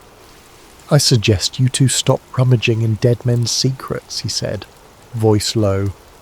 "No one wants the public undone by illusions of betrayal. Let the past remain in the shadows." Sam tried to protest, but Garrity's cold gaze froze him. Garrity added, "This is your last warning." Then he slipped away, leaving them shaken. The real threat had materialised. An ex-operative who'd once done the system's dirty work, presumably tasked with shutting them down. Alice, though rattled, found renewed resolve. If Garrity was actively interfering, it meant they were onto something truly incriminating. They discussed next steps. "We have to connect these dots. Find a direct chain from an intelligence directive to JFK's murder. Tie it to current power figures," Alice said. "We suspect they never fully lost influence. Perhaps certain politicians soared to prominence under the shadow of crosswinds." Sam nodded. "One name that keeps surfacing in modern contexts is Senator Evelyn Marsh. She has known intelligence ties going back to the 70s. Maybe she's part of a cover-up lineage." Despite the risk, they decided to head for Washington, D.C. to investigate Marsh's circle. The next morning they checked out of the motel, cautious not to be followed. Sam suggested travelling separately. They parted ways. Alice hopped a flight to D.C. Sam took a bus. On the flight, Alice studied her remaining notes, anxious about what might happen if Marsh turned out to be a key conspirator. Marsh was a respected senator known for hawkish stances on national security, often rumoured to have deep intelligence connections. As the plane descended over the sprawl of DC, Alice closed her eyes. recalling how deeply the official story of JFK's assassination was ingrained in public consciousness. Unraveling it threatened the reputations of entire agencies and power structures. No wonder they guard it so tightly, she thought. The break-in, the stolen documents, Garrity's intimidation, these were not mere coincidences. She braced herself for the labyrinth of hush-hush corridors and polite political facades that awaited in the capital. Arriving in Washington, D.C., Alice felt the city's imposing calm. Towering federal buildings, sweeping avenues lined with marble facades, and the constant hum of political manoeuvring. She found a modest hotel near the Capitol, checked in under an alias, mindful that Garrity or other watchers might track her. That evening, Sam Delgado joined her, having arrived by bus. They set up a small command centre in the hotel room, rummaging through the surviving documents they had salvaged. The plan: approach Senator Evelyn Marsh under the guise of a routine historical inquiry about JFK legislation, see if she slipped any clues. Before confronting Marsh, Alice arranged a quick meeting with Dr. Marianne Fowler, who happened to be in D.C. for a forensic conference. They met in a corner of the conference centre cafeteria. Fowler had done some preliminary checks on the ballistic references from their scanned documents. She revealed, they strongly imply multiple shooters from different angles. The official single bullet theory collapses if these documents are authentic. She sipped coffee, adding, I remain cautious. Fakes can be clever. But the language about coordinated triangulation lines up with what certain witnesses always suspected. Then Fowler's brow furrowed. Just be aware. These findings challenge decades of official statements. Expect pushback. Armed with a set of safe questions and a hidden voice recorder, Alice scheduled an appointment at Senator Marsh's office. Officially, the interview was about a retrospective on Cold War politics. Marsh, a poised woman in her 60s, greeted Alice with a polished smile. Delighted to offer some historical perspective, she said. The office decor boasted framed photos of Marsh with various presidents, plus an award for national security leadership. Sam waited in the lobby, discreetly fiddling with his phone. Initially, Marsh recited well-rehearsed lines about the era's complexities, praising the intelligence community's efforts to defend freedom. Then Alice gently pivoted to JFK, referencing fresh archival rumours about an inside plot. Marsh's expression tightened slightly. Those allegations are baseless conspiracy talk. The Warren Commission was thorough, she insisted. Still, her voice carried a subtle tension. Alice pressed further. What do you know of Project Crosswinds? A newly uncovered directive from the early 60s suggests infiltration by certain intelligence factions. Marsh's jaw clenched. She paused, carefully responding, I'm not familiar with any such project. Possibly an unofficial rumour. Let's maintain focus on known historical facts. But her eyes betrayed alarm. Sensing the shift, Alice probed. We suspect the existence of modern guardians of that secret. Would you disavow them? Marsh stood abruptly. This interview is over. I won't indulge discredited theories. She escorted Alice to the door, the staff politely but firmly ushering her out. The final glance Marsh gave was a silent warning. Outside, Sam approached, hushed. That was short. Guess we rattled her. Indeed, Marsh's abrupt cut-off signalled their suspicion was correct. She either knew or was part of something. That night, returning to the hotel, they discovered a typed note slipped under the door. Marsh is untouchable. Back off. The note had no signature. Sam's paranoia soared. They have eyes in her office too. Alice found it more impetus to push forward. Over the next few days, they combed through public records of Marsh's early career. They found glimmers of involvement with intelligence committees, hush-hush oversight in the 70s, when certain family jewels documents about CIA misdeeds surfaced. Marsh apparently aided in sanitizing the final report. The puzzle, Marsh had a stake in bearing revelations about the JFK plot to protect not just the intelligence agencies but her own ascendancy, built on that hush. One evening, Sam returned with a lead. An old colleague of Marsh's staff, now retired, might talk under anonymity. They arranged to meet in a quiet suburban diner. The staffer, trembling with nerves, insisted on no recording. He whispered, "Marsh was groomed by a network that thrived after the assassination. She knows how it was orchestrated from within the agency and certain generals who despise Kennedy's approach to foreign policy. They called it crosswinds. I overheard references once. She ensures it remains hidden.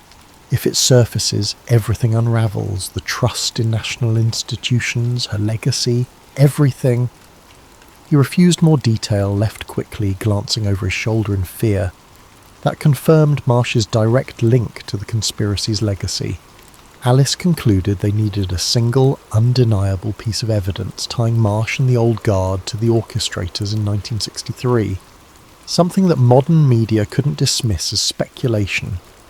Sam recalled hearing rumours of an old CIA safe house in Northern Virginia containing archived materials. It might hold original memos or logs. Such a bold lead was risky, but if Garrity or others hadn't destroyed them yet, it might be their best shot. "We have to look," said Alice, "even if it's a needle in a haystack." As if on cue, Garrity cornered Sam in a convenience store parking lot that afternoon. While Alice waited in the car, she glimpsed them talking tensely. Garrity's stance was threatening, though not openly violent. Sam returned to the car, shaken. "He said we won't find anything. The safe house is empty, cleaned out years ago. Don't be foolish." Then he said next time, "They won't just warn us." This intimidation only heightened their resolve, but the tension soared. They realized Garrity was an unstoppable enforcer, loyal to the old conspiracy's cause, or at least loyal to Marsh's directives. In the midst of that tension, Dr. Fowler delivered new ballistic findings via email. She had discovered anomalies in official ballistic logs from 1963, timing mismatches that pointed to multiple shots from different angles. If your documents referencing those angles are correct, it means the official single-shooter line was impossible. The bullet trajectories dispute it. She concluded, "I now strongly suspect the existence of a covert group directing the outcome. I stand ready to confirm in a published piece if you gather enough additional proof." This was a big step for Fowler, who had been initially reluctant to challenge official narratives. Encouraged, Alice saw a path to building a robust case. Now, they faced a fateful choice: gather the rumoured safe house records, if they even existed, and risk direct confrontation with Garrity and Marsh, or go public with partial evidence, risk being labelled conspiracy nuts, and maybe see that Fowler's ballistic analysis overshadowed. Considering the high stakes, they decided to press forward. "We can't let them bury it again," Sam said. "We find that safe house or any surviving records. If it's empty, fine, we tried. If it's not, we might blow this wide open." Though fear gnawed at them, the moral weight of revealing how the democracy's highest office might have been toppled by internal conspirators overrode their caution. They planned a stealth approach. Sam had gleaned the approximate location from obscure footnotes. They'd drive out at night, carefully avoiding watchers. The next day, they'd attempt a clandestine search. The risk was enormous, but with Garrity and Marsh looming, the window of opportunity was closing. So ended another chapter in their increasingly perilous quest.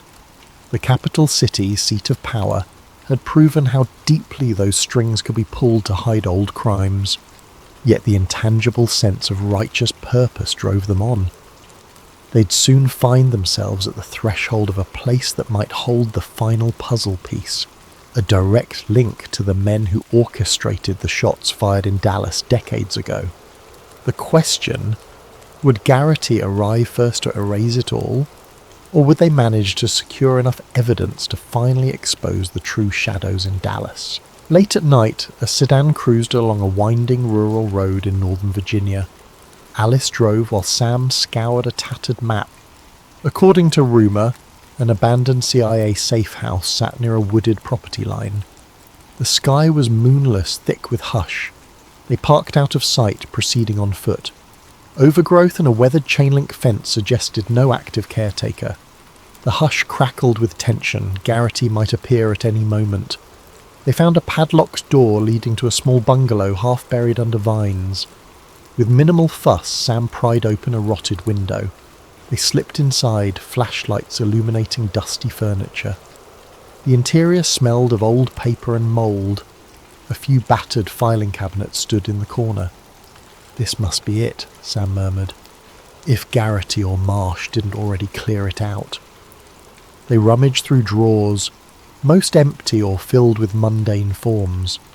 Then, behind a wooden panel, Sam discovered a hidden compartment. Inside, a slim metal box labelled Crosswinds. Alice's heart raced. Opening the box revealed typed memos referencing an executive action blueprint, detailing infiltration steps, discrediting certain personnel, arrangement of a staged assassin. Names included Oswald, General B, agency liaisons, and cryptic references to ordered by upper echelons with senatorial assurance. Even mention of Project Crosswinds culminating in Dallas, 11/22/63. Hard proof. The memos were signed off with coded initials. They carefully photographed each page, adrenaline surging. If authentic, these documents proved a portion of the CIA and political figures orchestrated JFK's death. Abruptly, footsteps crunched outside. They froze, lights off. A calm voice. "You two can't learn, can you?" Garrity.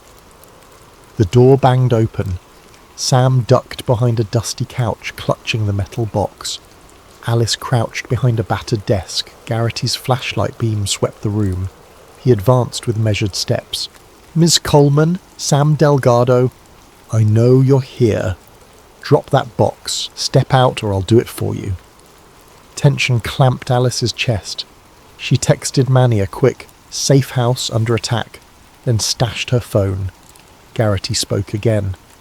"You realise you're meddling in national security? This is bigger than you. The country needs the official story intact." She glimpsed the silhouette of Garrity's pistol in the faint beam. Fear hammered in her, but she mustered courage. The memos must not be lost. Sam whispered to Alice, "I'll distract him. You slip out the back window with the docs."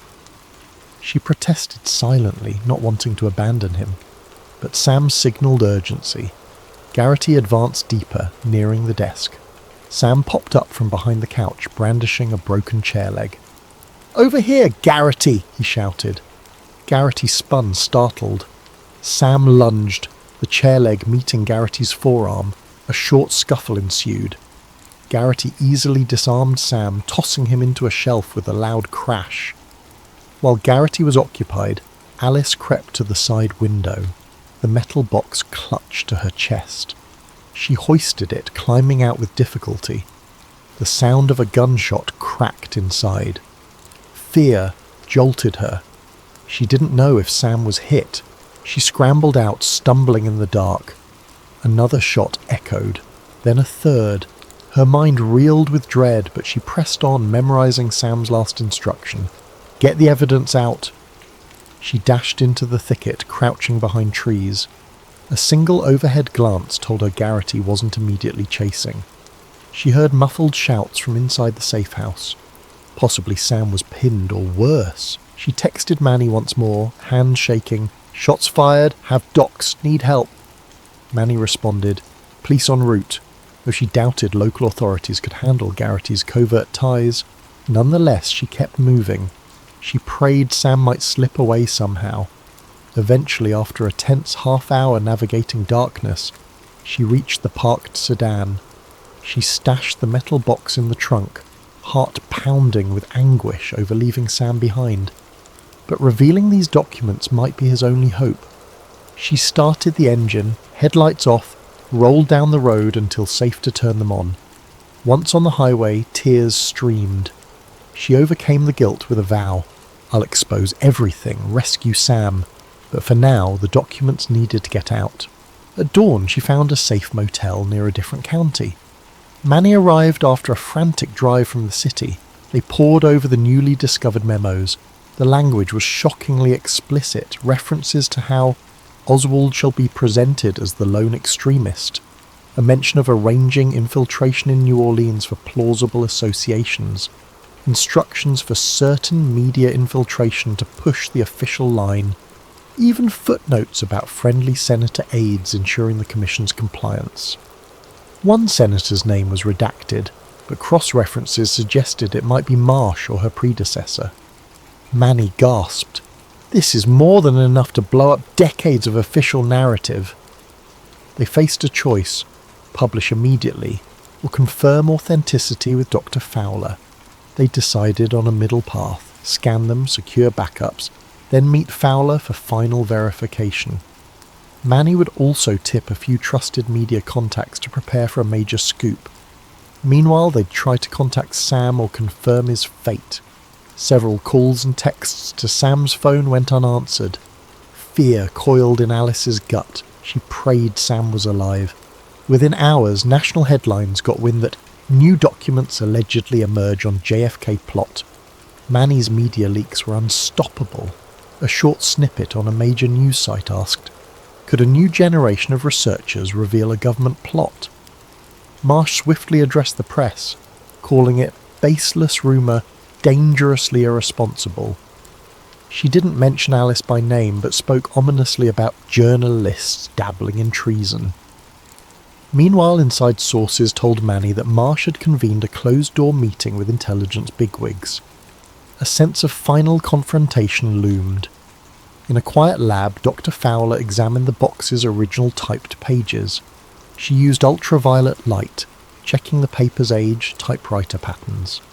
She concluded the documents were very likely from the early 1960s, consistent with official stationary watermarks, showing no sign of forgery.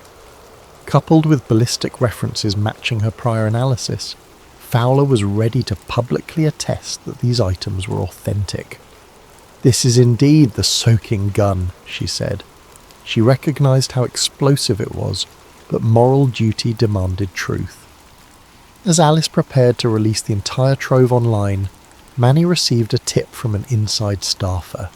Senator Marsh had demanded the FBI investigate the theft of classified documents. She might orchestrate a legal clampdown, brand them as national security threats. Also, Marsh had apparently engaged Thomas Garrity to track down the missing box. Meanwhile, Sam Delgado's fate remained unknown. A swirl of tension overshadowed the moment. Alice recognised once they pressed publish, they'd have no protective shield. The conspirators might act violently or use legal sabotage, but the only path was forward. Midnight approached. In a small safe-house apartment Manny had borrowed, Alice hovered over her laptop, hand trembling on the mouse. The digital scans of Project Crosswind's documents were queued. Manny nodded grimly. Dr. Fowler on speakerphone confirmed readiness to back them up with her ballistic evidence. With a single click, the entire trove would go public, open for the world to see. That moment was mere seconds away. In the hush, Alice recalled Sam's unwavering devotion, risking everything for the truth. She inhaled, pressed the button. The final part of their plan was in motion. They braced for a collision with Senator Marsh and Garrity, the culminating struggle to shatter a half-century of national deception. Within minutes of Alice uploading the Project Crosswinds documents, a ripple coursed through social media. Bloggers, conspiracy forums, and eventually mainstream news sites began echoing the key revelations. A CIA-led directive aided by certain army generals, culminating in the Dallas assassination.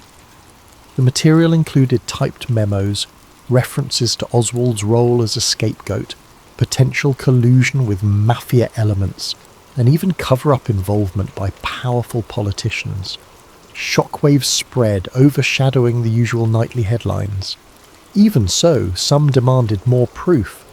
As dawn broke, the mainstream press hammered the story with headlines. Leaked memos suggest government plot in JFK killing. Authenticity under review. Senator Marsh fired back, issuing a statement. These so-called documents are unverified, illegally obtained. We must not let fringe conspiracy distract from real national interests. Yet behind the scenes, Marsh scrambled, summoning her legal teams, pressuring allies in intelligence to discredit Alice. A storm of official denials took shape, but Dr. Fowler stepped forth with her forensic analysis. She appeared in a short segment on a major network, carefully explaining the physical authenticity of the pages.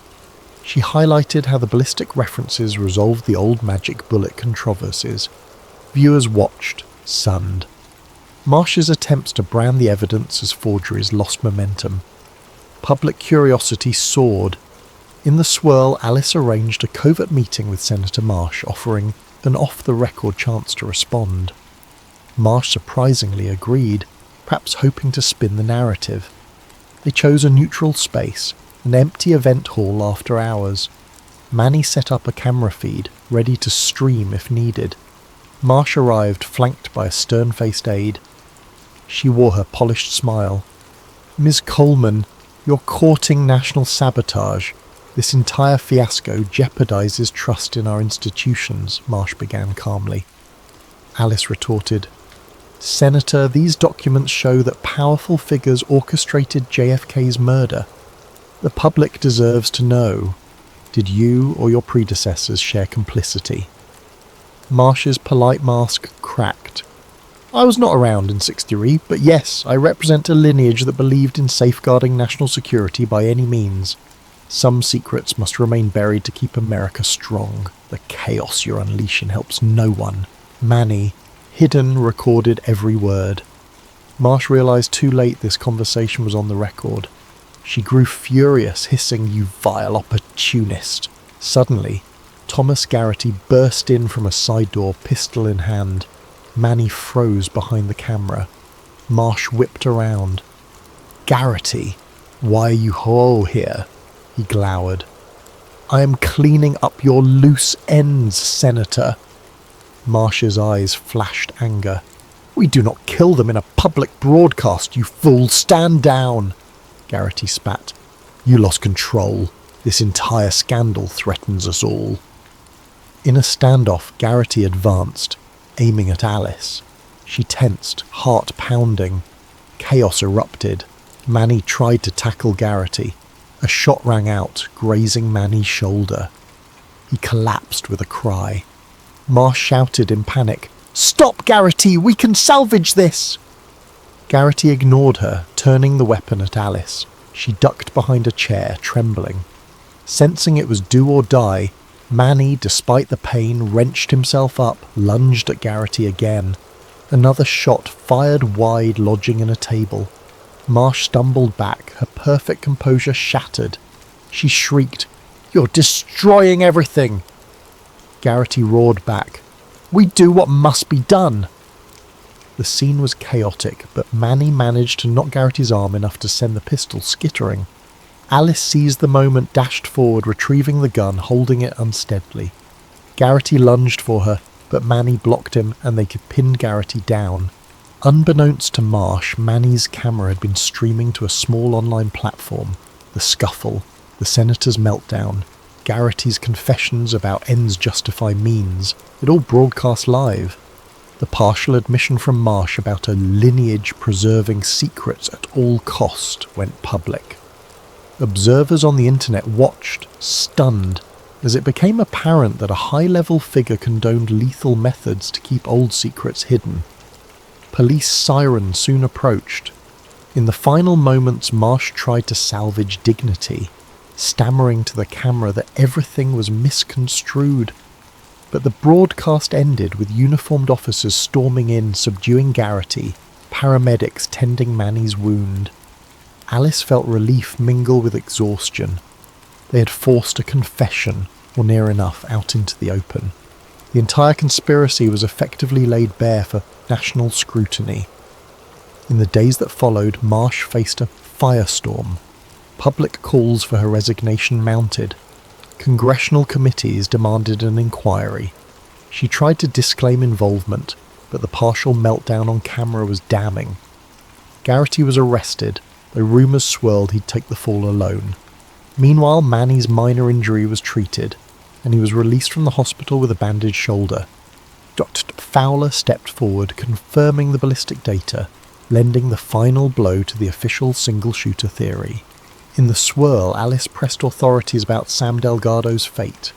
Garrity, under interrogation, grudgingly admitted Sam had escaped the safe house, wounded but alive. He'd fled, uncertain of his direction.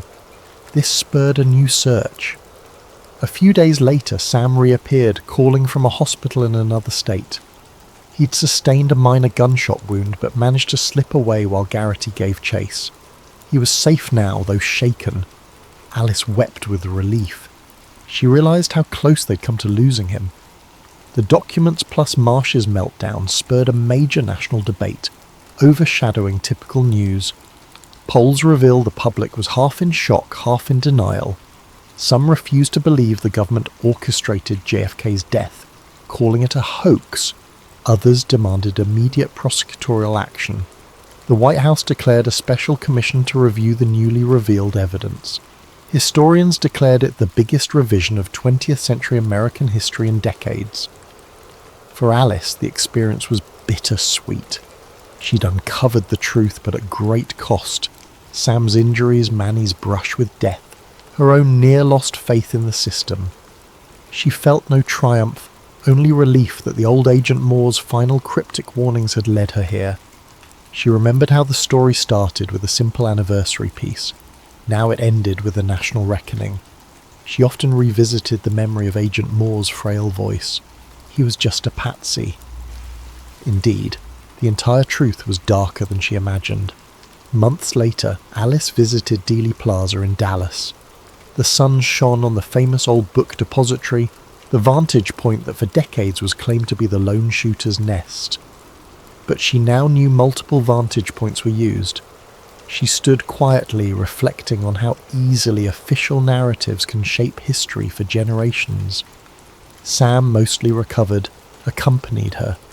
They laid flowers as a token for the memory of that day in 1963, for the watchers, the scapegoat, the complicity.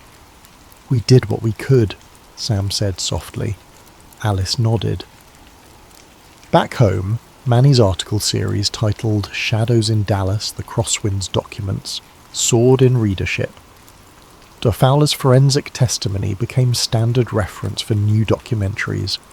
Garrity's trial ended with him scapegoated by the government apparatus, ironically reminiscent of Oswald's fate. Senator Marsh resigned under scandal, facing ongoing investigations that might or might not lead to convictions. Yet even with so much revealed, some corners of the public remained unconvinced. "It's too big," they said, or "we can't rewrite history now." But the seeds of truth, once planted, took root. Thus the final lines of the JFK conspiracy story were no simple conclusion. The revelation sparked endless ramifications, rewriting textbooks, fueling more controversies, forging a new acceptance that sometimes the greatest secrets can endure for decades, until a few persistent souls bring them to light. Alice Coleman, once a modest journalist assigned to an anniversary piece, had shattered a portion of national myth. The cost weighed on her heart, but the voice of her conscience said it was worth it. So concluded the saga of Shadows in Dallas, a conspiracy undone by unwavering determination, proving that in the end, even the darkest secrets can be forced to face the sunlight. Join us as we unravel what truly lies under those runways and behind those symbolic murals. Let's begin. Avery Barnes carefully navigated the bustling terminal of Denver International Airport, clutching a small digital recorder in one hand and a tangle of press passes in the other. She'd come ostensibly to cover a routine story about passenger satisfaction and the airport's new automated train system. But her real reason for being here was an itch in the back of her mind, a swirl of rumours, from suspicious murals depicting apocalyptic scenes to talk of hidden bunkers. She'd glimpsed swirling claims online about the DIA being a front for a New World Order base, replete with deep subterranean facilities. Most mainstream outlets dismiss such chatter as nonsense, but Avery was determined to see if there was anything more than smoke. As she walked, the overhead announcements droned about flights departing for Los Angeles or Chicago. In her line of sight, families lugged suitcases, business travellers strode with purposeful steps, and the background hum of rolling luggage formed a mild soundtrack. Overlooking it all was the airport's distinctive peaked roof, reminiscent of the Rocky Mountains. The modern architecture gave DIA an airy feel, but Avery noticed how even the bright lights and open spaces couldn't quell the sense of something off. Maybe it was the hush of security cameras overhead, or the sheer sprawl of the place, with corridors that seemed to lead nowhere. Her contact, Miguel Varela, had sent her a cryptic message the previous week. "If you want real evidence, come to DIA. I'll show you some locked-up expansions." She hoped he'd appear. She had zero illusions about how risky it might be for him, a long-time maintenance worker going on record about unusual construction sites. While waiting, she meandered toward the iconic murals near the baggage claim. She had read about them. Online conspiracies pointed to their alleged portrayal of global catastrophe, secret symbols, even cryptic references to Freemasonry. At first glance, they looked vibrant and whimsical, depicting scenes of children, doves, and strangely martial figures in others. Hardly definitive proof of a hidden agenda, but Avery felt a small chill. Something about the art was too surreal for an airport. A tap on her shoulder startled her. A young man in a plain uniform whispered, "Ms. Barnes." She turned, meeting Miguel Varela's anxious gaze. He beckoned her to follow him away from the main corridor. They ducked into a side hallway seldom used by passengers. The overhead fluorescent lights cast a sterile glow on the beige walls, the hum of an HVAC system echoing faintly. Leaning close, Miguel explained in a low voice, "We keep building expansions that go nowhere. Sealed corridors, huge subterranean sections not on official maps. Management is hush-hush. They tell us not to question, but it's bigger than standard baggage systems."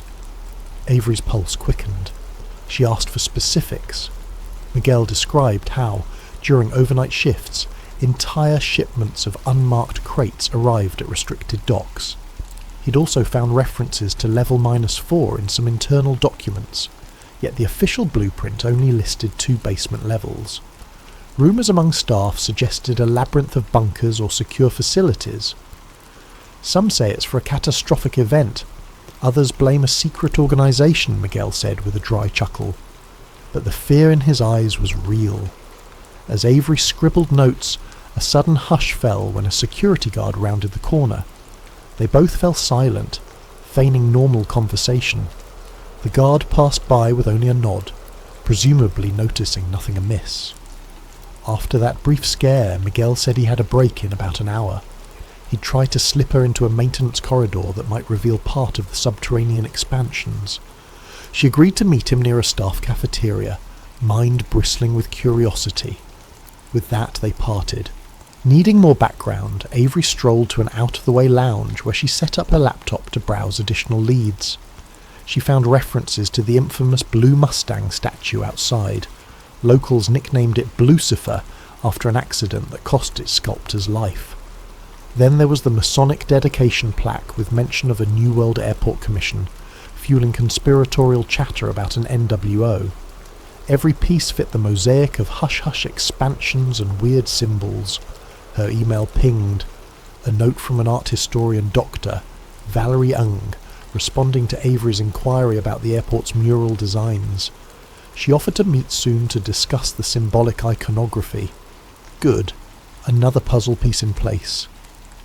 Time passed, and Avery made her way to the staff cafeteria.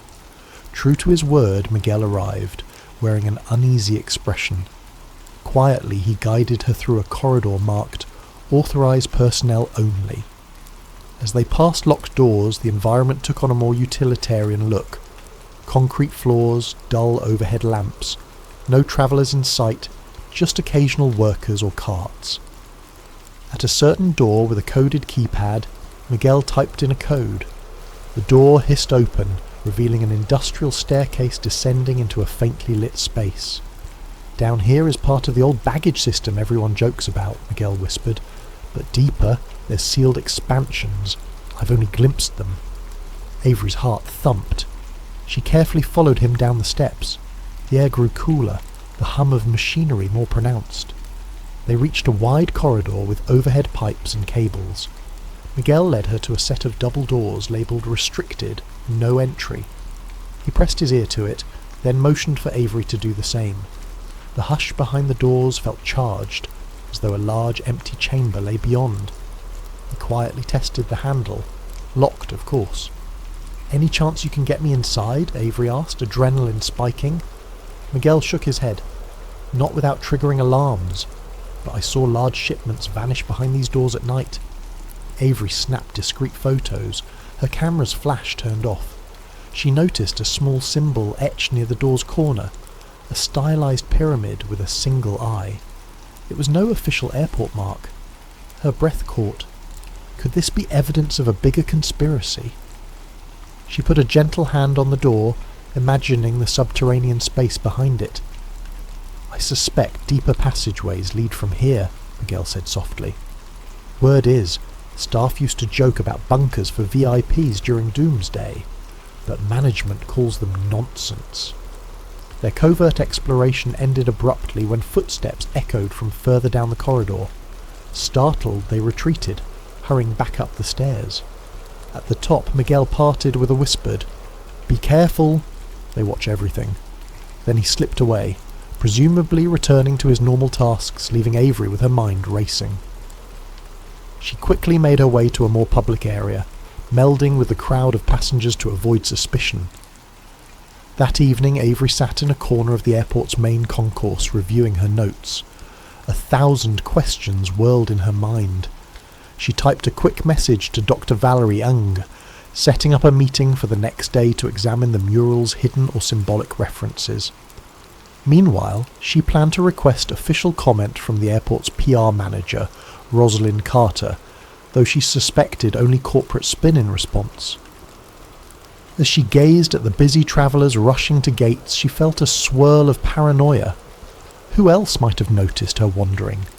Could there be watchers behind those tinted windows of the security offices?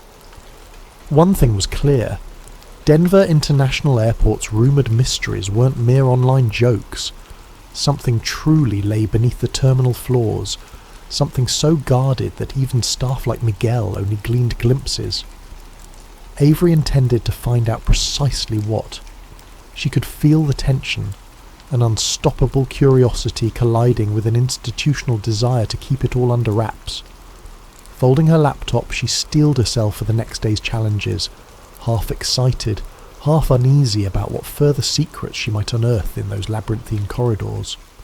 Early the next morning, Avery Barnes prepared herself to meet Rosalind Carter, the Denver International Airport's senior public relations manager.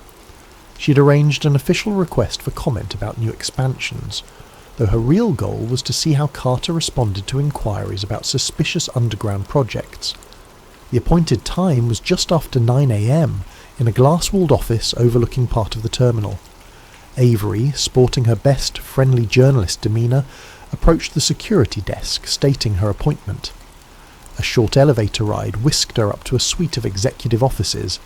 Rosalind Carter greeted Avery with a polished smile, her posture impeccable, eyes keen. She led Avery into a sleek conference room. Floor-to-ceiling windows revealed the vast runways and the iconic white tents of DIA's main terminal.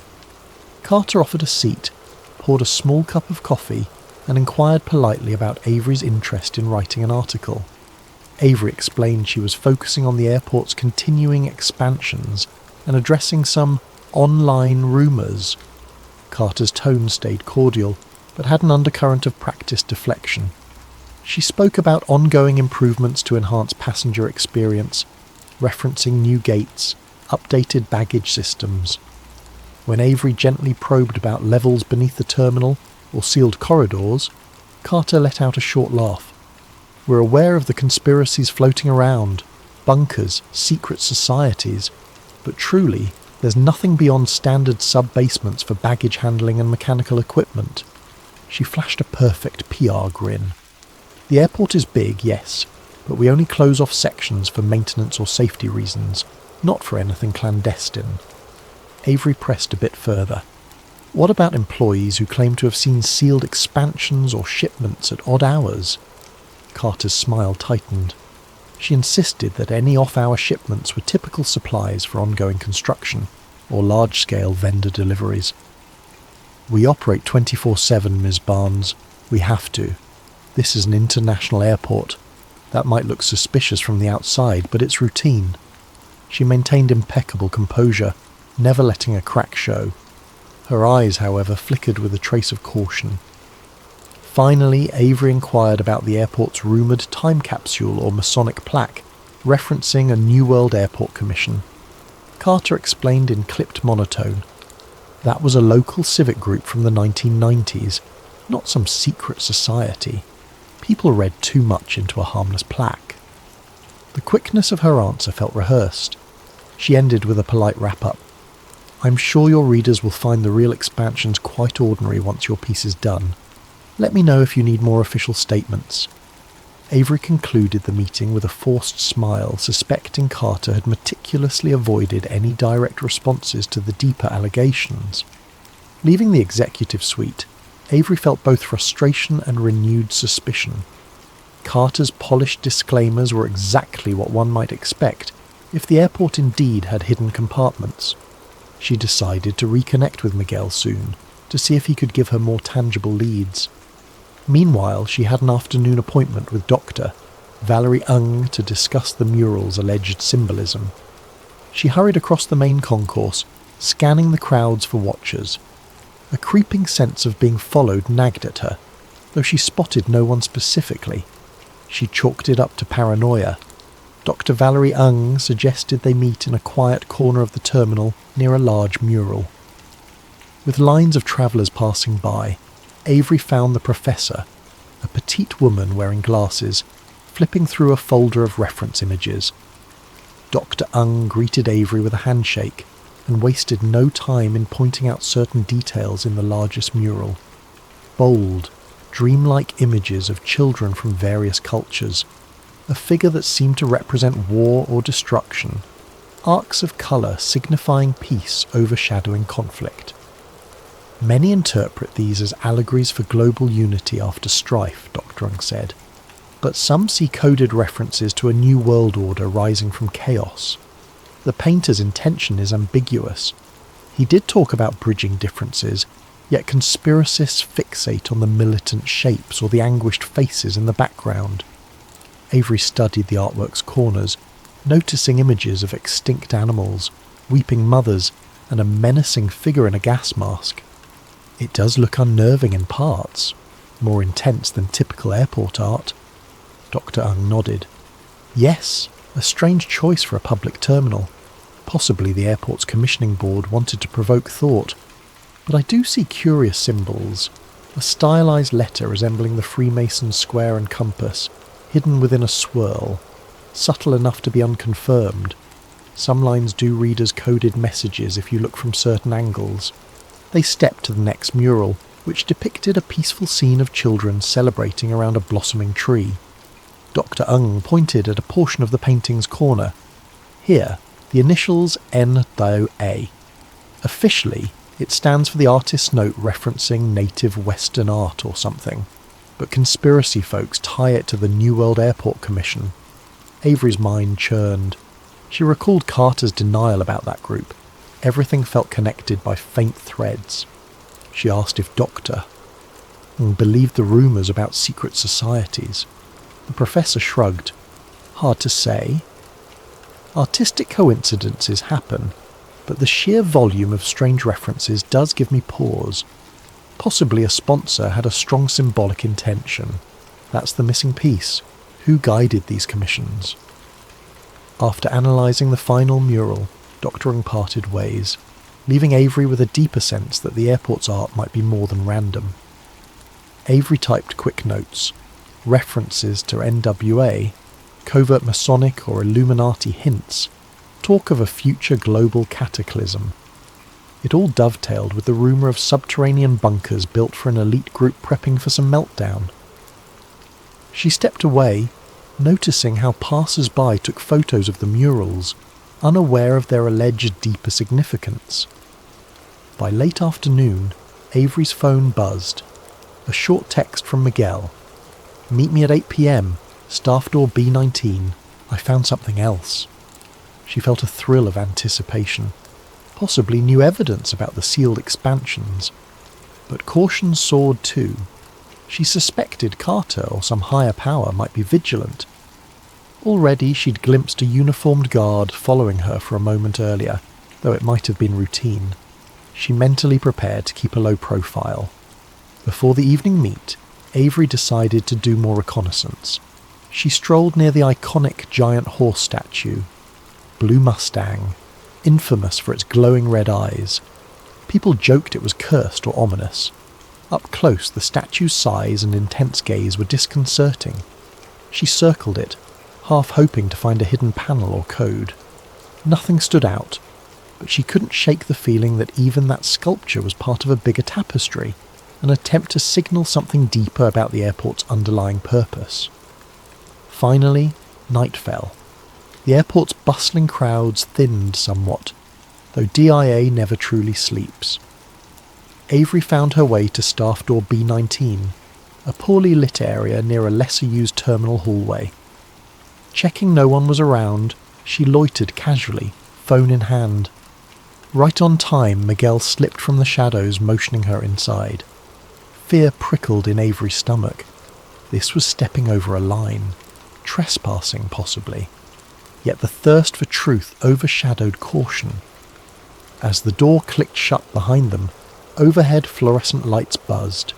She sensed the weight of unseen watchers. No turning back now. She followed Miguel deeper, preparing for the confrontation with real, hidden expansions or whatever secrets the airport's powers sought to bury. Under the flickering hallway lights, Avery Barnes slipped into the restricted corridor behind Miguel Varela, heart hammering at the risk. They both wore subdued clothing, hoping to pass for routine staff if spotted. The hush in these halls was eerie, far from the bustling main terminal. The echo of their footsteps seemed magnified, every scuff on the polished floor a jarring note in the quiet. Yet they pressed on, guided by Miguel's knowledge of certain door codes and maintenance routes. The corridor twisted downward, the environment gradually losing the crisp corporate facade. Exposed pipes, open wiring. They skirted caged areas holding large mechanical units and stacks of building supplies. The overhead hum from fluorescent tubes became more sporadic, some flickering or half dead. "The expansions start below sub-level 2, Miguel whispered. "Officially it's just more baggage infrastructure, but I've seen hints of deeper shafts sealed with heavy blast doors." Avery nodded, adrenaline flooding her system. At a nondescript steel door, Miguel halted. A short keypad glowed beside it. He typed a code. To Avery's relief, the light clicked green, and the door slid open with a mechanical hiss. The air inside carried a faint chemical tang, reminiscent of fresh construction or sanitized surfaces.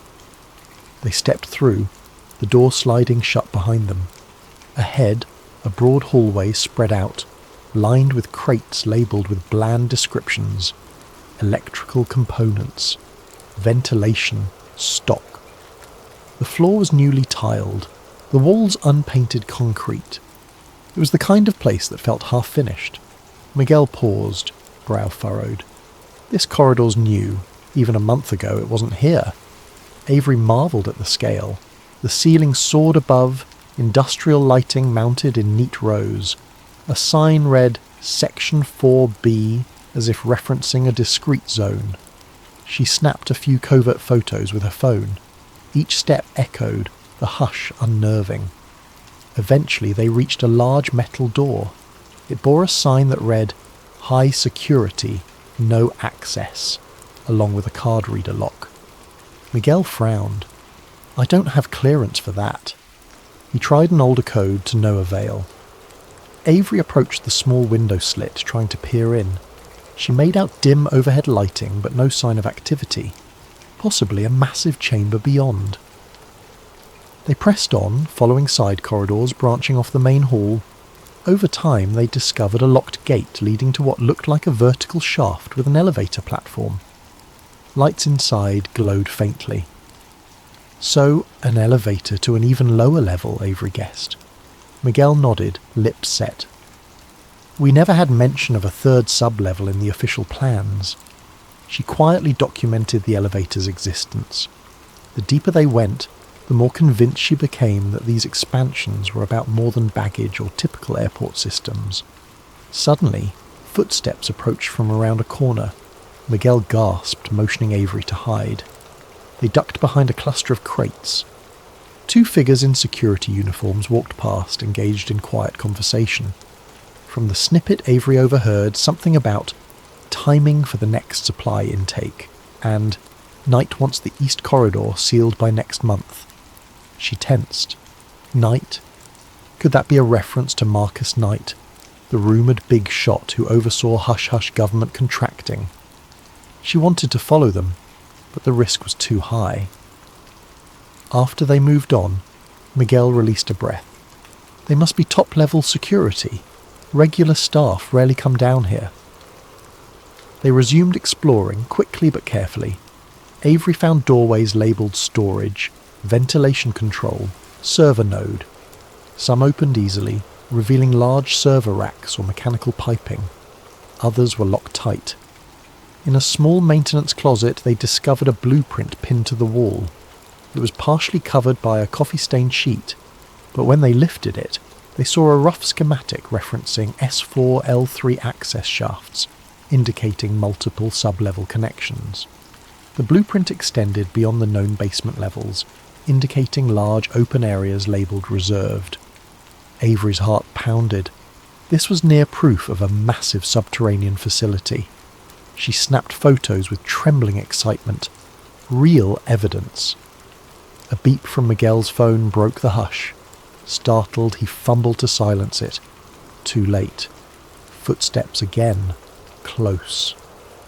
They extinguished the small overhead closet light, crouching behind a large shelf. A figure stepped into the closet, shining a flashlight. They froze, hearts in throats. The flashlight beams swept across pipes, nearly grazing Avery's foot. Thankfully, the figure didn't notice them, perhaps assuming the beep was random noise. The beam lingered, then retreated. The door closed. Silence returned, but adrenaline left them shaking. They realised they had to retreat soon or risk capture. Before leaving, they uncovered an old crate with cryptic labelling. Emergency ration, Series G, plus a date years in the future. That spiked Avery's intrigue. Who stores rations labelled for use years away, as though planning for a doomsday scenario? She snapped another photo. It was almost too bizarre. The idea that the airport might be a hub for an elite survival plan was starting to feel less outlandish. They made for the corridor exit, but along the way, a keypad beeped from ahead. They ducked into a side recess, turning off their flashlights. Two more security guards, each carrying sidearms, strode through. Avery recognised one from a distance. Rosalind Carter, the PR manager in an unmarked security uniform. She wore a stern expression, murmuring in an urgent tone to a colleague, "We can't let them leak any of these expansions. Knight is already reviewing the next shipments." The colleague responded, "We'll lock down all staff access. They can't wander in." Carter nodded, continuing down the hall. The revelation that Carter herself patrolled these restricted areas, wearing a different persona, hammered home how big this cover-up was.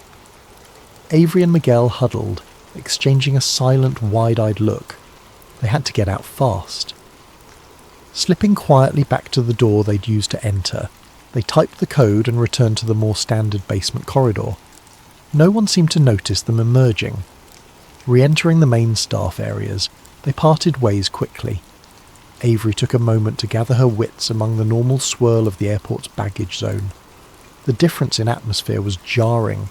Above ground, travellers scurried, shops displayed souvenirs, a facade of normalcy overshadowing the hush below.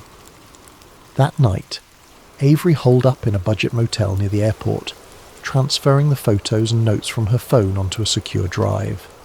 She typed a summary: extensive sub-level expansions, elevator shafts leading to unlisted floors, crates of emergency rations, presence of armed security beyond normal staff.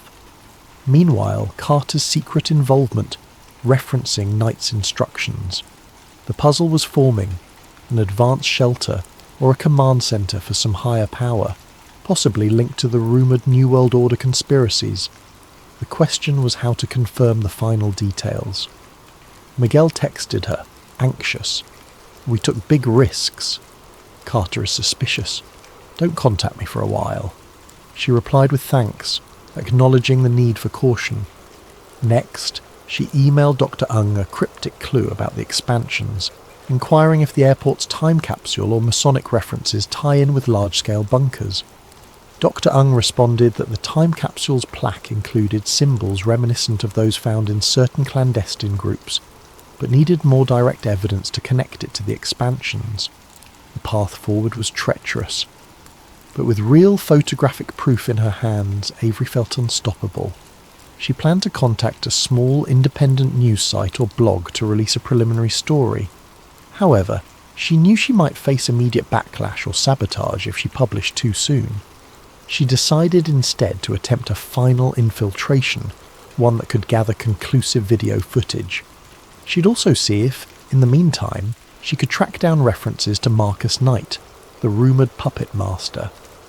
Resolving to hold her nerve, she settled in for a restless sleep, half dreaming of corridors beneath the airport, where every locked door concealed a piece of a grand conspiracy. Tomorrow, she would push further, or risk losing the chance to unmask the truth entirely. Morning brought Avery Barnes a subdued sense of urgency. Over coffee at the motel, she reviewed her phone notifications. A message from Dr. Valerie Ung, offering to meet at the airport's infamous time capsule marker. Another from an anonymous address read simply, "Be careful, they know." The short note cast a chill over her. Possibly a friend of Miguel or a concerned insider. She exhaled slowly, steeling herself for another day in the belly of the beast. Returning to DIA, she found it as busy as ever. Travellers hustling, overhead announcements echoing. She kept her camera gear discreetly stowed in a shoulder bag. Dr. Ung awaited near a subdued corner of the main concourse, close to a stone marker with a Masonic symbol. That marker, Avery recalled, was said to mention the New World Airport Commission. Conspiracy forums fixated on it, believing it indicated a hidden sponsor behind the airport's design. Dr. Ung greeted her with a polite nod, then quietly pointed out the inscriptions. The plaque indeed read, "Dedicated to the people of Colorado, the New World Airport Commission," referencing a date in the mid-1990s. The Masonic square and compass insignia sat in the corner. A time capsule was rumoured to lie beneath it, to be opened decades later. While passers-by strolled by without a second glance, Avery snapped photos, Dr. Ung providing commentary in a low tone. Masonic influences do appear now and then in public projects, but usually it's overshadowed by typical civic stuff. Yet the phrase New World Airport Commission is truly odd. No official record of that group existing outside DIA documentation. It does feed the speculation that some elite collective quietly guided the project. She touched the plaque lightly. Some say inside the time capsule are hints of this global or New World Order plan. Avery's mind connected the dots. Hidden expansions, Masonic references, hush-hush shipments. She asked Doctor if the symbol matched some of the shapes from the murals. The professor nodded. Yes, it's the same stylized geometry. The artist used shapes reminiscent of Masonic angles in background corners. Possibly a coincidence, but in total, it's suspicious. Dr. Ung then offered a slender envelope. I dug up older press photos from the airport's grand opening. Some shots show the site with deeper excavation than official stories mention. Might be relevant. Avery thanked her, glimpsing the black and white prints of huge pits, seemingly deeper than typical infrastructure demands. More fuel for her story. Their quiet meeting ended abruptly when a uniformed guard approached, politely but firmly asking them to clear the area for staff cleaning. A mild excuse, but Avery recognised they might be monitored. She parted ways with Doctor, promising to share any final revelations. The professor told her to be cautious. Rumours circulated among local academics about how persistent investigators into DIA's mysteries sometimes found themselves blacklisted or visited by officials. Avery ducked into a restroom, checking her phone. Another message from Miguel. I can't talk more. Carter's men are onto me. But meet me at the far end of Concourse C at 10 p.m. if you want the final route to the sublevel. Knight might be here tonight. She swallowed, nerves flaring. So this was it. The final infiltration. The attempt to catch Marcus Knight in the act. She suspected the conspirators were stepping up security. If she got caught, it could be catastrophic. Her heart pounded, but if she truly wanted to blow the lid off the subterranean expansions, she needed that conclusive footage or direct confrontation. Throughout the afternoon, she prepared quietly, clearing memory space on her camera, backing up her existing photos to a remote cloud, drafting a short article skeleton in case she had to publish quickly. She arranged for a trusted blogger contact to receive her evidence if she went offline. The sense of a final stand weighed on her. Meanwhile, a recurring paranoia dogged her. Any uniformed staff might be an agent of Carter or Knight. She tried not to meet eyes with passing security, maintaining a normal facade by sitting in a coffee shop or strolling the terminal shops. Evening fell, the terminal's hustle gradually thinning. The overhead lights dimmed in certain sections. Avery kept close watch on the time. At 9:45 p.m, she slipped toward Concourse C, aware that late flights still disembarked, but traffic was quieter. She found an out-of-the-way corridor near some service rooms. At 10 sharp, footsteps approached. A tense-faced Miguel glancing over his shoulder. He whispered, "We don't have much time. Knight is rumoured to do an inspection or meeting in the sub-lower expansions. Let's move." He led her through an employees-only corridor. This time they bypassed a standard checkpoint by following a narrow passage behind mechanical piping. Overhead fans whirred in a subdued roar, the temperature dropping a bit. They surfaced at a security door with a numeric keypad. Miguel typed in new codes, presumably gleaned from some updated staff log. The door beeped. They slipped in. Darkness reigned, lit only by an emergency bulb. Avery's heart hammered with the knowledge that any camera footage might blow her entire investigation wide open. Descend. The corridor led to a freight elevator. Miguel produced a keycard, scanning it. By some stroke of luck, it worked. The elevator shuddered downward. The panel displayed no floor numbers, just a blank readout. As they descended, the hush thickened. Only the hum of machinery thrummed in the background. When the doors slid open, they stepped into a wide sub-level corridor, quite unlike the standard basement. The space was furbished with advanced electronics and thick cables running overhead. The overhead lights had a faint flicker. Avery quietly turned on her camera, hoping to capture raw footage. Miguel pointed to a far corner with large metallic doors. That's a main security checkpoint deeper in. Knight might be inside. He motioned her to keep quiet. They advanced slowly, each step almost painfully loud. The corridor branched. They glimpsed crates labelled sustainment stock stacked high. Another sign read, "Personnel lockers, restricted." A series of tinted windows faced an interior chamber, dimly lit, where a handful of black uniformed guards conversed. Among them, Avery recognised the silhouette of Rosalind Carter.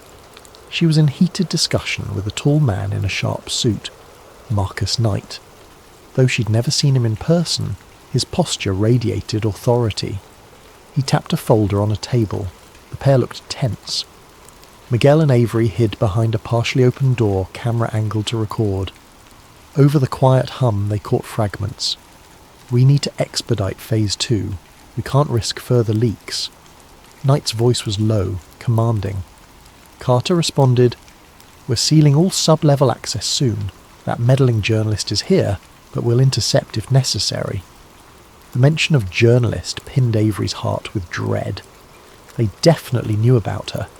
She kept filming, controlling her breathing. Then a beep and footsteps. A guard approached from behind, having spotted or sensed movement.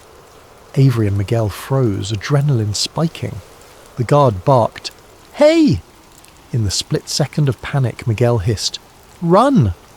Avery clutched her camera, pivoting down a side corridor. The guard gave chase. Miguel tried to block him, pushing a rolling cart into his path. The guard stumbled, cursing. More voices shouted. Carter and Knight might have heard the commotion. Alarms beeped, a swirling red light illuminating the corridor. Avery found a door half ajar, darted inside. Another hallway, possibly an emergency exit route, leading to a flight of metal stairs. Behind her, footsteps pounded. She glimpsed a second guard, weapon drawn. The hush now overshadowed by harsh warnings.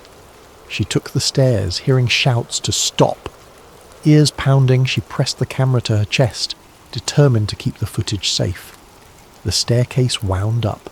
She prayed it led to an exit, or at least an unguarded zone in the standard basement. She heard no sign of Miguel behind her.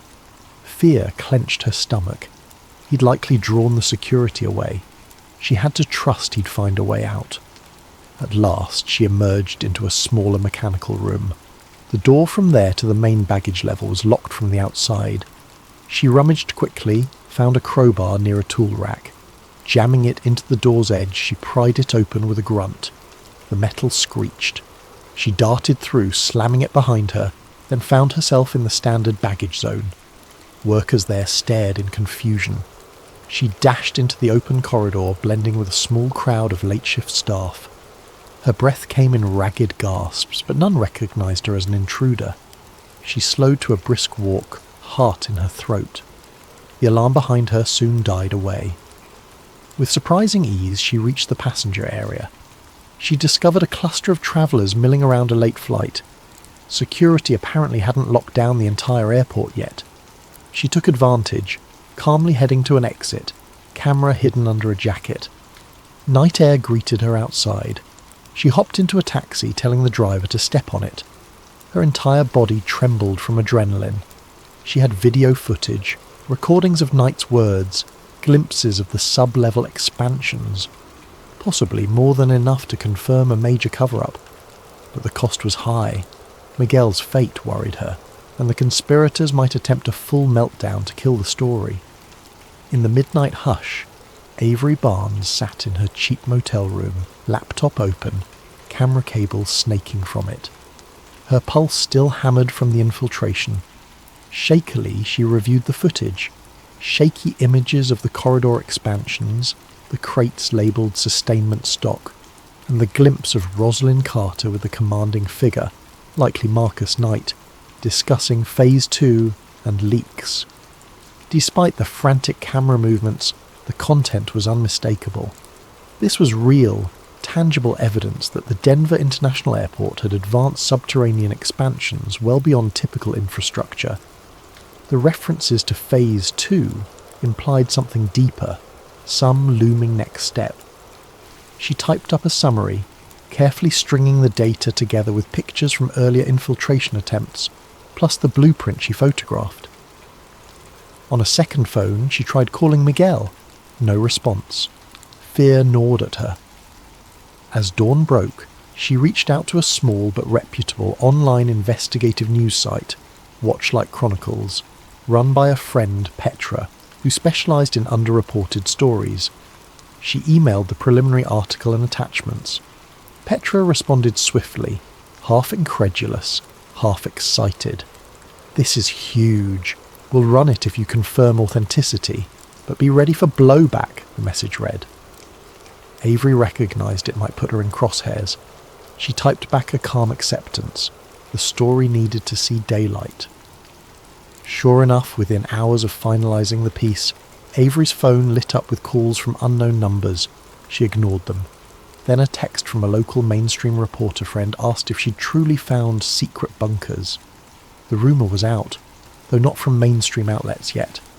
Avery decided to do one better. She'd hold an informal press conference or a streaming session the next morning from a location near the airport.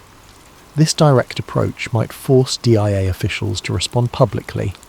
She found a cafe near downtown Denver that offered a private back room.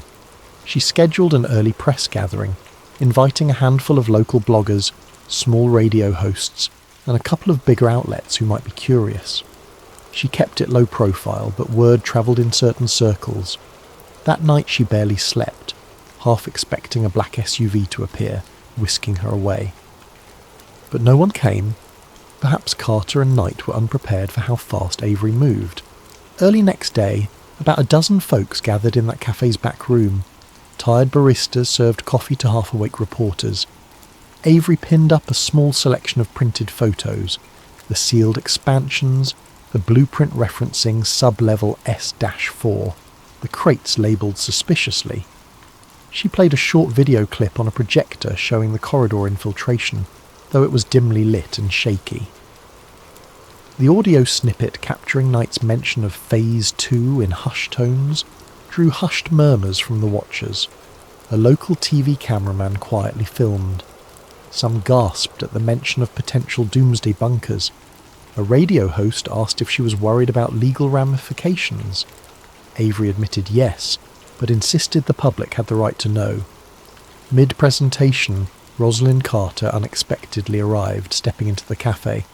She wore a cool, composed expression. "Ms. Barnes," she said in a loud, disapproving tone, "what you're doing is reckless." The small crowd parted, tension thickening. Carter launched into damage control. These so-called expansions are standard mechanical sublevels.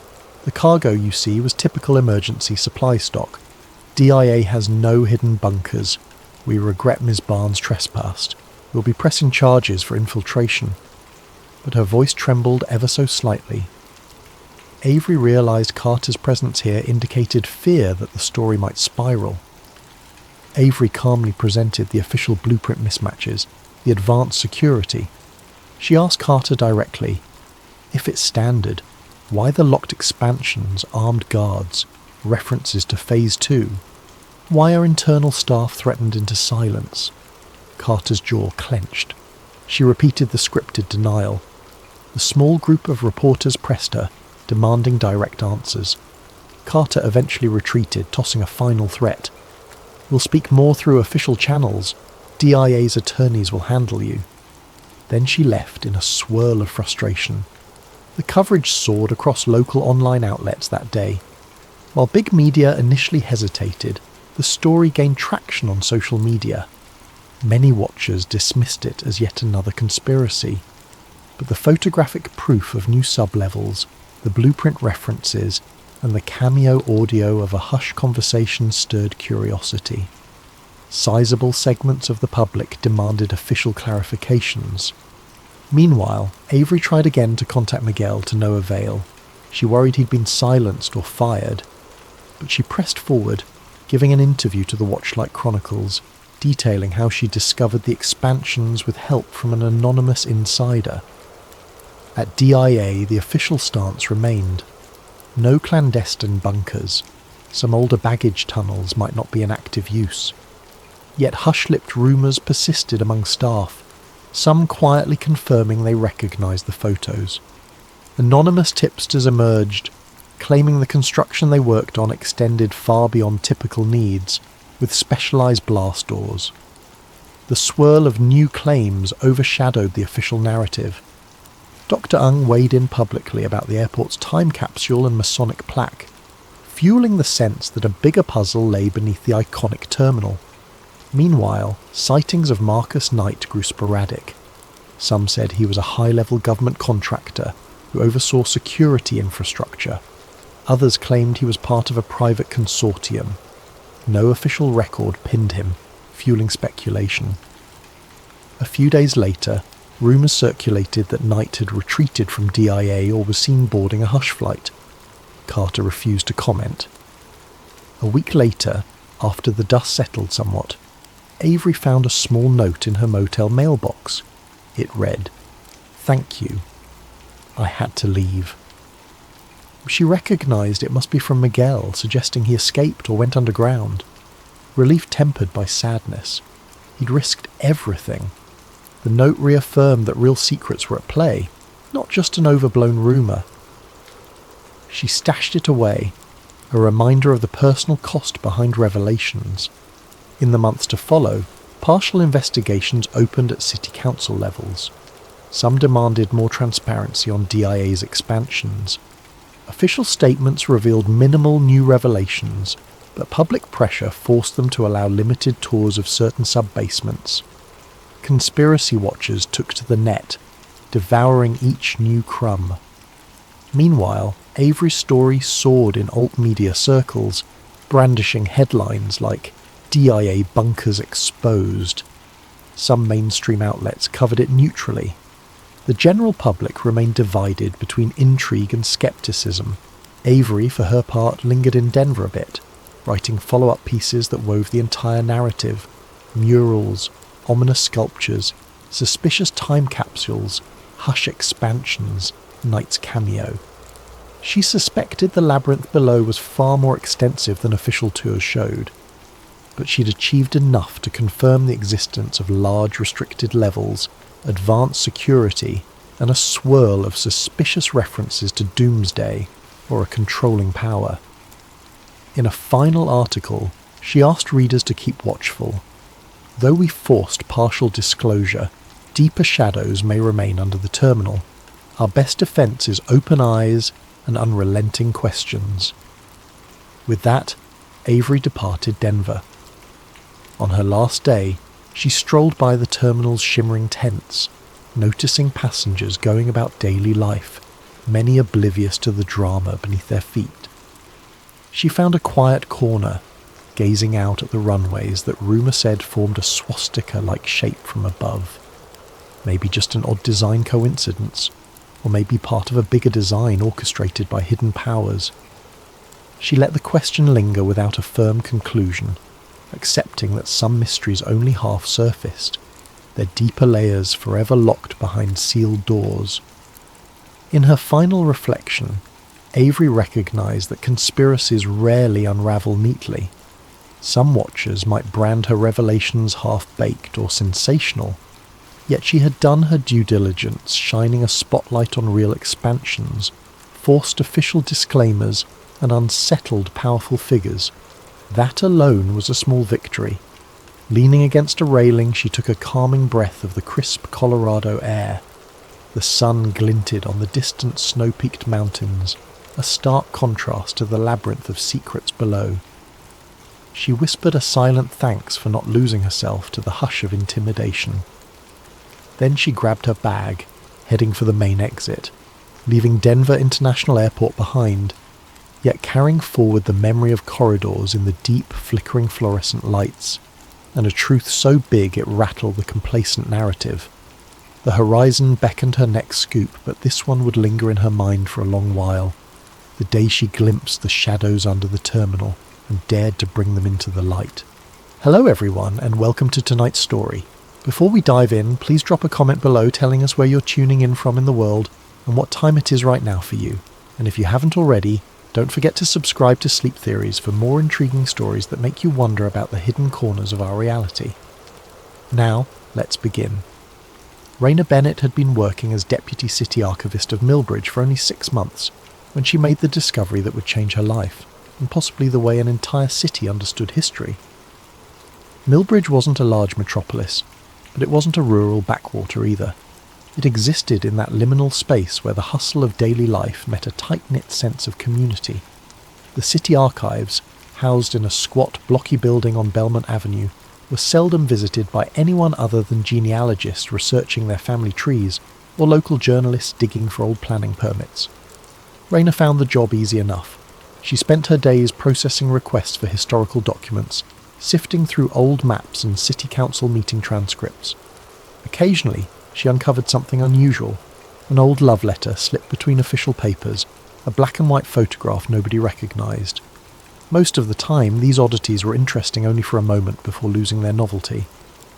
But on this particular afternoon, as she was reorganising a set of mislabelled boxes in the far corner of the archival storage room, she discovered a sealed cardboard box with no official city label. Its only identifying mark was a handwritten scrawl in black marker, Renewal 2008. Curious, she opened it carefully. Inside, she found a set of tapes, actual videotapes, labelled with cryptic codes, OBJX, TT Preel, and OPCVR. There were about 7 in total, some in battered plastic sleeves. All had a city seal that looked legitimate, but none bore any standard reference number. Puzzled, Raina dusted them off and placed them gingerly on her sorting cart. She walked the short distance down the hall to the seldom-used media viewing room. This small windowless chamber contained a dusty old VHS player and a handful of monitors. Almost nobody used the old equipment anymore, but the city archivist kept them around for just such an occasion. Raina shut the door behind her, took a seat, and inserted the first tape labelled TT-Preel into the machine. At first, the footage was grainy. An off-centre camera angle revealed a table in a stark fluorescent-lit room. She saw a man, seemingly middle-aged, wearing a dark suit. Another figure, off-screen but possibly behind the camera, cleared their throat. A voice said, "This is an official record for the eyes of top-tier clearance only." After a few more seconds of distortion, the man in the suit leaned forward and began to speak. The events of September 11th, 2001 must remain consistent with the narrative approved by the Commission. The public is not prepared for the alternatives that might arise should these details become scrutinised. Our team has successfully... The tape froze in a burst of static. Raina's heart pounded. She carefully ejected the cassette and inserted the next one labelled Object X. This time, the footage showed documents scattered across a table. Technical diagrams flashed on screen, some referencing the structural components of the Twin Towers in New York, with notations hinting at internal shaping charges. The plans bore official-looking stamps and engineering seals, but it was impossible to read them clearly. Words like demolition, support columns, and materials analysis were repeated. Raina had read internet theories about 9/11 conspiracies, controlled demolition, holograms in the sky, missiles disguised as planes, but she'd always assumed these were fringe ideas. Nonsense. Yet here, in front of her, was something that looked alarmingly official. Her mind spun. These tapes appeared to suggest a cover-up linking local city officials to an alternative explanation of the 9/11 attacks, one that aligned more with conspiracy theories than with the official story. The next tape was labelled OPCVR, short for Operation Cover, she wondered, but the tape was jammed, refusing to play. Overwhelmed, Raina realised she needed to step back. The very idea that these tapes existed in her small city's archives was surreal. Why would a town like Milbridge have records that even hinted at a cover-up of the most scrutinised and monumental event of the early 21st century? She checked the hallway to see if anyone was around. Certain her face must have been pale as a sheet. The corridor was empty. Everyone else was likely getting ready for the weekend, finishing up their Friday tasks. She decided to lock these tapes in her personal storage cabinet and investigate further on her own time. As the evening sky darkened, she signed out of work, her thoughts racing. Raina didn't know if what she'd seen was real, staged for some reason, or part of some elaborate hoax. But she suspected the tapes might be connected to city officials, past or present, who had ties to certain nationwide agencies.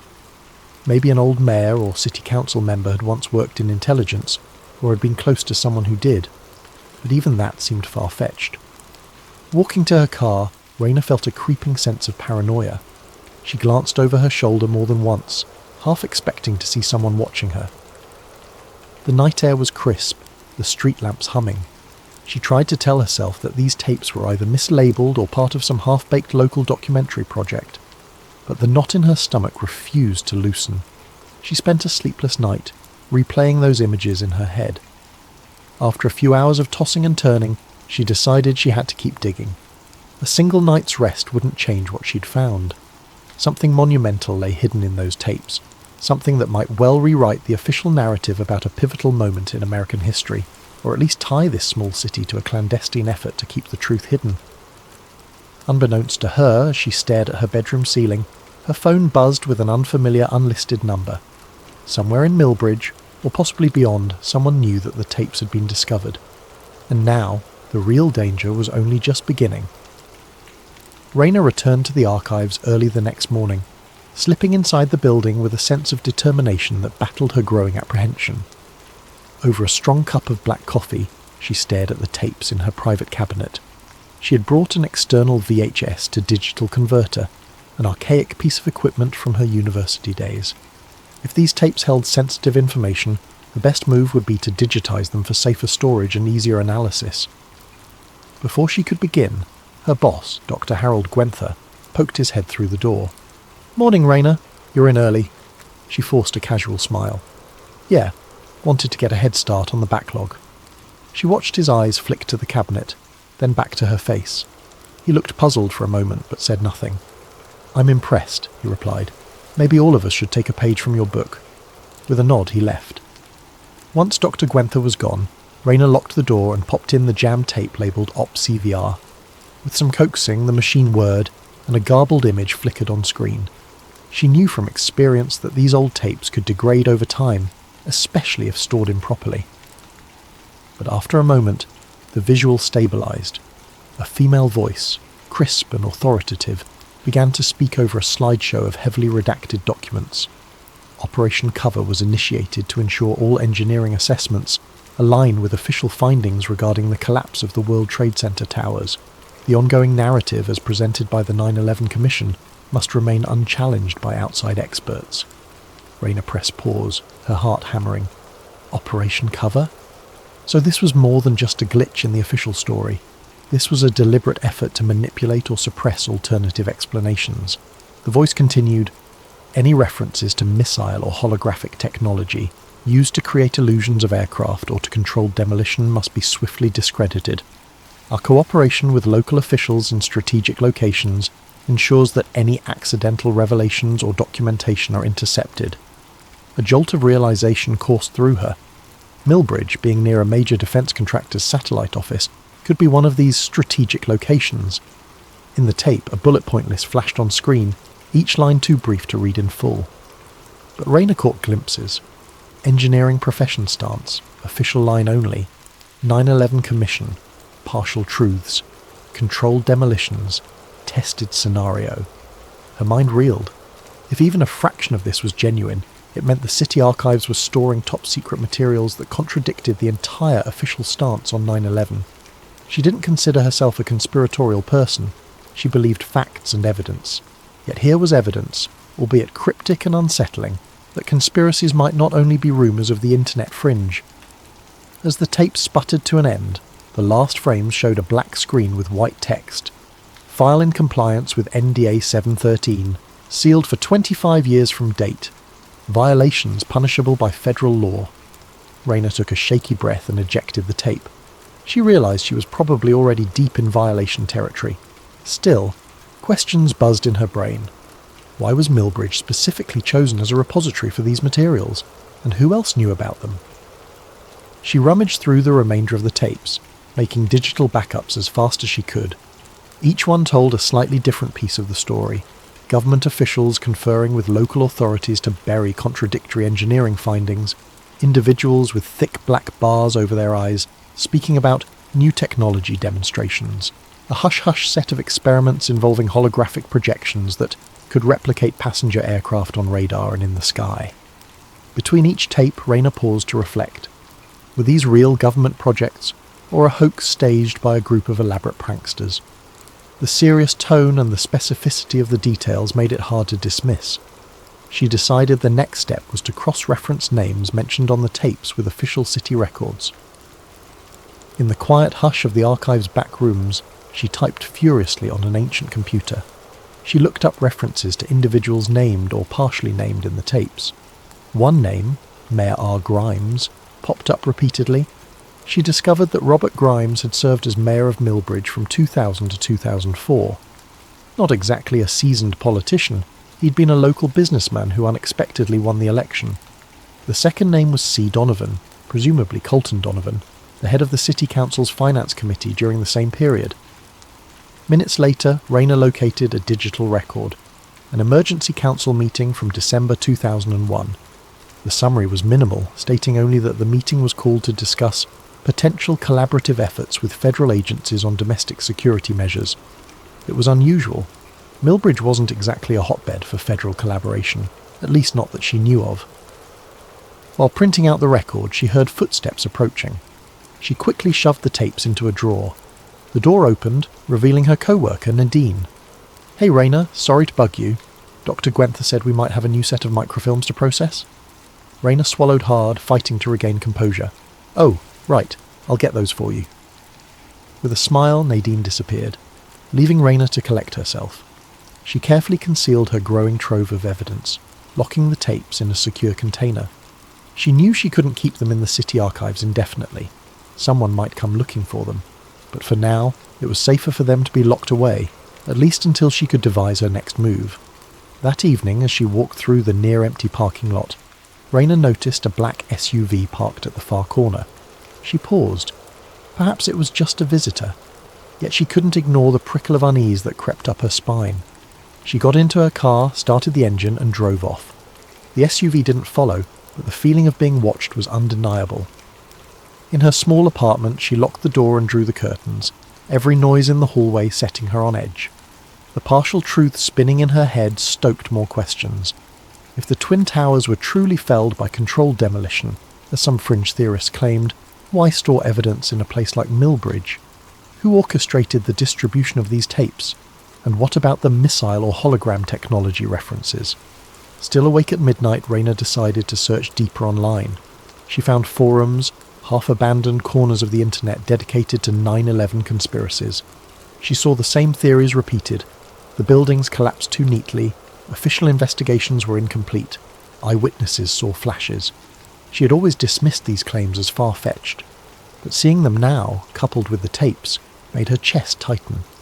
The reoccurring suspicion was that 9/11 involved illusions, perhaps a mixture of real planes and advanced technology to ensure total devastation. Clicking through old newspaper clippings, she discovered a small note. September 15th, 2001.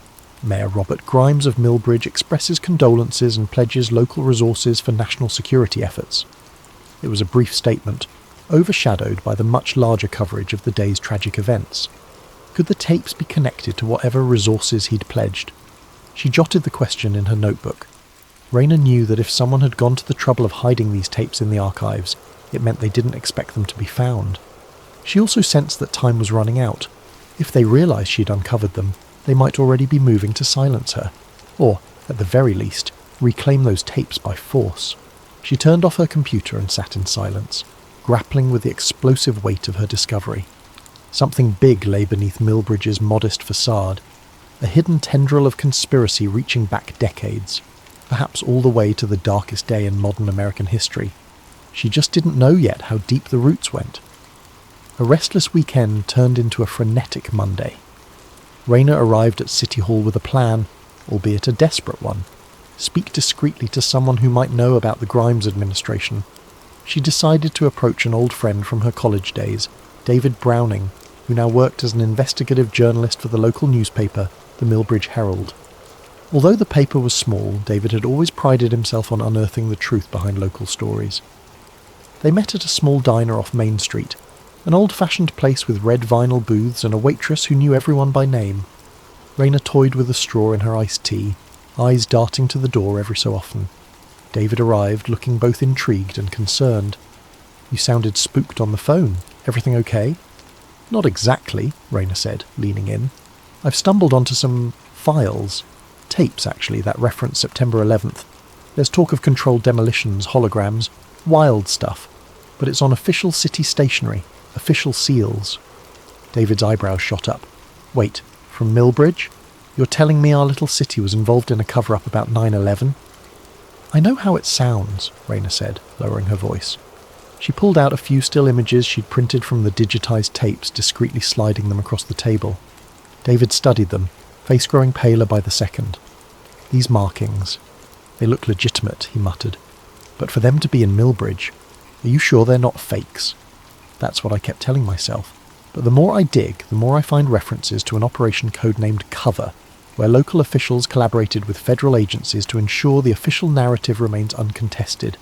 Former Mayor Robert Grimes is mentioned by name. David whistled softly, glancing around to make sure no one was listening. Grimes was always a bit shady. Rumours said he had connections in Washington, though nothing was ever proven. People thought he'd use those connections to secure federal grants for local projects. But to be involved in something like this? Rayner nodded. I need your help verifying some of this.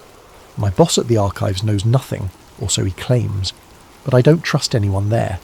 There's also this guy, Donovan, who was on the finance committee. I can't find a trace of him after 2005. It's like he vanished.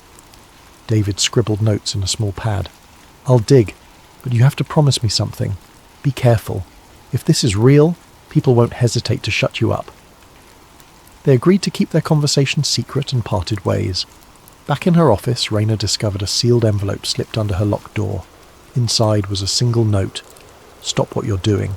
It's bigger than you. This is your only warning. Her stomach turned. She had no idea who sent it, but the message was crystal clear. Part of her wanted to run, leave the tapes alone and pretend she never found them. Another part, fueled by indignation, urged her to stand firm. She recalled the intangible weight of those tapes, their potential to rewrite history, or at least expose a hidden piece of it. Could she really walk away? That night, David called. I found something, he said, voice trembling with excitement. A payment record from 2002, authorised by Mayor Grimes for a contract to a Pinnacle research group. The weird part is that this group specialised in advanced imaging technology. It doesn't make sense for a small city to hire them. There's no public record of any imaging project here. Advanced imaging technology. The word hologram from those tapes echoed in Rayner's mind. So the city might have funded part of a hush-hush technology test? It's possible, David responded. But there's more. Grimes personally accompanied federal agents to some demonstration, according to an old newspaper mention, though the article is vague on what it was about. I'm still digging, but it aligns with the theory that they were showing off or testing some high-level technology. Rayner thanked him, her pulse racing. She spent the next hour pacing her apartment, phone in hand, before deciding she needed fresh air. The moment she stepped outside, she noticed that same black SUV creeping along the curb. Its tinted windows were rolled up, the license plate partially obscured by dirt. When she made eye contact, it sped away. The next morning, she arrived at the archives to find Dr. Gwenther waiting by her office. Ms. Bennett, I need to speak with you, he said. His usually affable demeanour was replaced by something cold and formal. We've received a complaint. Someone reported you'd been accessing restricted materials without authorization. Rayner's throat went dry. Restricted? These were just mislabeled boxes. I'm the archivist. It's my job to catalogue and review them. He sighed. I understand, but the complaint specifically mentioned tapes that require federal classification clearance. Are you aware of such materials? She forced her expression into one of wide-eyed confusion. I've never heard of that. Are you sure it's not a mix-up? The box I found was unlabelled or mislabelled. Dr. Gwenther looked uncertain, but there was caution in his eyes. Let's proceed carefully. I've been told we have to surrender any suspicious or unidentified items to an external review team by the end of the week. An external review team. That would mean the tapes would be whisked away to some black hole, never to be seen again. For a moment, Rayner considered revealing everything to Gwenther, but the note's warning played back in her mind. She decided to pretend ignorance. Of course, I'll gather everything I found, she said. If I come across anything questionable, I'll let you know. She spent the rest of the day discreetly transferring the digitized files onto multiple flash drives. If the original tapes disappeared, she wanted backups. By early evening, her nerves were frayed. She checked her phone to see a text from David. Need to see you. Big update. They met in a deserted park by the river. Dusk was settling in, and warm streetlights cast shaky reflections on the water's surface. David, wearing a hoodie pulled low over his face, had an almost conspiratorial look about him. I connected with a friend at the county records office, he said, voice hushed. There's a sealed set of documents referencing a special council directive, signed by Grimes. The directive was about relocating or archiving sensitive federal materials in exchange for federal development grants. The city essentially got hush money, and guess what else? Donovan was the liaison. After leaving City Council, he somehow joined a consulting firm in Washington. No trace of him after 2005 is a cover. He's not vanished. He's just operating under a different identity. Rayna's eyes widened. So the city knowingly stored these tapes, the ones referencing September 11th conspiracies, in exchange for funding. Why? David shrugged. Maybe to keep them off the radar in a nondescript place, overshadowed by bigger cities' archives. Or maybe they were planning to destroy them but never did. A sense of vindication mixed with dread. So far, everything lined up. The hush-hush contract, the hidden tapes, the reference to advanced imaging or holograms that might have been tested.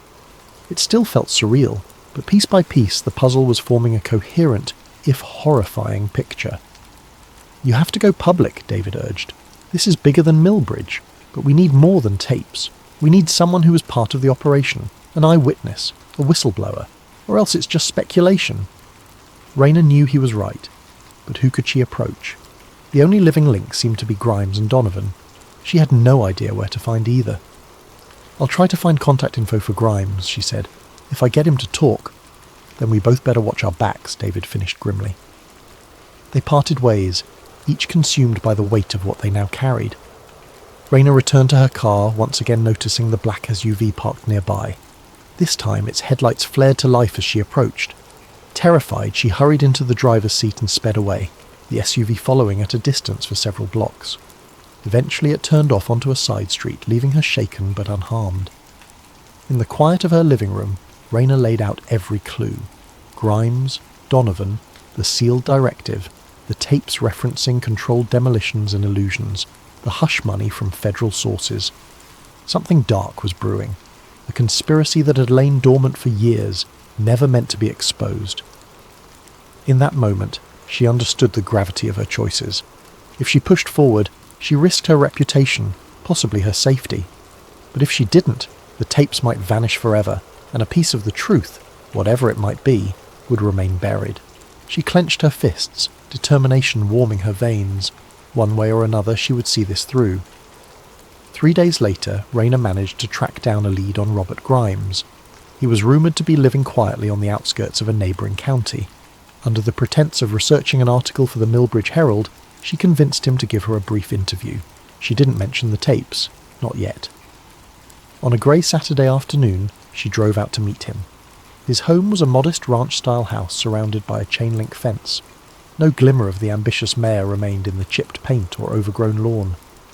Rayna knocked on the door, half expecting no answer. But a moment later the door cracked open to reveal an older man with stooped shoulders and weary eyes. "You must be from the newspaper," he said. "Come in." The interior was dim, smelling faintly of old coffee and dusty carpets. She followed him into a small living room, where he motioned for her to sit on a worn sofa. "Mr. Grimes, thank you for agreeing to speak with me," she began. "I'm working on a piece about notable past mayors of Milbridge and their contributions, especially around the early 2000s. He coughed, a raspy sound. "Contributions. That's a charitable word. I did what I had to for Milbridge, but people never understood." Rayna leaned forward, deciding to take a calculated risk.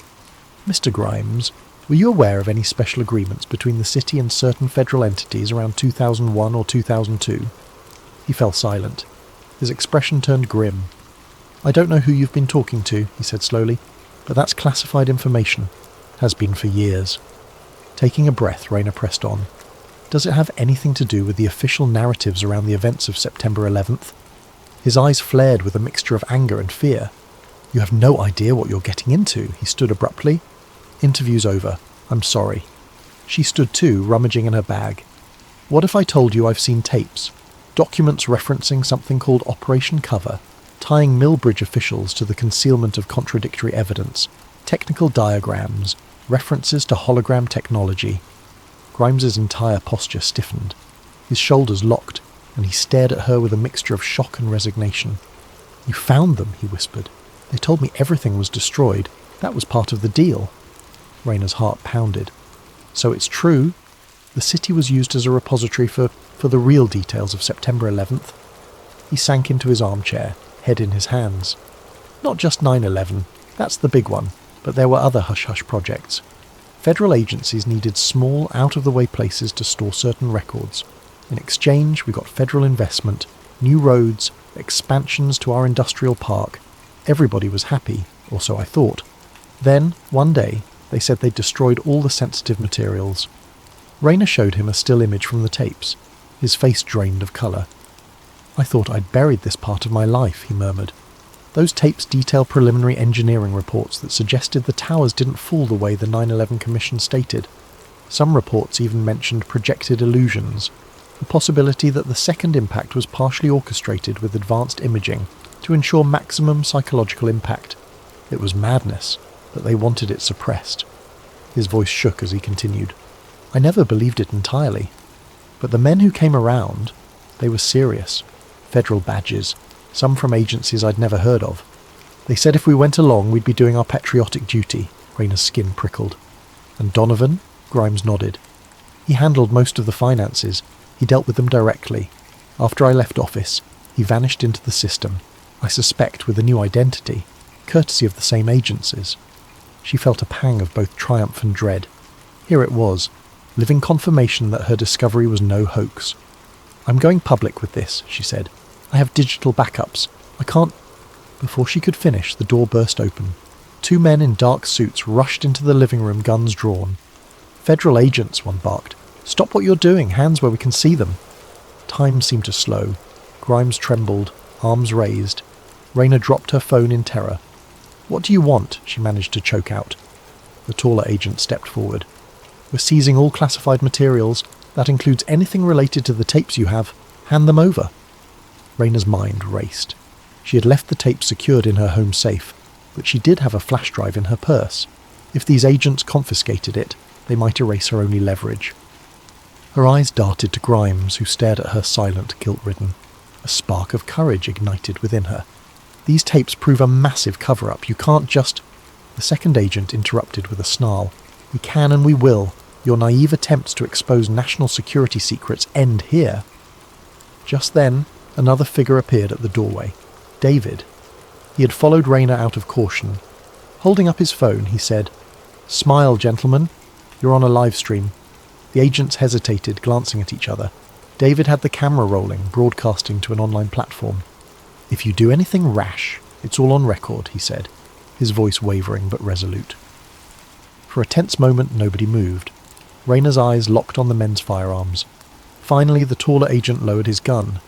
"We'll be back," he growled, turning to leave. The other followed, glaring at David's phone with unmasked fury. Grimes let out a shuddering breath as they disappeared. "That was... I... They'll try again," Rayner said shakily, retrieving her phone from the floor. "But now we have some of this on camera, and we have your testimony." David ended the live stream. "We had about 20 people watching," he said. "Not much, but enough to prove there's something going on." Grimes stood, his face etched with fear. "I'm done hiding. If they're onto me already, I might as well help you." Over the next hour, Grimes recounted more details. He explained how, shortly after September 11th, federal representatives approached small to mid-sized cities with an offer: store or assist in handling classified documents to keep them off the beaten path. In exchange, these cities would receive federal grants, infrastructure upgrades, or other perks.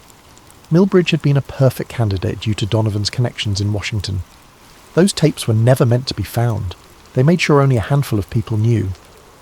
"The day I left office, they told me it was taken care of," Grimes explained, voice trembling. Rayner and David exchanged glances. The story was bigger than they'd ever imagined. "We need to go public in a controlled way," David said. "If we just upload everything online, it might get taken down or discredited as fake. We need reputable sources to see this." They planned a strategy. David would prepare an investigative series, using Grimes's on-the-record statements, plus the digitized tape segments. Rayner would preserve multiple copies, hidden with trusted contacts. They would also contact a national journalist, someone with a large platform. That way, even if Milbridge's local authorities tried to bury the story, the national media might pick it up. Grimes insisted they not reveal his exact location for now. He feared immediate retaliation.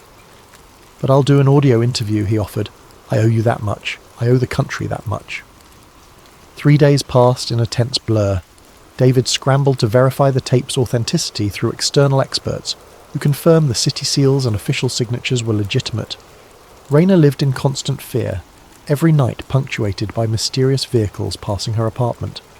Sometimes she'd catch a glimpse of men in suits scouring the area. Finally, with every precaution in place, David published the first installment of an exposé on the Milbridge Herald's website, complete with snippets from the tapes, anonymised images, and a teaser of Grimes's testimony. The internet reaction was explosive. Fierce debates erupted on social media, some people dismissing it as nonsense, others proclaiming it the biggest government scandal of the century. Within hours, mainstream news outlets began to call. The city archives were put on lockdown. Agents likely swarmed the building searching for the physical tapes.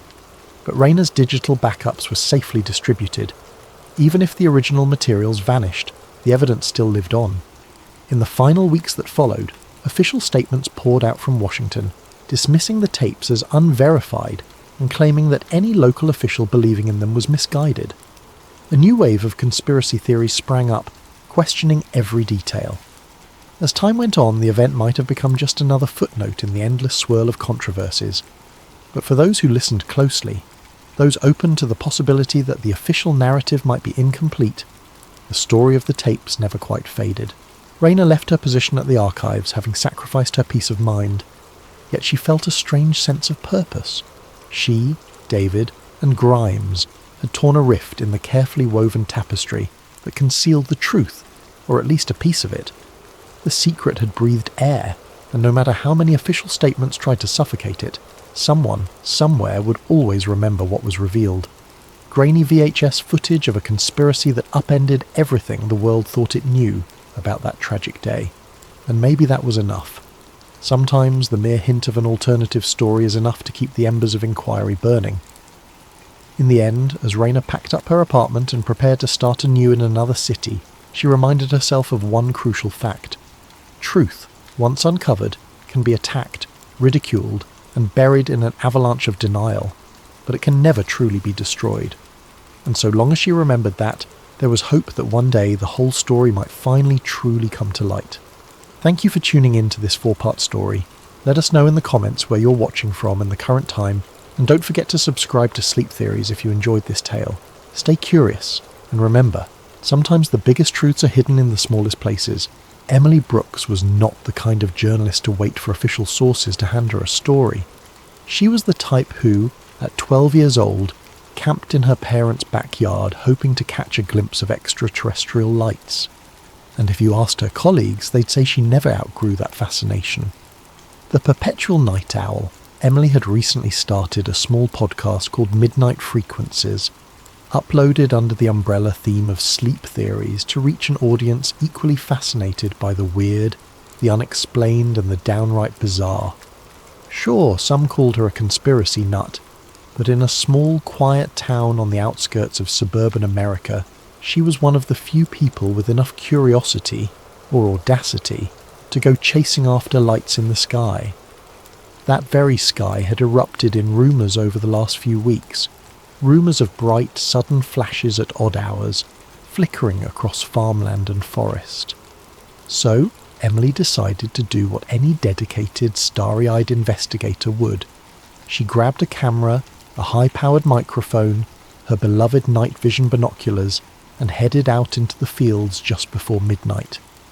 There, the tall grass swayed under a thin moon. Emily had done her usual check. Fresh batteries, backup memory cards, all set. She was talking into her phone's microphone, live streaming to about a dozen dedicated watchers. Her voice was hushed but electric. It's about 11:47 p.m. local time, folks. We've had an upswing in UFO sighting reports over the past 6 nights. I'm out here in, well, I'll keep the exact location to myself for now. But suffice it to say, the conditions are perfect. Let's see what we can capture.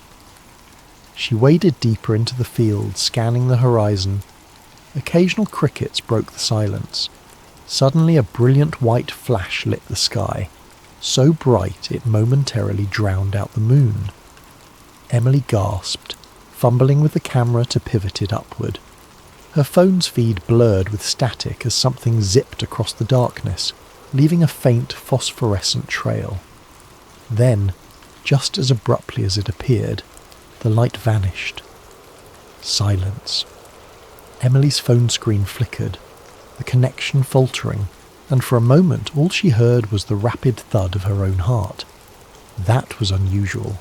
Even if a plane or meteor had streaked by, it wouldn't usually cut her camera feed and cause the phone to glitch. When the feed came back online, Emily's chat was going wild. Viewers claiming they saw a streak of silver and blue or a silent explosion.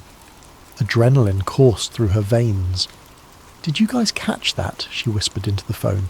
"We might have just stumbled onto something big." Unbeknownst to her, another event was unfolding just a few miles away in the cosy cul-de-sac where Hannah Gray lived. A beloved elementary school teacher, Hannah had the kind of life that rarely courted drama. That night, however, something extraordinary happened. Around the same time Emily witnessed the sky flash, Hannah Gray disappeared from her locked home. Her front door was still bolted from the inside, and there was no sign of forced entry. Her car keys were left on the kitchen counter, half a mug of tea growing cold next to them. By morning, the entire small town hummed with whispers. No one knew where Hannah could have gone. The local police, unused to serious crime, were at a total loss. Emily caught wind of the story while scrolling social media in a diner, bleary-eyed from her late-night stakeout. She recognised Hannah's name. Everyone in town did, at least a little. A wave of excitement and dread rolled over Emily. A suspicious disappearance mere hours after a bright flash in the sky. If that didn't ring every conspiracy alarm, nothing would. She quickly messaged Andrew Miller, her friend and occasional partner in research. He was a lanky tech genius with a knack for cracking open encrypted files, pulling data from obscure corners of the internet, and tracking unusual radio frequencies. Andrew was also prone to stress-induced rambling and conspiratorial tangents, which Emily secretly found endearing. "Did you see the news about Hannah Gray?" Emily asked. Andrew typed back in quick bursts. "Yeah, it's all over the local forums. She just vanished. Could be foul play or something else." "We need to talk," Emily replied. "Meet me at the station cafe in 30. While waiting, she pulled out her phone, scanning last night's footage. The bright flare in the sky was definitely there, but the device had glitched at the crucial moment. All she had was a blurred orb. Still, it was enough to get her adrenaline pumping. Andrew arrived, a bundle of nerves, with a laptop under one arm and a half-eaten protein bar in hand. "I tried analysing local power grids last night," he said by way of greeting, sliding into the booth across from her. "There was a massive voltage drop around the time you mentioned the flash. Not just your phone, some entire sectors lost electricity for a few seconds." Emily's eyes widened. "So it wasn't just me?" He shrugged. "Could be a surge. But what I found interesting is that some weird radio chatter spiked around the same time. Frequencies that shouldn't even be active in this area. It's like someone was broadcasting or receiving something." They were interrupted when a local policeman walked in, discussing the Hannah Gray case with a colleague. Words like "no sign of a break-in" and "completely vanished" drifted their way. Emily and Andrew shared a look. Something about this was big. Maybe too big. That evening, after rummaging through the bits of corrupted footage and cross-referencing times with Andrew's data, Emily decided to pay a visit to Hannah's place. The sun was dipping low, casting orange light across the quiet street. Hannah's house, a modest single story with a neat front lawn, was eerily calm. A neighbour, eyes puffy from worry, told Emily that no one had seen Hannah since the prior night. No footprints, no sightings. Just as Emily was about to leave, she noticed faint scorch marks on the grass near Hannah's back fence. Odd, concentric circles bleached into the lawn. She knelt, brushing her hand over the brittle blades. She took a picture, her heart thumping in her chest. This was no ordinary vanishing act. Something was deeply wrong here. The ground felt hot to the touch, as if baked by an intense energy. The next morning, people awoke to even stranger news. Hannah Gray had reappeared. She turned up on her own front porch, trembling, disoriented and noticeably thinner. Neighbours swore they heard no car, no footsteps. It was as if she simply materialised. Emily was there in minutes, skidding her car to a halt on the curb. Police had already crowded the area. Hannah, pale and wearing the same pyjamas she had on the night she vanished, was ushered inside. Emily managed to talk her way past the officers, thanks to a well-timed white lie about being an assigned reporter. There in the living room she found Hannah curled on the couch, eyes distant as if searching an endless horizon only she could see. Andrew arrived soon after, carefully stepping around the police tape in the hallway. The officer in charge cast them both a suspicious eye. Hannah glanced at them with a fragile, tired expression. She didn't say much, but she lifted her sleeve to reveal faint, scorch-like markings on her arms, like the circles in her backyard, but smaller, etched into her skin. Emily's pulse hammered. Hannah's voice was barely above a whisper. I remember a bright craft, overhead, and then cold, sterile walls, a sense of floating. Her voice shook. Am I losing my mind? Emily knelt beside her, a gentle hand on her shoulder. No, Hannah, you're not. There's something going on here, and we're going to find out what it is. Yet as determined as she was, Emily had no idea how deep the rabbit hole would go, or how dangerous it would be to pull back the curtain on this unfolding nightmare. It didn't take long for Michael Reed to show up. Tall, suit pressed to perfection, and eyes that seemed to size up everyone he met in a single glance. Reed introduced himself as a liaison from a special department concerned with national security. He had the practiced smile of a bureaucrat, but there was something slightly off-putting about him, like a coiled snake playing at politeness. Michael Reed informed Hannah's small cluster of friends, relatives, and curious onlookers that she had experienced an acute stress episode. He claimed to represent a government health initiative that specialised in mental health crises. But Emily wasn't buying it for a second. While local cops seemed convinced, or at least too intimidated to question him, she recognised a cover story when she heard one. Moments after finishing his official spiel, Reed cornered Emily outside Hannah's living room. Miss Brooks, he began, his voice low, measured. I understand you're a journalist. I'm sure you can appreciate the importance of not spreading panic. Emily forced a smile. Panic about what exactly? He returned her smile with something close to a smirk. It's best if you keep certain rumours, UFO sightings, alleged abductions, out of the public eye, for Hannah's sake as well as the community's. There was a flash in his gaze that brooked no argument. You have no idea what you might be meddling with. She felt a chill but refused to back down. I'm just trying to get to the truth. Truth? He echoed, chuckling softly. Truth is slippery, Miss Brooks. It can twist into 100 shapes, some of them quite ugly. I'd hate for you to see that happen. He left it at that, slipping away with the smoothness of a polished predator. Emily didn't need an official threat to know that was precisely what he'd just delivered. An hour later, outside, Andrew found her pacing on the sidewalk, clearly rattled. He gave her a worried look. You okay? Fine, she answered too quickly, eyes narrowing at the departing black SUV that carried Reed away. That guy is serious bad news. We have to double down on this. They're trying to bury something. Andrew's face blanched. Maybe we should step back. This might be bigger than we realise. Emily shook her head. Number. Look at Hannah. She's traumatised. If we don't find out what happened to her, who will?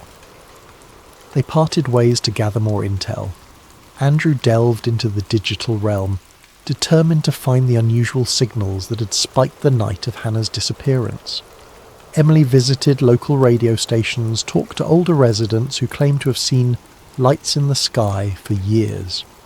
Almost everyone had a story, if you dug deep enough. Strange booms, missing livestock, random blackouts. It seemed their quaint town had been a hotspot of odd phenomena for quite some time, but no one had drawn the dots together until now. In the meantime, Hannah's condition only grew more perplexing. Friends who tried to visit reported that she occasionally lapsed into staring spells, eyes unfocused, as if listening to something inaudible. On 2 separate occasions, she collapsed momentarily, then got back up with no memory of it. A doctor gave her a clean bill of health, but a nurse whispered to Emily that Hannah's blood work had anomalies, a subtle chemical shift that didn't match anything in normal medical databases. The next day, Emily met Andrew at his cramped apartment, the place awash in the glow of multiple computer screens. Energy drink cans dotted the table. He greeted her with more urgency than usual, even for him. "Emily, I've been analysing the signals from last night." He tapped on a keyboard, bringing up a screen full of waveforms. There are encrypted bursts, faint but repeating. They don't correspond to any standard communication frequencies I'm aware of. And the weirdest thing, the bursts peak around midnight, then vanish. Could it be satellite transmissions? Emily asked, peering at the data. Maybe, but I'm not so sure. I tried to cross-reference them against known satellites. There's no match. It's almost like a hidden network, piggybacking on top of standard radio. If you didn't specifically know where to look, you'd never see it. He hit another key, and the times line up with local sightings of weird lights, including the night Hannah vanished. Emily felt a surge of excitement.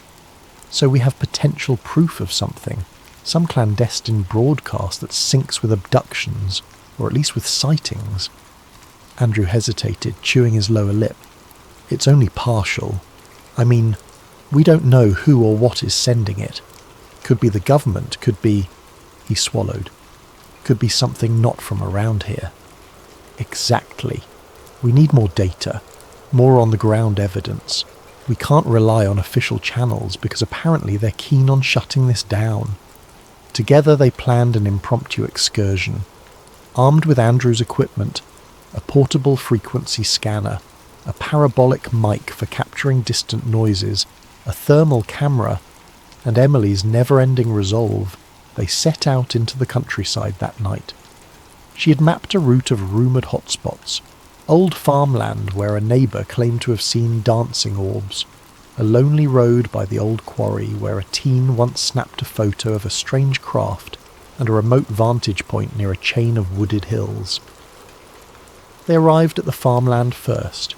The night was quiet, the air crisp. Andrew set up his gear on the hood of Emily's car while she scanned the horizon with her binoculars. Crickets droned their lullaby, occasionally punctuated by a distant hoot of an owl. Nothing seemed unusual until Andrew's scanner beeped erratically. "Signal spike," he murmured, adjusting dials. "It's here, just like in the data logs." Emily felt her heart rate climb. "Look over there." She pointed to a patch of ground behind a barn. At first glance it was just dirt and weeds, but a closer look revealed a faint burned ring, not unlike the circles in Hannah's yard. She clicked on her flashlight, the beam revealing a circle of charred earth about 10 feet across. "Another scorch mark," she whispered, kneeling.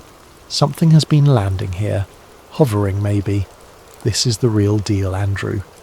He nodded, scanning the skies. "We should hurry. There's a black SUV parked down the road, engine off. Could be them again." Emily's pulse quickened. "We've got to keep moving."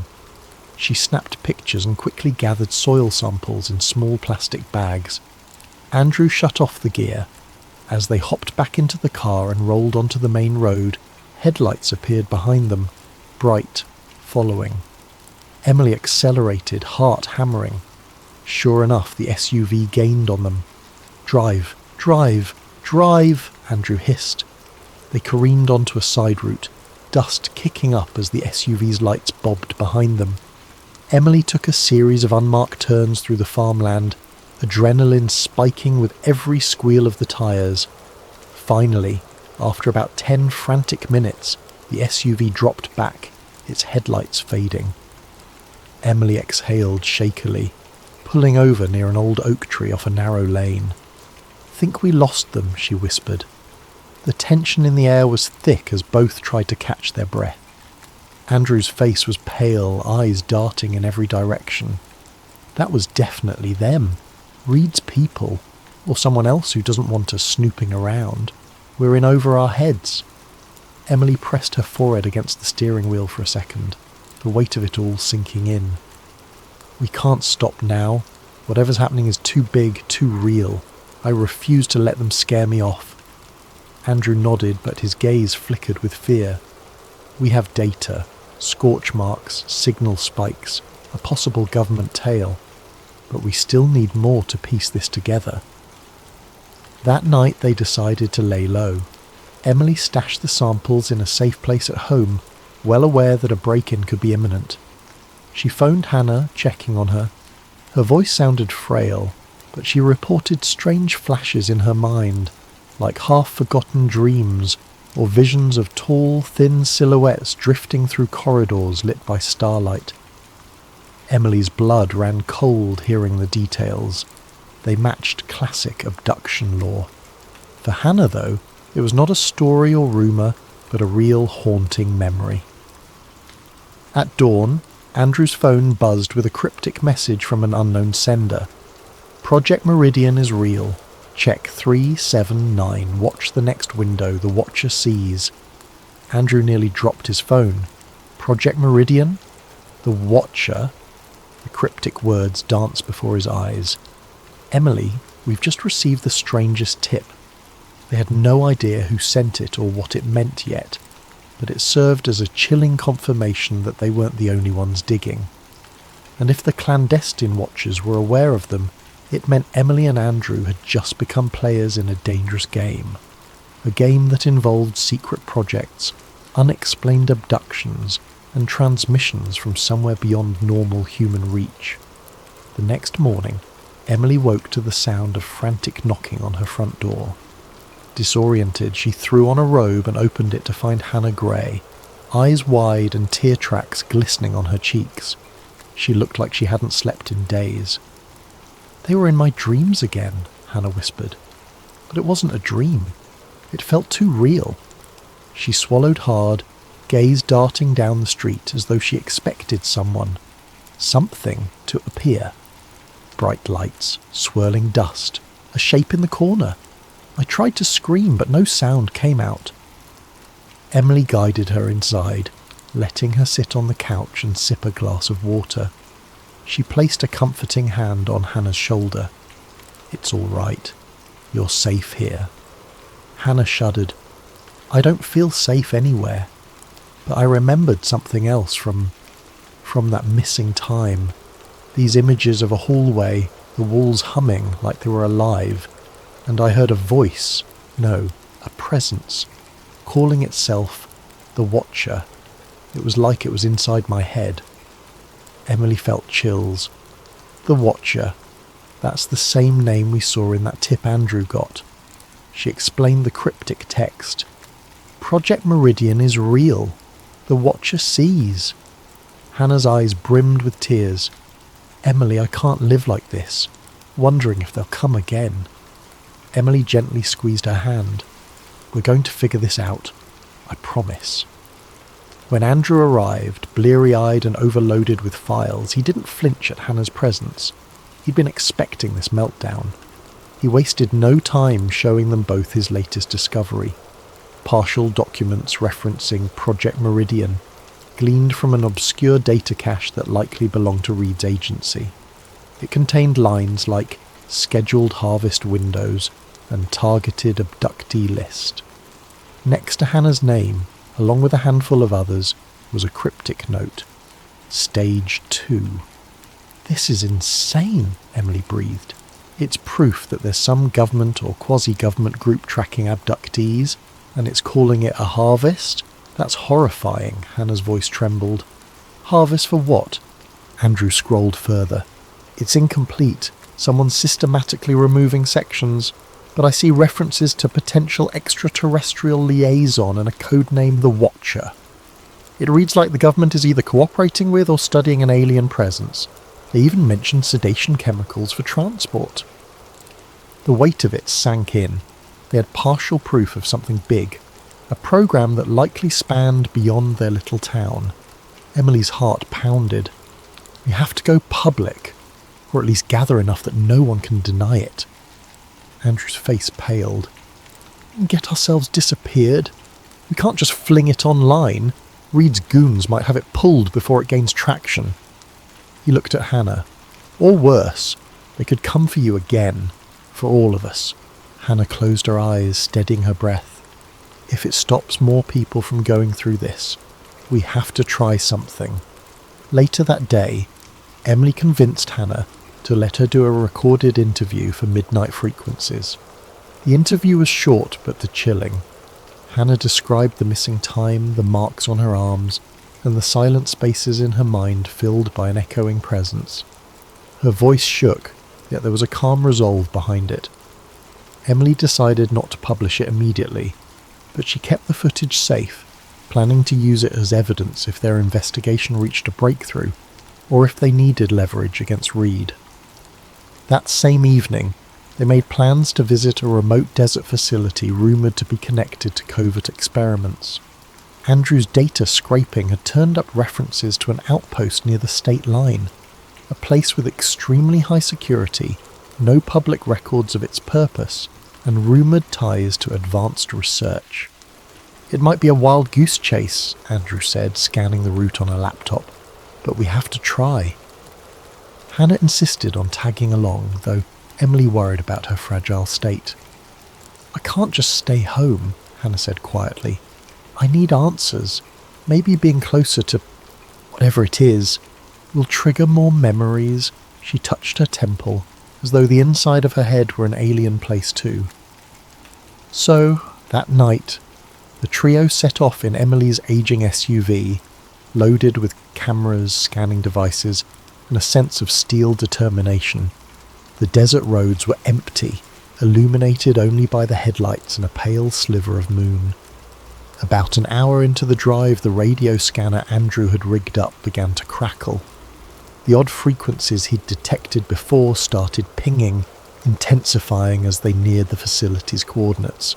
Then, out of nowhere, the wind picked up, swirling dust across the road in a sudden, blinding gust. Emily slowed to a crawl. Andrew tapped at the scanner. It's spiking hard. He shot a nervous glance at Hannah, who was in the back seat trembling. Hey, are you all right? Hannah blinked. I see a shape. Tall, elongated arms just beyond the dust. She pressed her hands to her eyes. Stop the car. Emily braked. The swirling dust parted, revealing a silhouette in the desert gloom. It was too far to see clearly, but something about it was deeply wrong, like it defied the normal sense of proportion.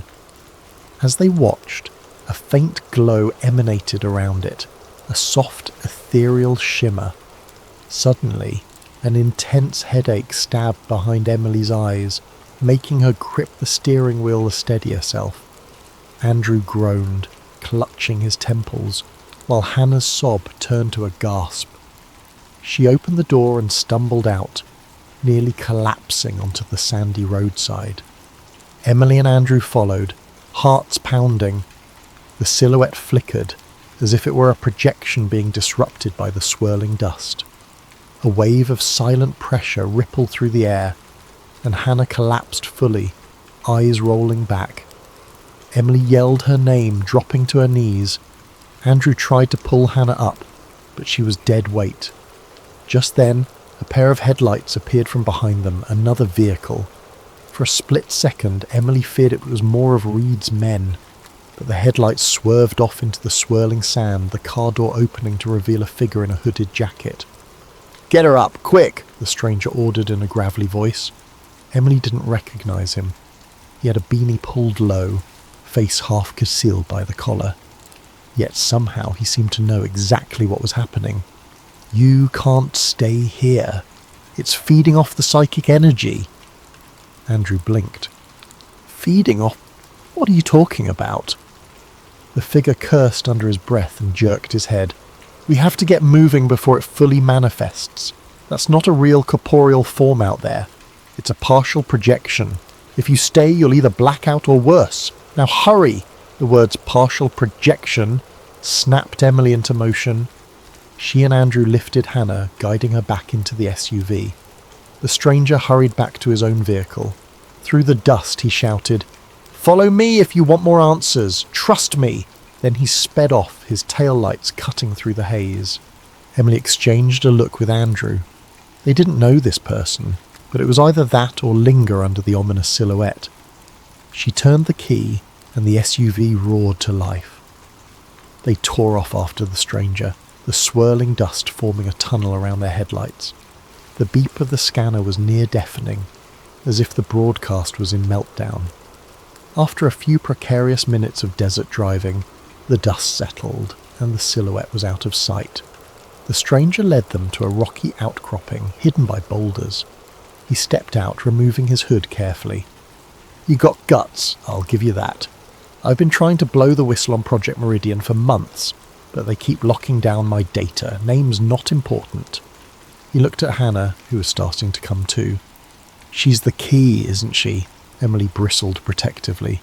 "She's a person, not a key," the stranger nodded. "Right. But if you're trying to stop the abductions, you'll need her memories. They're stored in there, somewhere. The Watcher's telepathic signature imprinted on her. Reed's people want to keep that quiet." Hannah sat up, disoriented but stable. Who are you?" "Someone who can't watch this happen anymore," he said simply. Then he pulled out a small flash drive, tossing it to Andrew. "Coordinates, partial logs, even some video feeds I managed to snag. You can see the abduction schedule. They call it a harvest because these beings harvest genetic samples or psychic potential from humans. The government looks the other way. Some twisted deal for technology, or maybe they're just terrified. Either way, if you want to stop it, you'll have to get inside that facility." He pointed toward the faint glow on the horizon, presumably the compound's perimeter lights. Emily's head spun. She asked the question burning inside her. "Why us? Why come to us now?" He shrugged. "'Cause you're stubborn enough not to quit and naive enough to think you can survive this." With a wry smile he added, "That might give us a fighting chance." Before they could press him further, the faint rumble of engines echoed. The stranger flinched, scanning the dark. "We've been followed. Stay off the main roads. I'll contact you when it's safe." Then he hopped back into his car, disappearing into the desert with practiced skill. Andrew stared after him. That was intense and unbelievably sketchy. Emily nodded, turning to Hannah, who rubbed her temples as if they ached. "You okay?" She nodded unsteadily, eyes filled with worry. "This is so unreal." "But it's happening," Emily said softly. "And we're not backing down now." In the distance, the swirling dust had calmed, but an unsettling hush had fallen over the desert. Emily felt that hush wrapping around them like a warning, as if the Watcher's gaze was locked onto them wherever they went. 2 days later, they finally discovered the location they'd only heard about in rumours. A hidden complex, miles away from any paved highway, accessible by a single unmarked dirt road that wove through rocky hills. Its perimeter was ringed by tall fencing topped with barbed wire, and floodlights swept the barren surroundings. The facility blended into the desert so well that it looked like part of the landscape. Grey concrete walls half buried in sand. Over the gate, a tiny sign read, "No trespassing, government property," but there were no official insignias. Emily, Andrew and Hannah arrived just after dusk, leaving their vehicle concealed behind a cluster of boulders. They'd spent the previous day poring over the files on the flash drive the stranger had given them. The puzzle pieces formed a grim picture, an underground site with advanced labs, holding cells and specialized containment pods for abductees. The log spoke of a harvest window approaching, A date correlated with an upcoming celestial alignment that, according to scattered notes, amplified the Watcher's abilities. As they crouched behind the fence, Hannah's nerves flared.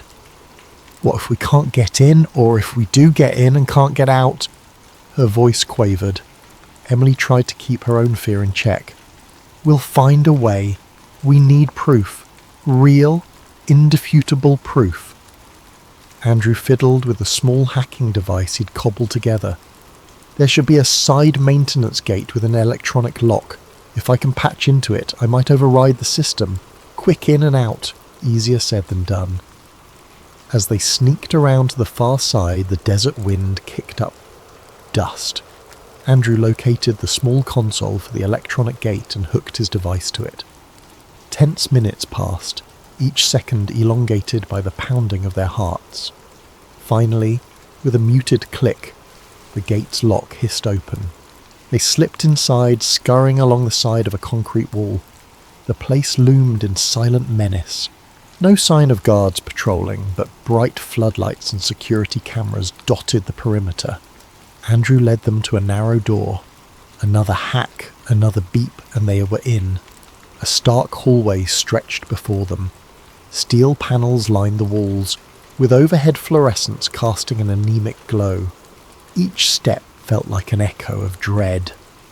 Emily's phone was rolling video as they went, determined to capture every detail. Moments later they heard footsteps echoing. The trio ducked into a side nook. 2 uniformed guards strode past, discussing a transfer scheduled for midnight. The sedation trucks arrive in 2 hours, one guard said. They want them in holding bay 3. The mention made Hannah swallow hard. Sedation trucks for the next wave of abductees. Once the guards were out of earshot, Emily, Andrew and Hannah crept deeper into the labyrinth of corridors. Andrew found a control room with large monitors flickering, each showing different angles of stark medical bays and empty, sterile hallways. He swiftly plugged his flash drive into a console, hands trembling. "Cover me," he whispered, tapping at the keyboard. Lines of code scrolled by on the screen. "I'm going to copy whatever I can. Maybe sabotage some security systems if I get the chance." Emily locked the door from the inside while Hannah kept watch at a window. The monitor feeds displayed glimpses of something horrifying. Large, transparent pods arranged in neat rows within an underground chamber, each containing a motionless figure.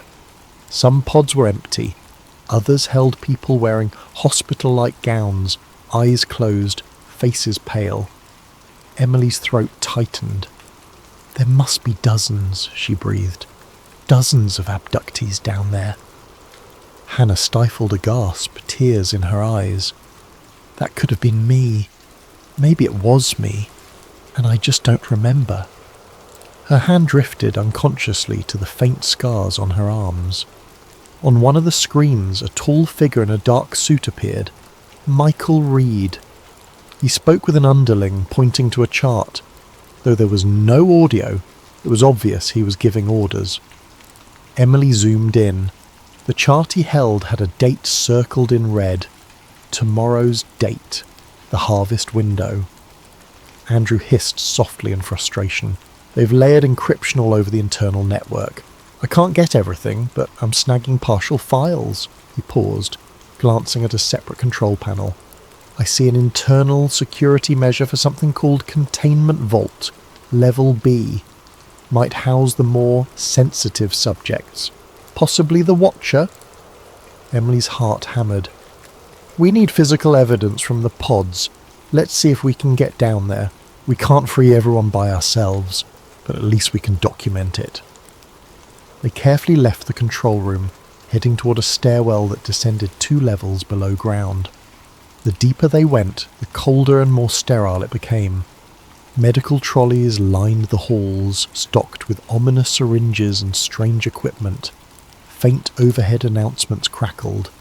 "Holding Bay 2, prepare for sedation protocol." Hannah clenched her jaw, remembering the cold table, the bright lights she had glimpsed in her fractured memory. Finally, they reached a wide chamber with floor-to-ceiling glass pods. The sight was surreal, like stepping into a futuristic nightmare. Dozens of people were suspended in some kind of translucent fluid, monitors attached to the pods. The hum of machinery underscored each breath the abductees took. On a catwalk above, masked technicians moved from pod to pod, checking readouts. Emily recorded frantically, capturing every angle she could. Andrew's face was ashen. The entire floor is basically a test lab. They're analysing them, maybe collecting samples. He pointed to a side corridor labelled extraction. The sign alone made Emily's stomach twist. Suddenly, an alarm beeped overhead. Red lights swirled. Emily's immediate thought was that they had triggered a sensor, but then a mechanical voice announced, "Security breach, holding bay 3. Unauthorised entry." That wasn't them. They were in bay 2. She realised with a jolt that someone else was here, or perhaps something was happening that even the staff hadn't anticipated. A wave of commotion spread among the technicians, one shouting into a walkie-talkie. In the confusion, Emily motioned to Andrew and Hannah to duck behind a row of large crates. They crouched, hearts pounding. Guards rushed past, heading toward holding bay 3. Andrew's eyes darted to Emily. What do we do? Could be a chance to get out or get deeper. Hannah's expression was steeled. Maybe it's a distraction. Let's see if we can find more about the Watcher. Reluctantly, Emily nodded. They slipped across the chamber, hugging the wall to avoid cameras. At the far end, a secure metal door bore the label, "Restricted, authorised personnel only." Andrew had to hack a keypad again, sweat beading on his forehead as the alarm klaxons continued. With trembling fingers he succeeded, and the heavy door slid open. The corridor beyond led to a smaller, dimly lit annex. Lining the walls were what looked like steel freezers or vaults. Each had a biometric lock. At the far end stood a reinforced glass partition, behind which something flickered like a faint glow. Emily approached, pressing her face close. On the other side was a sealed room maybe 20 feet wide. The interior was dark, but she could make out a tall cylindrical container in the centre, cables snaking from it. A dull luminescence pulsed inside like a heartbeat of light. As they watched, the luminous shape within shifted. For a split second, Emily swore she saw an elongated limb press against the container's surface. She swallowed hard. Could that be the Watcher? Hannah's eyes fluttered. She stepped closer as if drawn by some invisible tether. Suddenly, she gasped, tears springing to her eyes. "I can feel it in my head," she whimpered. "It's the same presence from before." Andrew's device beeped. "This door's on a more advanced system. I'm not sure I can crack it without setting off another alarm." Before Emily could respond, a voice spoke behind them. "I wouldn't advise it." They spun around to see Michael Reed flanked by 2 armed guards, their guns trained. Reed's cool expression held triumph. "You've gone far enough." Emily's pulse thundered. "You're detaining us illegally. We have evidence." She brandished her phone, still recording. One guard moved to smack it out of her hand, but Reed signalled for him to wait. He offered a tight smile. "Evidence of what? A top-secret installation engaged in advanced medical research for national security? You'll be laughed off every mainstream channel. And if you do try releasing anything, you'll spend your lives in legal purgatory for violating national security." He stared them down. "But I can offer an alternative." Andrew's jaw tensed. "Which is?" "Hush money. A comfortable relocation to anywhere you want. You sign NDAs, vanish quietly, and let the grown-ups handle the big, scary secrets." Reed glanced at Hannah. "Especially you, Ms. Gray. Surely you don't want more nightmares. Let us handle your condition. We can help." Anger boiled in Emily. "Help! You're the ones who took her!" Reed's gaze flicked to the Watcher's container. "We're containing a threat that your friend here, along with many others, got tangled in. Our work is about preserving stability. That includes people who wander off the reservation. He gave Emily a pointed look. You might think you're saving the world, but trust me, you have no idea how dangerous this entity is, or the ramifications of Eboja. Hannah trembled. You'd keep abducting people, letting that thing feed on them? Reed exhaled, feigning patience. It's complicated. We have certain understandings with the entity. In exchange for certain allowances, we glean scientific breakthroughs. Our adversaries would love to get their hands on it. The world is better off if we remain in control. Emily saw red. You're letting people suffer for your own ends. National ends, he corrected, stepping forward. The guards parted slightly, but their weapons remained level. I'm offering you a choice. Walk away now, or face the consequences. At that moment, Hannah let out a sudden gasp, eyes rolling back. The air grew electric. The lights in the corridor flickered. Within the sealed containment, the luminescence surged. A shape pressed forcefully against the glass. Alarms blared anew, mixing with the tension in the air. The watcher, it seemed, was reacting to Hannah's proximity, or to her emotional state. One of the guards stepped back, rattled. Sir, containment is destabilizing. The glass partition shook. A hairline crack appeared. Reed's confidence wavered. Panic edged his features. Emily saw her chance. She pushed Andrew behind some equipment crates. Hannah, eyes glazed, stumbled after them. The guards turned to secure the containment vault, momentarily distracted. Reed cursed and yelled, Don't let them get away! But the trio darted down a side corridor. Behind them, the Watcher's prison groaned ominously, a splintering shriek that echoed. Pandemonium erupted. They sprinted, hearts hammering. Andrew led them toward an exit sign. You have to get out before the Watcher breaks free or they seal the place shut. They had the proof they'd come for, but also a terrifying new realization. If the Watcher escaped, it might not only be the facility that paid the price, it could be the entire surrounding town or beyond. Intervals sealing sections of the facility. Emily, Andrew and Hannah barely slipped under one shutter in time before it crashed to the floor with a resounding clang. They burst into a wide loading area stacked with crates of supplies, likely sedation chemicals. Several large trucks were lined up, engines idling, presumably preparing for a midnight transfer.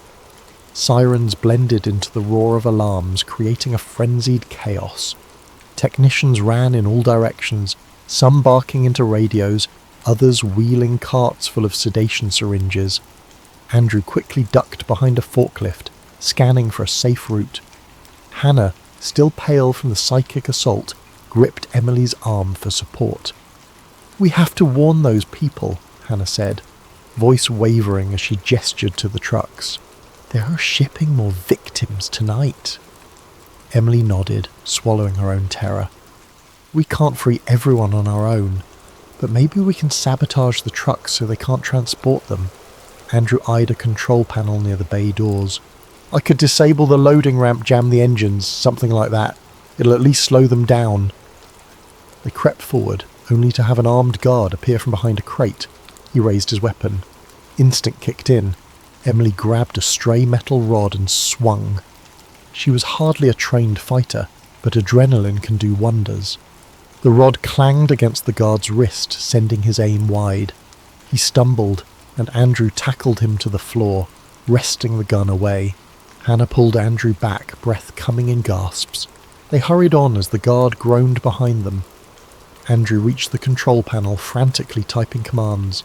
Sparks flew from the console as he jammed some kind of override. The massive bay doors jerked partway closed, then locked in place with a screech. The trucks revved, drivers desperately trying to maneuver out, but the doors trapped them. A loudspeaker crackled. Critical malfunction in loading bay. All personnel evacuate. Meanwhile, the Watcher's presence pressed into Hannah's mind like a vice. She staggered, feeling telepathic waves ripple through the facility. With each passing second, it grew stronger. In her mind's eye, she saw flickers of the entity floating through corridors, doors buckling under an unseen force. They found an emergency staircase leading upward. On the next level, subdued lights flickered as the alarms continued.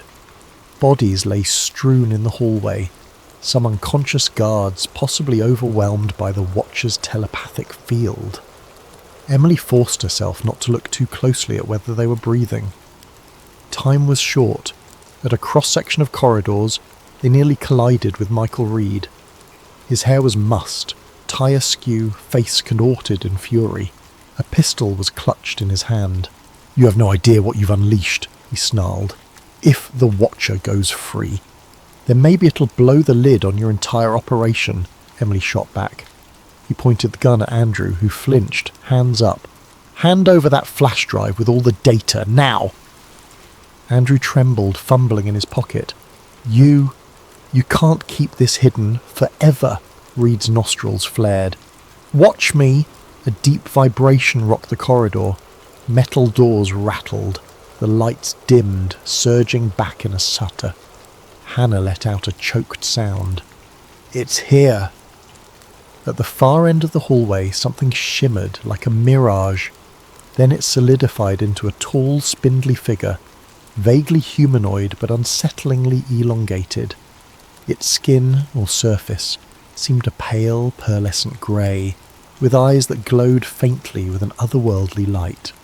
It radiated a sense of immense, implacable intelligence. The Watcher.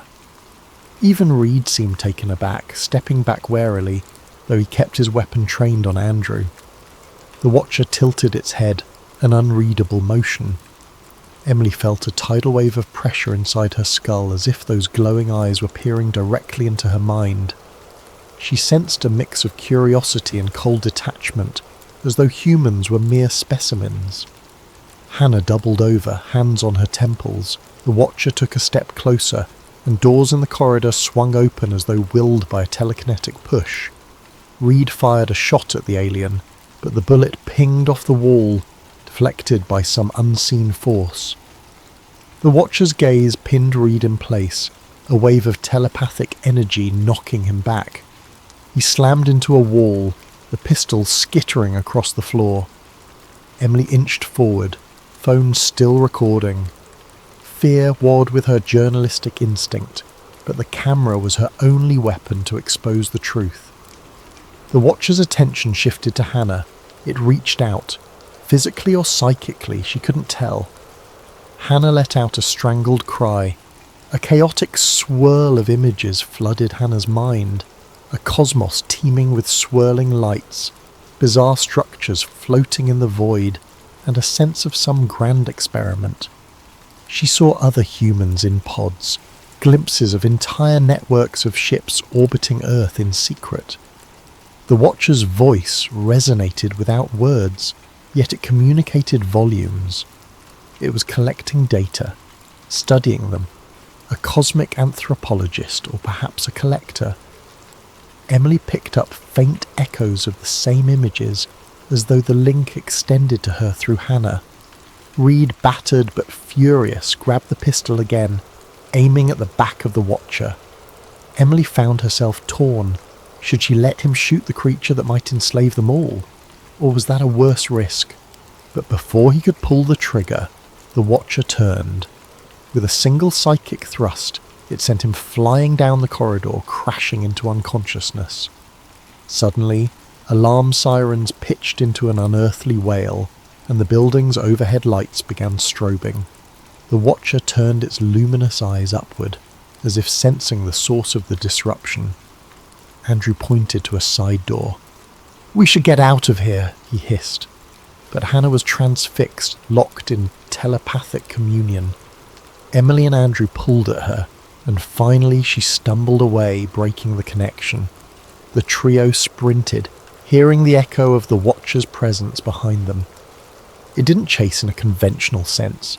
It seemed more concerned with clearing a path to escape the facility entirely. They found an auxiliary exit, locked from the inside. Andrew managed to pry it open using a crowbar from a nearby maintenance closet. Fresh night air rushed in. Outside, floodlights swiveled madly, but the area was chaotic. Vehicles ablaze, staff fleeing, and an unearthly hum throbbing in the air. In the distance, a shimmering vortex of light flickered across the desert sky. It looked like a tear in the night, swirling with the same colour as the Watcher's glow. Hannah clutched Emily's sleeve, panting. "That's how it's leaving. We're calling in reinforcements." Andrew scanned frantically for their own SUV. It was still hidden behind the boulders. They dashed across open ground, hearts pounding. Over their shoulders, the complex erupted with sirens and sporadic gunfire. Inside that swirling vortex, they glimpsed the Watcher's silhouette rising, drifting upward in defiance of gravity. Bolts of energy danced around it. Suddenly, Hannah cried out, doubling over. Emily skidded to a stop. "Hannah!" She was experiencing a final psychic barrage. Disjointed images of Earth from orbit. Hundreds, maybe thousands of other Watchers, each assigned to different regions of the planet. Some alliance with governments worldwide. The horrifying scale of it slammed into Hannah's consciousness, a revelation she could scarcely handle. A surge of raw mental force burst from her, a reflexive scream that tore through the night. It was as though she'd formed a telepathic feedback loop with the Watcher. For a brief moment, the Watcher wavered in mid-air, its body convulsing. The vortex crackled with unstable energy. Emily shielded her eyes from the blinding flashes. Andrew grabbed Hannah to steady her. Then, with a thunderous hush, like the air had been vacuumed out, the Watcher disappeared into the vortex, which collapsed in on itself, leaving only a shimmering after-image in the sky. The desert fell silent but for the crackle of flames around the facility. The abduction operation was in ruins. At least for now. They found their SUV and sped away. Once a safe distance from the complex, Andrew pulled over, and all three sat in stunned silence, the glow of the facility a distant memory. Emily's phone still had partial battery and a stack of recorded footage. She could barely process it. She had filmed the Watcher, the pods, the weird telekinetic standoff. Now she held evidence that could unravel a global conspiracy, or be dismissed as a hoax, depending on the audience. "Are you okay?" Emily asked Hannah, gently placing a hand on her shoulder. Hannah trembled. I feel empty, like it took something from me when it left. Or I took something from it. I'm not sure which." Andrew exhaled a shaky breath. "We have the footage, the documents, everything. Let's get it out there, wide. Even if the mainstream covers it up, the truth will find a way." Emily nodded, determination in her eyes. "We owe it to everyone who was trapped in those pods, and to every abductee that might still be out there." They drove through the night, hearts heavy yet hopeful. At dawn, the story was uploaded across multiple platforms, midnight frequencies, conspiracy forums, independent video hosts. Emily didn't bother contacting mainstream news. She knew they'd either laugh or find themselves mysteriously blocked. But the smaller corners of the web lit up, viewers reeling at the footage of the Watcher, the pods, and the ominous presence of government forces. Some hailed it as undeniable proof. Others cried hoax, but the seed was planted, the story out in the wild. If Michael Reed or his superiors tried to contain it, they'd have a hard time chasing every download and re-upload.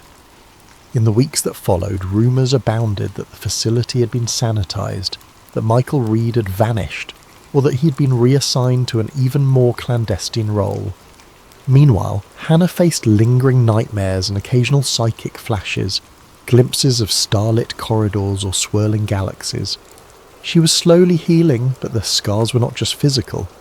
Andrew used his tech skills to stay ahead of any attempts at legal retaliation, employing encryption and backups to keep their evidence safe. Emily's viewership soared among those predisposed to believe. Critics labelled her a sensationalist, but she pressed on. Late one night, as she wrapped up a new podcast episode, she saw a single faint, shimmering light flicker across the sky above her home. It was gone in an instant, leaving her with a familiar swirl of dread and wonder. Switching off the microphone, Emily whispered, "They're still out there. Maybe they always will be." She glanced at her phone, which had begun vibrating with the new tips and sightings from around the globe. In her mind, she heard an echo of the Watcher's presence, something that felt like a cautionary farewell or perhaps a promise. Far away, in the hush of small-town streets, life went on. Children attended school, families gathered for barbecues. The local news played soft features about local sports, but in the margins, a different reality glowed. One where cosmic beings surveyed humanity like experimental subjects. And people like Emily Brooks, Andrew Miller, and Hannah Gray stood at the threshold, determined to keep watch on the Watchers. Their fight for disclosure had only just begun. Hello everyone, and welcome to tonight's instalment of Sleep Theories, the channel dedicated to quieting the noise of everyday life by exploring the hidden realms of mystery and intrigue. Before we begin, please take a moment to comment below telling us where in the world you're tuning in from, what time it is for you right now, and, if you feel like sharing, how your day has gone. And if you haven't already, please subscribe to Sleep Theories so you'll never miss another story designed to gently carry you into the depths of curiosity while keeping a calming pace. Our tale this evening is titled Shadows of the Mind. We'll follow an investigative journalist, a conflicted psychiatrist, and the haunted survivors of experiments that might never have ended. Settle in, let the hush of the narrative wash over you, and let's begin. Eva Moreno stared at the flickering cursor on her laptop, the hum of the tiny office's fluorescent lights droning in the background. She was the last one left in the newsroom tonight as usual. A faint headache pressed at her temples, not from exhaustion alone, but from the nagging sense that she was on the verge of a story bigger than anything she'd tackled before. The rest of her colleagues had gone home, unconvinced by the cryptic messages referencing long-dead CIA programs that she'd been obsessively researching. Now, illuminated only by the cold glow of the computer screen, Eva reread the tip that had landed in her inbox hours earlier. MK Ultra is just the beginning. Look deeper. They never fully stopped. They only changed names. Start with the lost transcripts in the 1950s, then see how new subjects appear even after the official closure. The truth is rotting in old boxes. A friend. Her heart pounded each time she scanned those lines. She'd been aware of MK Ultra, the CIA's infamous mind control experiments from the 1950s and 1960s. Everyone with an interest in conspiracy lore had heard about LSD trials and rumoured psychological torture. But she'd assumed it was ancient history, relegated to half-baked documentaries and disclaimers about different times. Yet something in the tip implied an ongoing presence, a lingering shadow. Could it be possible? She found herself both sceptical and intrigued. It was this tip that had her rummaging through declassified archives posted online, scanning for anything that might confirm or deny the cryptic claim. So far, she'd found only blacked-out paragraphs, heavily redacted references to code names, talk of safe houses and volunteers, involuntary sedation. Enough to suggest widespread wrongdoing, enough to keep her up at night, but not enough for a solid lead. She needed more, something tangible. A faint squeak in the hallway startled her. She shut her laptop, half expecting a co-worker, but nobody appeared, probably the old building settling. Eva exhaled, then reopened her laptop. She typed a short piece for the next day's editorial updates, just a small mention of newly revealed CIA documents, but her editor had already made it clear, "We can't run some half-cocked conspiracy as front-page news, Eva." She clenched her jaw, saving her notes in a hidden folder titled MK. At exactly 10:52 p.m, her phone buzzed. An unknown number. She hesitated before picking up. "Hello?" No immediate reply, but she caught breathing. Then a man's voice, low and wavering. "I read your piece about mind control archives. You're onto something. I can't talk freely. Meet me tomorrow, noon, at Crescent Park. I have patient files you need to see." The line clicked dead before she could respond. Her heart hammered. Patient files? Something ongoing. She packed up, a swirl of thoughts fueling a mild adrenaline surge. The tipster sounded spooked. She typed a quick text to her friend Manny from the crime desk. "If I vanish, ask about Crescent Park." Manny had teased her about paranoia, but she'd learned never to take a stranger's call in such matters lightly. Once outside, the cool night air offered a mild relief from her pounding heart. She double-checked the darkened street for suspicious cars, half laughing at her own caution. The only sign of life was a stray cat rummaging near the dumpster. Driving home, she reflected on her last big break, a child trafficking ring case that nearly cost her a lawsuit. Her editor had stuck his neck out for her, but now the paper's budget was shaky. Another fiasco might sink them both. Still, something about potential ongoing mind control experiments, or at least a cover-up, felt too big to ignore. If the CIA or whichever branch was still burying these secrets, it wasn't just old news. Real people might be suffering, or had suffered, without recognition. By the time dawnlight crept through her apartment blinds, Eva had hardly slept. She dragged herself to the tiny kitchen, slurping coffee that tasted burnt. The TV on low volume recapped mundane local updates. No mention of secret experiments or covert operations, just typical morning chatter. She turned it off, unsettled. Maybe she was chasing a ghost, but what if there's substance to it? She recalled Watergate once started as a seemingly small burglary story. Maybe this was her chance to unearth a revelation. At her desk by mid-morning, she tried to focus on routine tasks, but anxiety gnawed. The hush in the office told her the place was half empty. Manny teased her from across the aisle. "You look like you saw a ghost, kiddo." She gave him a half smile, reminded him about the text. He teased back, "Better not vanish, or I'll have to run your story." She muttered a thanks, feeling only slightly reassured. Noon arrived. She parked near the park's entrance, scanning for watchers. People strolled with dogs, kids played around the swings, an old man fed pigeons. A normal midday scene. She wandered the walking path, nerves on high alert. Then she spotted a man leaning against a large oak tree, looking distinctly uneasy. 30s, short hair, dark-rimmed glasses, clutching a manila folder. He locked eyes with her and gave a small nod. "Ms. Moreno?" he asked. She nodded. He introduced himself as Doctor Samuel Green, a psychiatrist who had stumbled upon irregularities in certain patients' backgrounds, cases that seemed linked to bizarre LSD-induced trauma from decades past. But these patients were younger, not old enough to have participated in the historical MKULTRA. "I suspect a follow-up program, or inherited impact. I'm not sure. But their nightmares, phobias, they mirror something deeper. And I found partial mention of questionable sessions in old files." Dr. Green's voice quivered. He handed over a few pages. "I can't go public alone. The hospital board would discredit me. But maybe you can gather enough to make them speak." Eva skimmed the pages, glimpsing references to unusual therapy sessions, sensory deprivation, and dose regimens.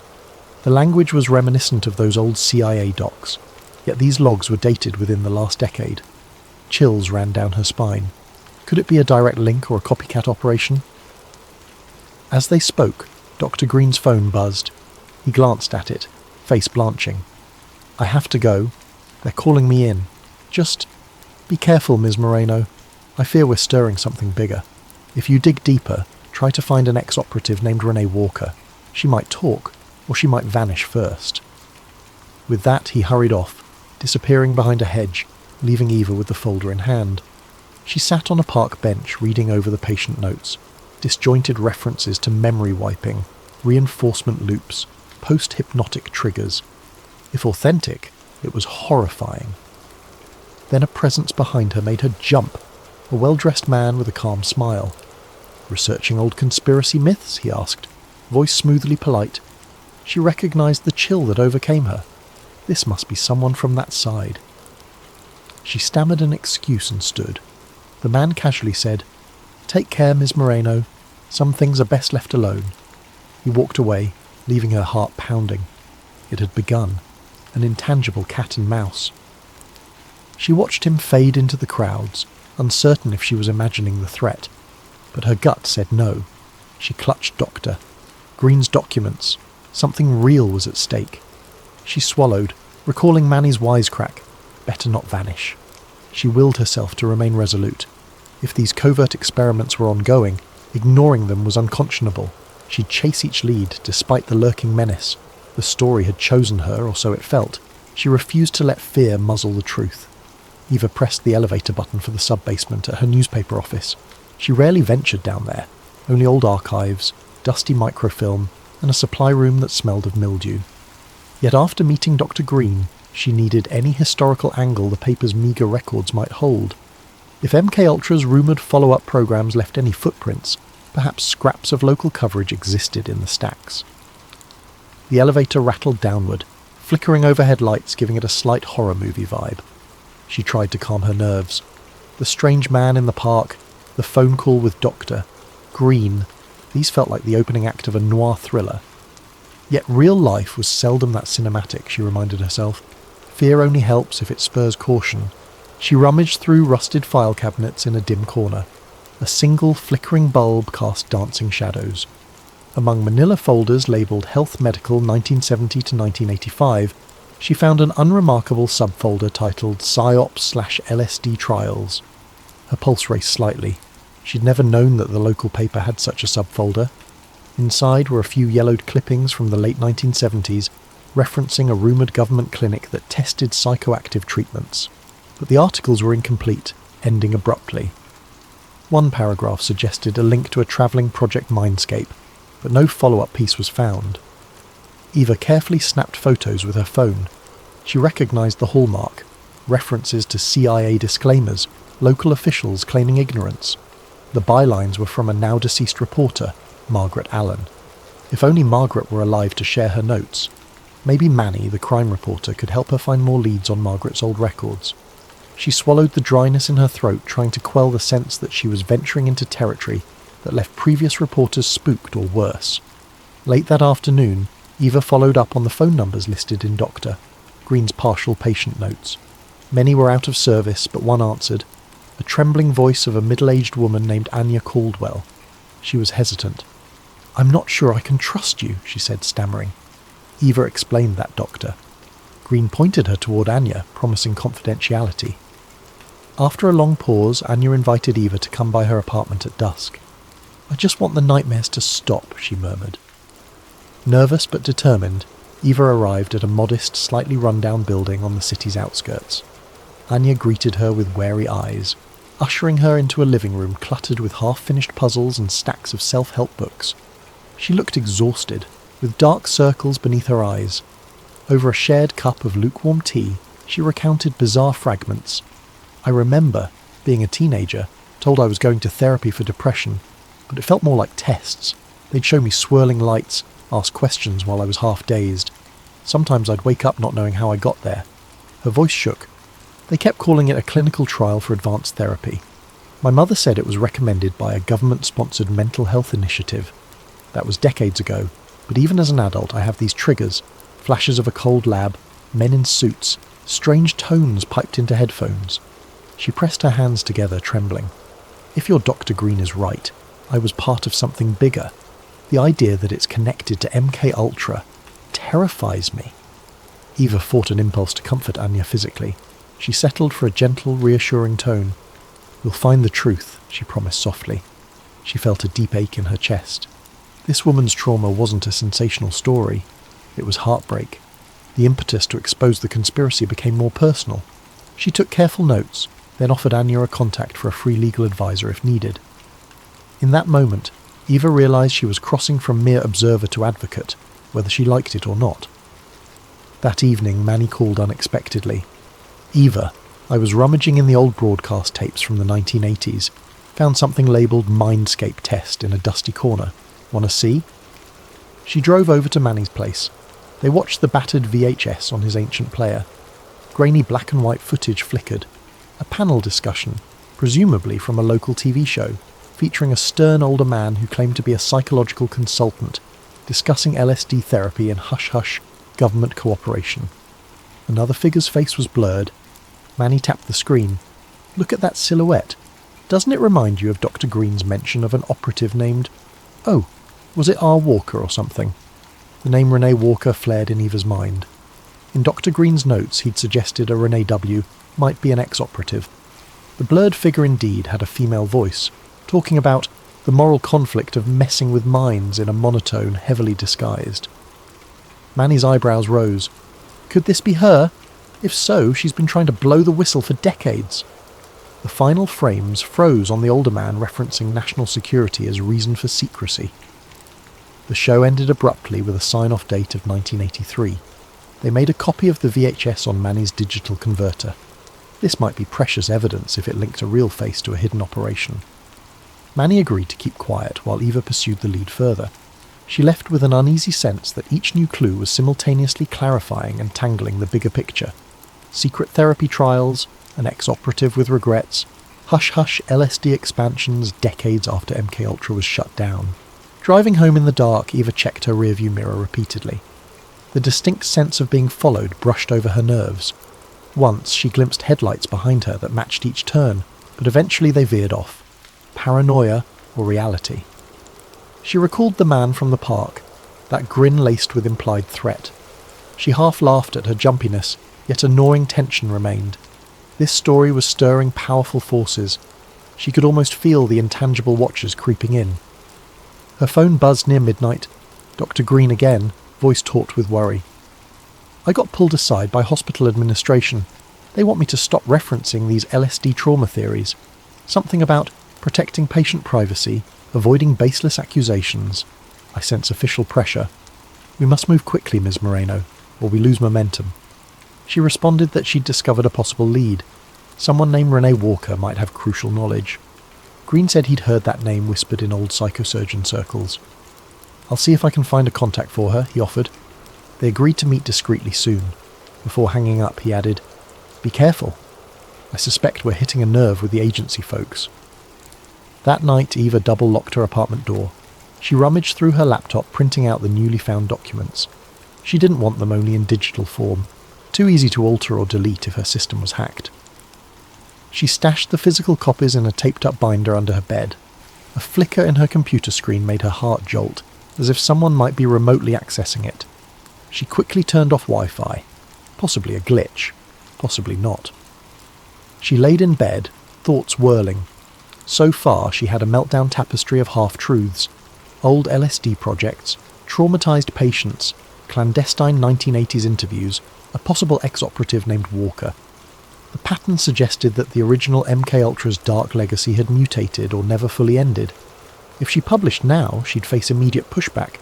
If she delayed, she risked losing Dr. Green or Anya's cooperation under intimidation. Balancing these risks felt like treading a razor's edge. In the stillness, she recalled how Anya's eyes brimmed with fear, how Manny bravely rummaged archives for her. She wanted to protect them, to do justice by their stories. Sleep crept in slowly. Outside, city lights glowed, oblivious to the hidden war for truth happening in shadowy corners. As she drifted off, the last thought crossing her mind was the question, if I push deeper, how far will they go to silence me? And am I truly ready for that fight? Eva's editor glowered at her from behind a cluttered desk the next morning. I'm not shutting down your story, he clarified, but you'd better bring me something solid. No cloak and dagger rumours. I can't risk a defamation lawsuit or a government clampdown. This paper's fragile enough, kid. She nodded, biting back a retort. She understood the precarious finances. She also knew she had more leads to chase, so any immediate confrontation here was pointless. Around lunchtime, a call came in from a blocked number. She picked up, half expecting Doctor, Green or Manny. Instead, a woman's voice, husky with a slight rasp, spoke. I read your piece on historical LSD trials in the local aggregator. You're more correct than you realise. If you want real answers, meet me at the old bridge, 9 p.m. tomorrow. Park discreetly. Come alone. Click. The line died. Eva's pulse spiked. Another tipster? She guessed this might be Renee Walker, the ex-operative. The hush in that voice suggested caution. She decided to keep the meeting from Manny for now, not wanting more people at risk. She texted Doctor. Green. Potential major source. Will update if it pans out. He simply responded, Watch your back. That evening, as Eva locked up her desk, she nearly collided with a tall man stepping into the hallway. He wore a tailored suit, eyes cool with confidence. Ms. Moreno, he said softly, I'm Marcus Tate, Government Relations. We appreciate your interest in historical CIA documents, but caution you to verify authenticity. Many fabricated stories circulate. The tone was polite, but the underlying message bristled. She recognised that name, Marcus Tate, someone rumoured to hold a senior intelligence position, known for smoothing over controversies. She forced a tight smile. "Thanks for the tip. I always verify sources." He nodded, letting a silence hang. Then he said, "We wouldn't want your publication to inadvertently publish disinformation. It could harm reputations. Be sure you have facts, not fantasies." With a parting nod, he vanished into the corridor. She stood there, adrenaline surging. He'd found her. The friendly facade was a classic intimidation tactic. She breathed deeply, reaffirming her resolve. That night she dreamt of interviews with masked figures, swirling records, half-lost diaries. She awoke in a cold sweat. Checking the time, 4 a.m., she realised she wouldn't sleep further. She rummaged through her notes. Anya Caldwell's anguished recollections, Dr. Green's partial patient logs, the hush around Project Mindscape, plus Manny's discovered VHS clip. The puzzle edges were forming. They all indicated that MKUltra had spawned follow-ups under different names. The cruelty of it, unwitting subjects manipulated for psychological experiments, fired her outrage. She jumped at the ping of an incoming email. A hush of dread passed over her. Possibly Manny with a new find. She opened it to see a single line. "Stop. We see you. Remember the children's story that ended in tragedy. No sender, no signature." Her hands trembled. She quickly forwarded it to Manny with the subject line, "Threat." Fear and anger twisted in her chest, but backing off now would be cowardly. She decided to press forward. Come morning, Manny visited her desk, eyes grim. "That threat email. Should we call the police?" She shrugged wearily. "The police might brush it off as a random troll, or they might be compromised if this is deeper. I'll keep it documented, though." Manny frowned, placing a small digital recorder in her hand. "At least carry this for tomorrow's meeting. Record everything. If you vanish, we'll have a clue." She gave a shaky smile, appreciating the support. She also texted Dr. Green to ensure he was safe. He answered that nothing new had happened, though he felt uneasy at the hospital, noticing a suspicious stranger loitering outside his office. The sense of watchers multiplied, as if a net tightened around them. That afternoon, Eva visited Anya Caldwell's apartment again, bringing groceries as a small gesture of kindness. Anya looked more frazzled than before, eyes red, hands trembling. She said she'd had another flashback.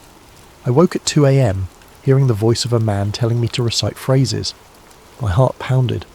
Then I realised it was a dream, or a memory." She rubbed her temples. "It feels like they planted triggers in me, half-lost commands. I can't separate reality from induced illusions." Eva consoled her gently, promising progress was being made. She didn't mention the upcoming clandestine meeting. The last thing Anya needed was further agitation. Instead, Eva recorded a short statement from her about the therapy sessions as a child. Tears welled in Anya's eyes as she recalled a windowless room, swirling colours, the smell of antiseptic. "They'd strap me to a seat, talk about unlocking hidden recesses of the mind. I was just a kid," her voice cracked. Then it all went black. Leaving Anya's place, Eva felt both anger and heartbreak. This woman was living in a psychological labyrinth shaped by monstrous experiments. She clenched her fists. No matter the risk, the truth must surface. As dusk approached, Eva found her mind swarming with scenarios of the next day's meeting. She packed a small messenger bag with essential items: phone, digital recorder Manny gave her, spare battery, some printed docs for reference. She wore comfortable dark clothing, wanting to blend in at night. She half expected a spy novel twist, pursuit by unmarked cars. But the actual day remained quiet, as if the forces arrayed against her were letting her approach the meeting unimpeded. Her phone chimed. Manny again, urging caution. "If anything goes sideways, call me, or text a single letter to indicate trouble." She typed an appreciative reply, fighting a swirl of both gratitude and guilt. She was dragging Manny into dangerous waters, but she needed an ally. That evening, the city lights flickered against a starless sky. Eva rummaged for the steel in her spine that had propelled her through tough stories before. Yet tonight felt different. Lurking government watchers, threatened whistleblowers, traumatized survivors. She double-checked her apartment's locks, set an alarm for early morning. She'd meet the mysterious caller at 9 p.m. tomorrow. The hush in her apartment felt oppressive, as though shadows on the walls were more than mere illusions. Her last act before bed was to rewrite her notes into a more coherent timeline. 1950s to 1970s, MK Ultra official timeline. 1983, local TV interview with an ex-operative, likely R. Walker, discussing a spin-off project. 90s to 2010s, Dr. Green's patients show LSD-induced psychological trauma, some referencing secret therapy. Present, threats from a man named Marcus Tate, presumably an agency official. She underlined tomorrow night, Old Bridge, Renee Walker. She imagined the conversation that might unfold, the revelations that might come. A swirl of dread and excitement coalesced in her gut. If this was indeed Renee, the puzzle's missing piece might fall into place, giving the story unstoppable momentum. At midnight, lying in bed, phone on her nightstand, she stared at the ceiling. She pictured the silent watchers, the cunning Tate, the heartbreak in Anya's voice, Dr. Green's caution. Sleep eluded her again. She whispered to herself, "We're all just threads in a bigger tapestry. But maybe, if we weave them together, the truth can't be cut." The beep of the clock turning 12:01 a.m. sounded eerily loud, marking the transition to the day that could change her life. She closed her eyes, mustering the nerve for what was to come. The next day breezed by in a haze of tension, each hour feeling like a coil tightening.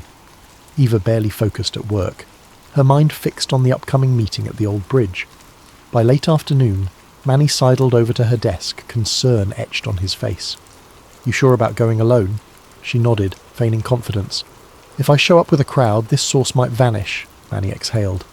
"Then keep me posted. We can't lose you to some dark fiasco." She promised she'd text him the moment she left the meeting. The unspoken fear hung between them, that these conspirators played dirty. Just before 9 p.m, Eva parked a few blocks away and walked the rest. The Old Bridge, a disused iron span over a shallow river, sat in a dimly lit portion of the city seldom patrolled by normal evening crowds. Broken street lamps gave it a half-forgotten gloom. She clutched her phone and Manny's digital recorder, scanning the area for watchers.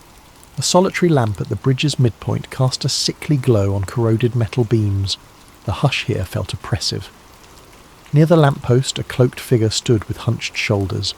Eva approached cautiously, heart thudding. As she drew near, the figure lifted a hood, revealing an older woman's face lined with weariness. She spoke first, voice rough but subdued. "You're Eva. I'm Renee Walker. That's all the introduction we have time for." Renee's gaze flicked about as though expecting an ambush. "Listen closely. I used to work for the agency. Not full field ops, more like logistical tasks. But I saw enough. MK Ultra was official from mid-50s to 73, we know that. But they rebranded. They carried on select sub-projects under new code names, tested mind manipulation on unsuspecting people. LSD was just one tool. They tried hypnosis, synthetic compounds, memory erasure. It goes deeper than official records show." Eva's pulse quickened. She pressed record discreetly. "And does it continue to the present day?" she asked. Renee inhaled shakily. "In fragments, yes. Various labs quietly funded. Some doctors recruited. I parted ways decades ago, overwhelmed by guilt. I tried hinting at the truth in that old 1983 broadcast, but I was discredited, threatened." Renee handed Eva a small flash drive. On here are partial logs from the 1990s. They mention a Project Halcyon, a newer iteration focusing on advanced mind conditioning. I can't confirm if it's fully active now, but I suspect it never ended. She paused, scanning the darkness. They never fully let go of the dream of controlling thoughts, altering behaviours, and the worst part, many subjects have no idea they were used. Eva pressed for specifics about LSD experiments. "From what I gather, Anya Caldwell might be a victim." Renee frowned. "Yes, that name surfaces in old rosters. She was one of the teenage participants identified as emotional vulnerability prospects. They used sedation, subliminal triggers, aiming to shape behaviour patterns. It was monstrous. Some attempts at total reprogramming, they said. A tremor passed across her lips. "I can't undo the past, but I can help you expose it." The hush of the night weighed on them. The dull roar of the distant city traffic underscored how separate they were from normal life. Eva felt sick imagining countless lives like Anya's. She asked, "Who's directing it now? Is it the CIA, a private contractor?" Renee shook her head. "Could be a black-budget wing. Marcus Tate is a top figure in suppressing all public references. If he's after you, be extremely careful. He's cunning, well-connected. Suddenly footsteps echoed on the far side of the bridge. A flashlight beam swept across rusted railings. Eva's heart lurched. Two silhouettes approached. "We need to go," Renee hissed, pulling Eva aside. The footsteps quickened. Eva glimpsed suits and glints of drawn handguns. Possibly Tate's men. "Split up," Renee whispered, "and hide the flash drive." Eva stuffed the drive into her jacket pocket. They parted ways at the middle of the bridge, each slipping into darkness behind opposite support beams. The footsteps reached the lamppost, a hushed voice speaking. They were just here. Another answered, "Spread out. Check the perimeter." A chill of adrenaline shot through Eva. She crouched low, quietly texting Manny. "Bridge. Surrounded. May need help." Peering from behind the beam, Eva watched one agent pass mere feet away. She held her breath. He scanned the shadows with a small flashlight. Luckily, a shrill siren from a distant street corner spooked them. Perhaps a random police cruiser. The men, evidently not wanting a confrontation, retreated. Eva seized the moment, creeping in the opposite direction along a narrow catwalk under the bridge. Heart pounding, she emerged onto a deserted side street, then sprinted to her car blocks away. No sign of Renee. She hoped the ex-operative also escaped. She hopped in her car, hands trembling, and sped off, only allowing herself to exhale when the headlights behind her revealed no pursuers. Her phone beeped, a text from Manny. "Hang tight, on my way." She replied that she was safe for now, heading to an all-night diner. Manny insisted on meeting. The swirl of fear and relief left her half nauseous. Manny slid into the diner booth, breath ragged. Eva recounted the confrontation. Manny looked alarmed, but also intrigued. "So now you've got a flash drive from a presumably high-level operative. That's gold, or a hornet's nest," she nodded. "Both, likely." She'd scrolled quickly on her phone, discovering the flash drive was encrypted. She'd need a friend skilled in decryption, someone not easily traced.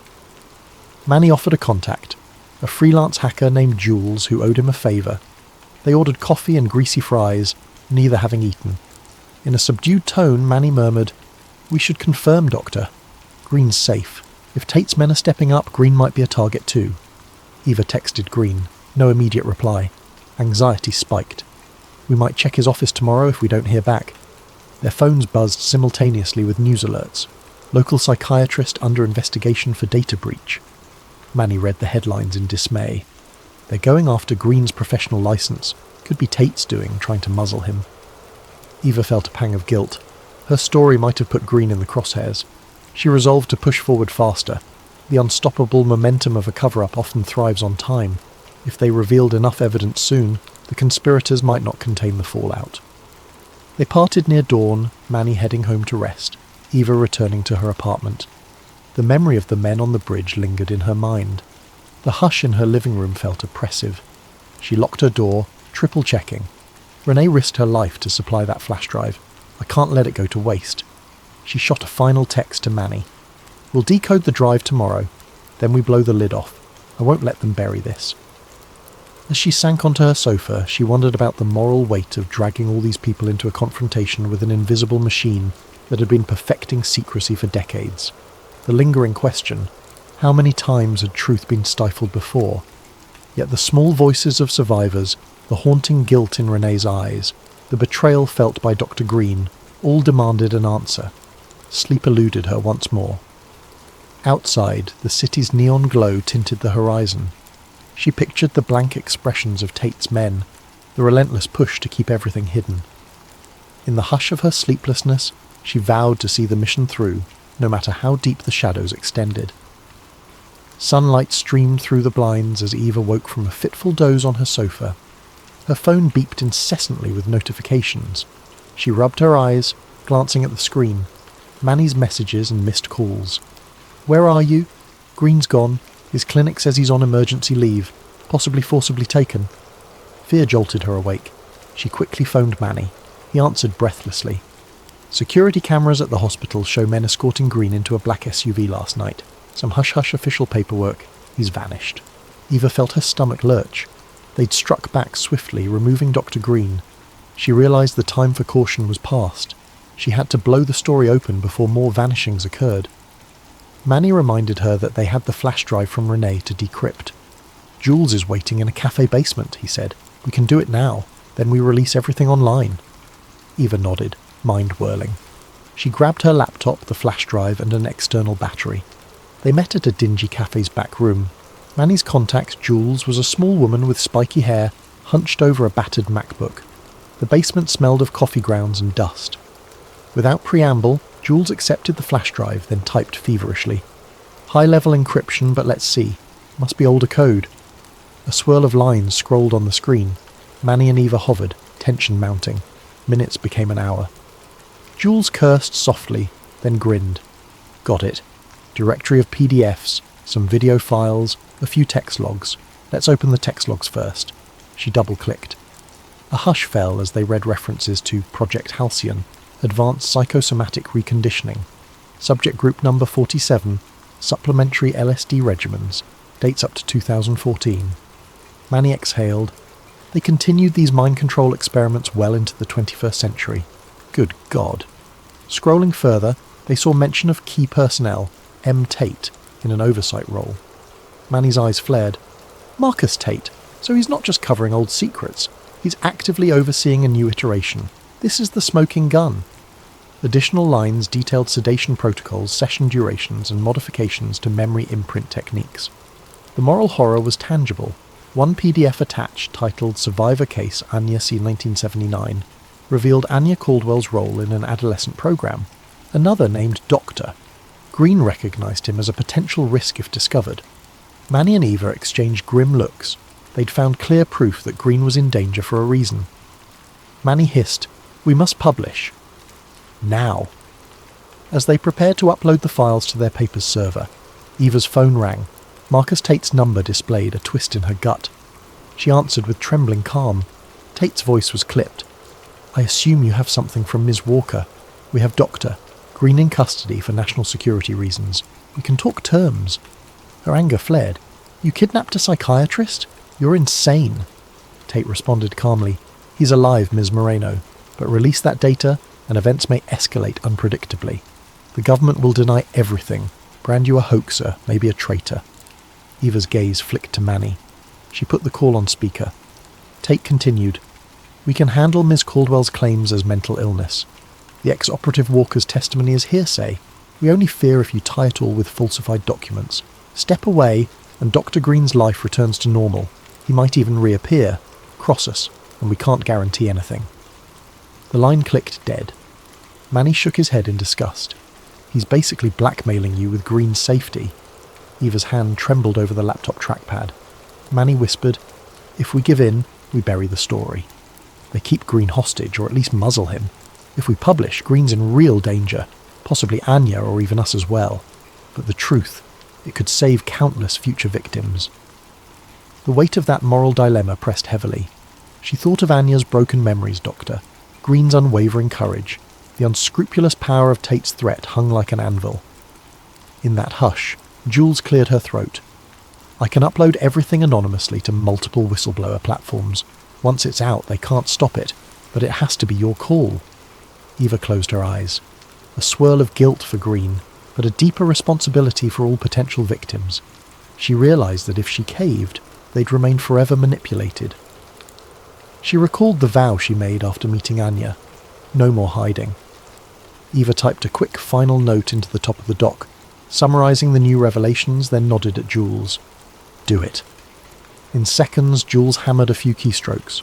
The screen showed progress bars uploading the entire folder, text logs, PDFs, old videos, to a major document leak website. Manny simultaneously drafted a story for their own paper's site, referencing the leaked files. They set it to auto-publish within the hour. No turning back. Within minutes, social media chatter exploded. Major leak reveals possible continuation of MK Ultra under codename Halcyon. Manny's phone vibrated non-stop. Eva's email inbox flooded. The fuse was lit. She expected an onslaught of official denials, trolls, maybe half-truth excuses, but at least the genie was out. The hush of decades was shattered. The next steps unfolded in a blur. Large news outlets picked up the story. Government press liaisons fumbled with, "We're investigating these unverified documents." Statements. Conspiracy forums erupted with triumph. Mainstream anchors expressed cautious skepticism.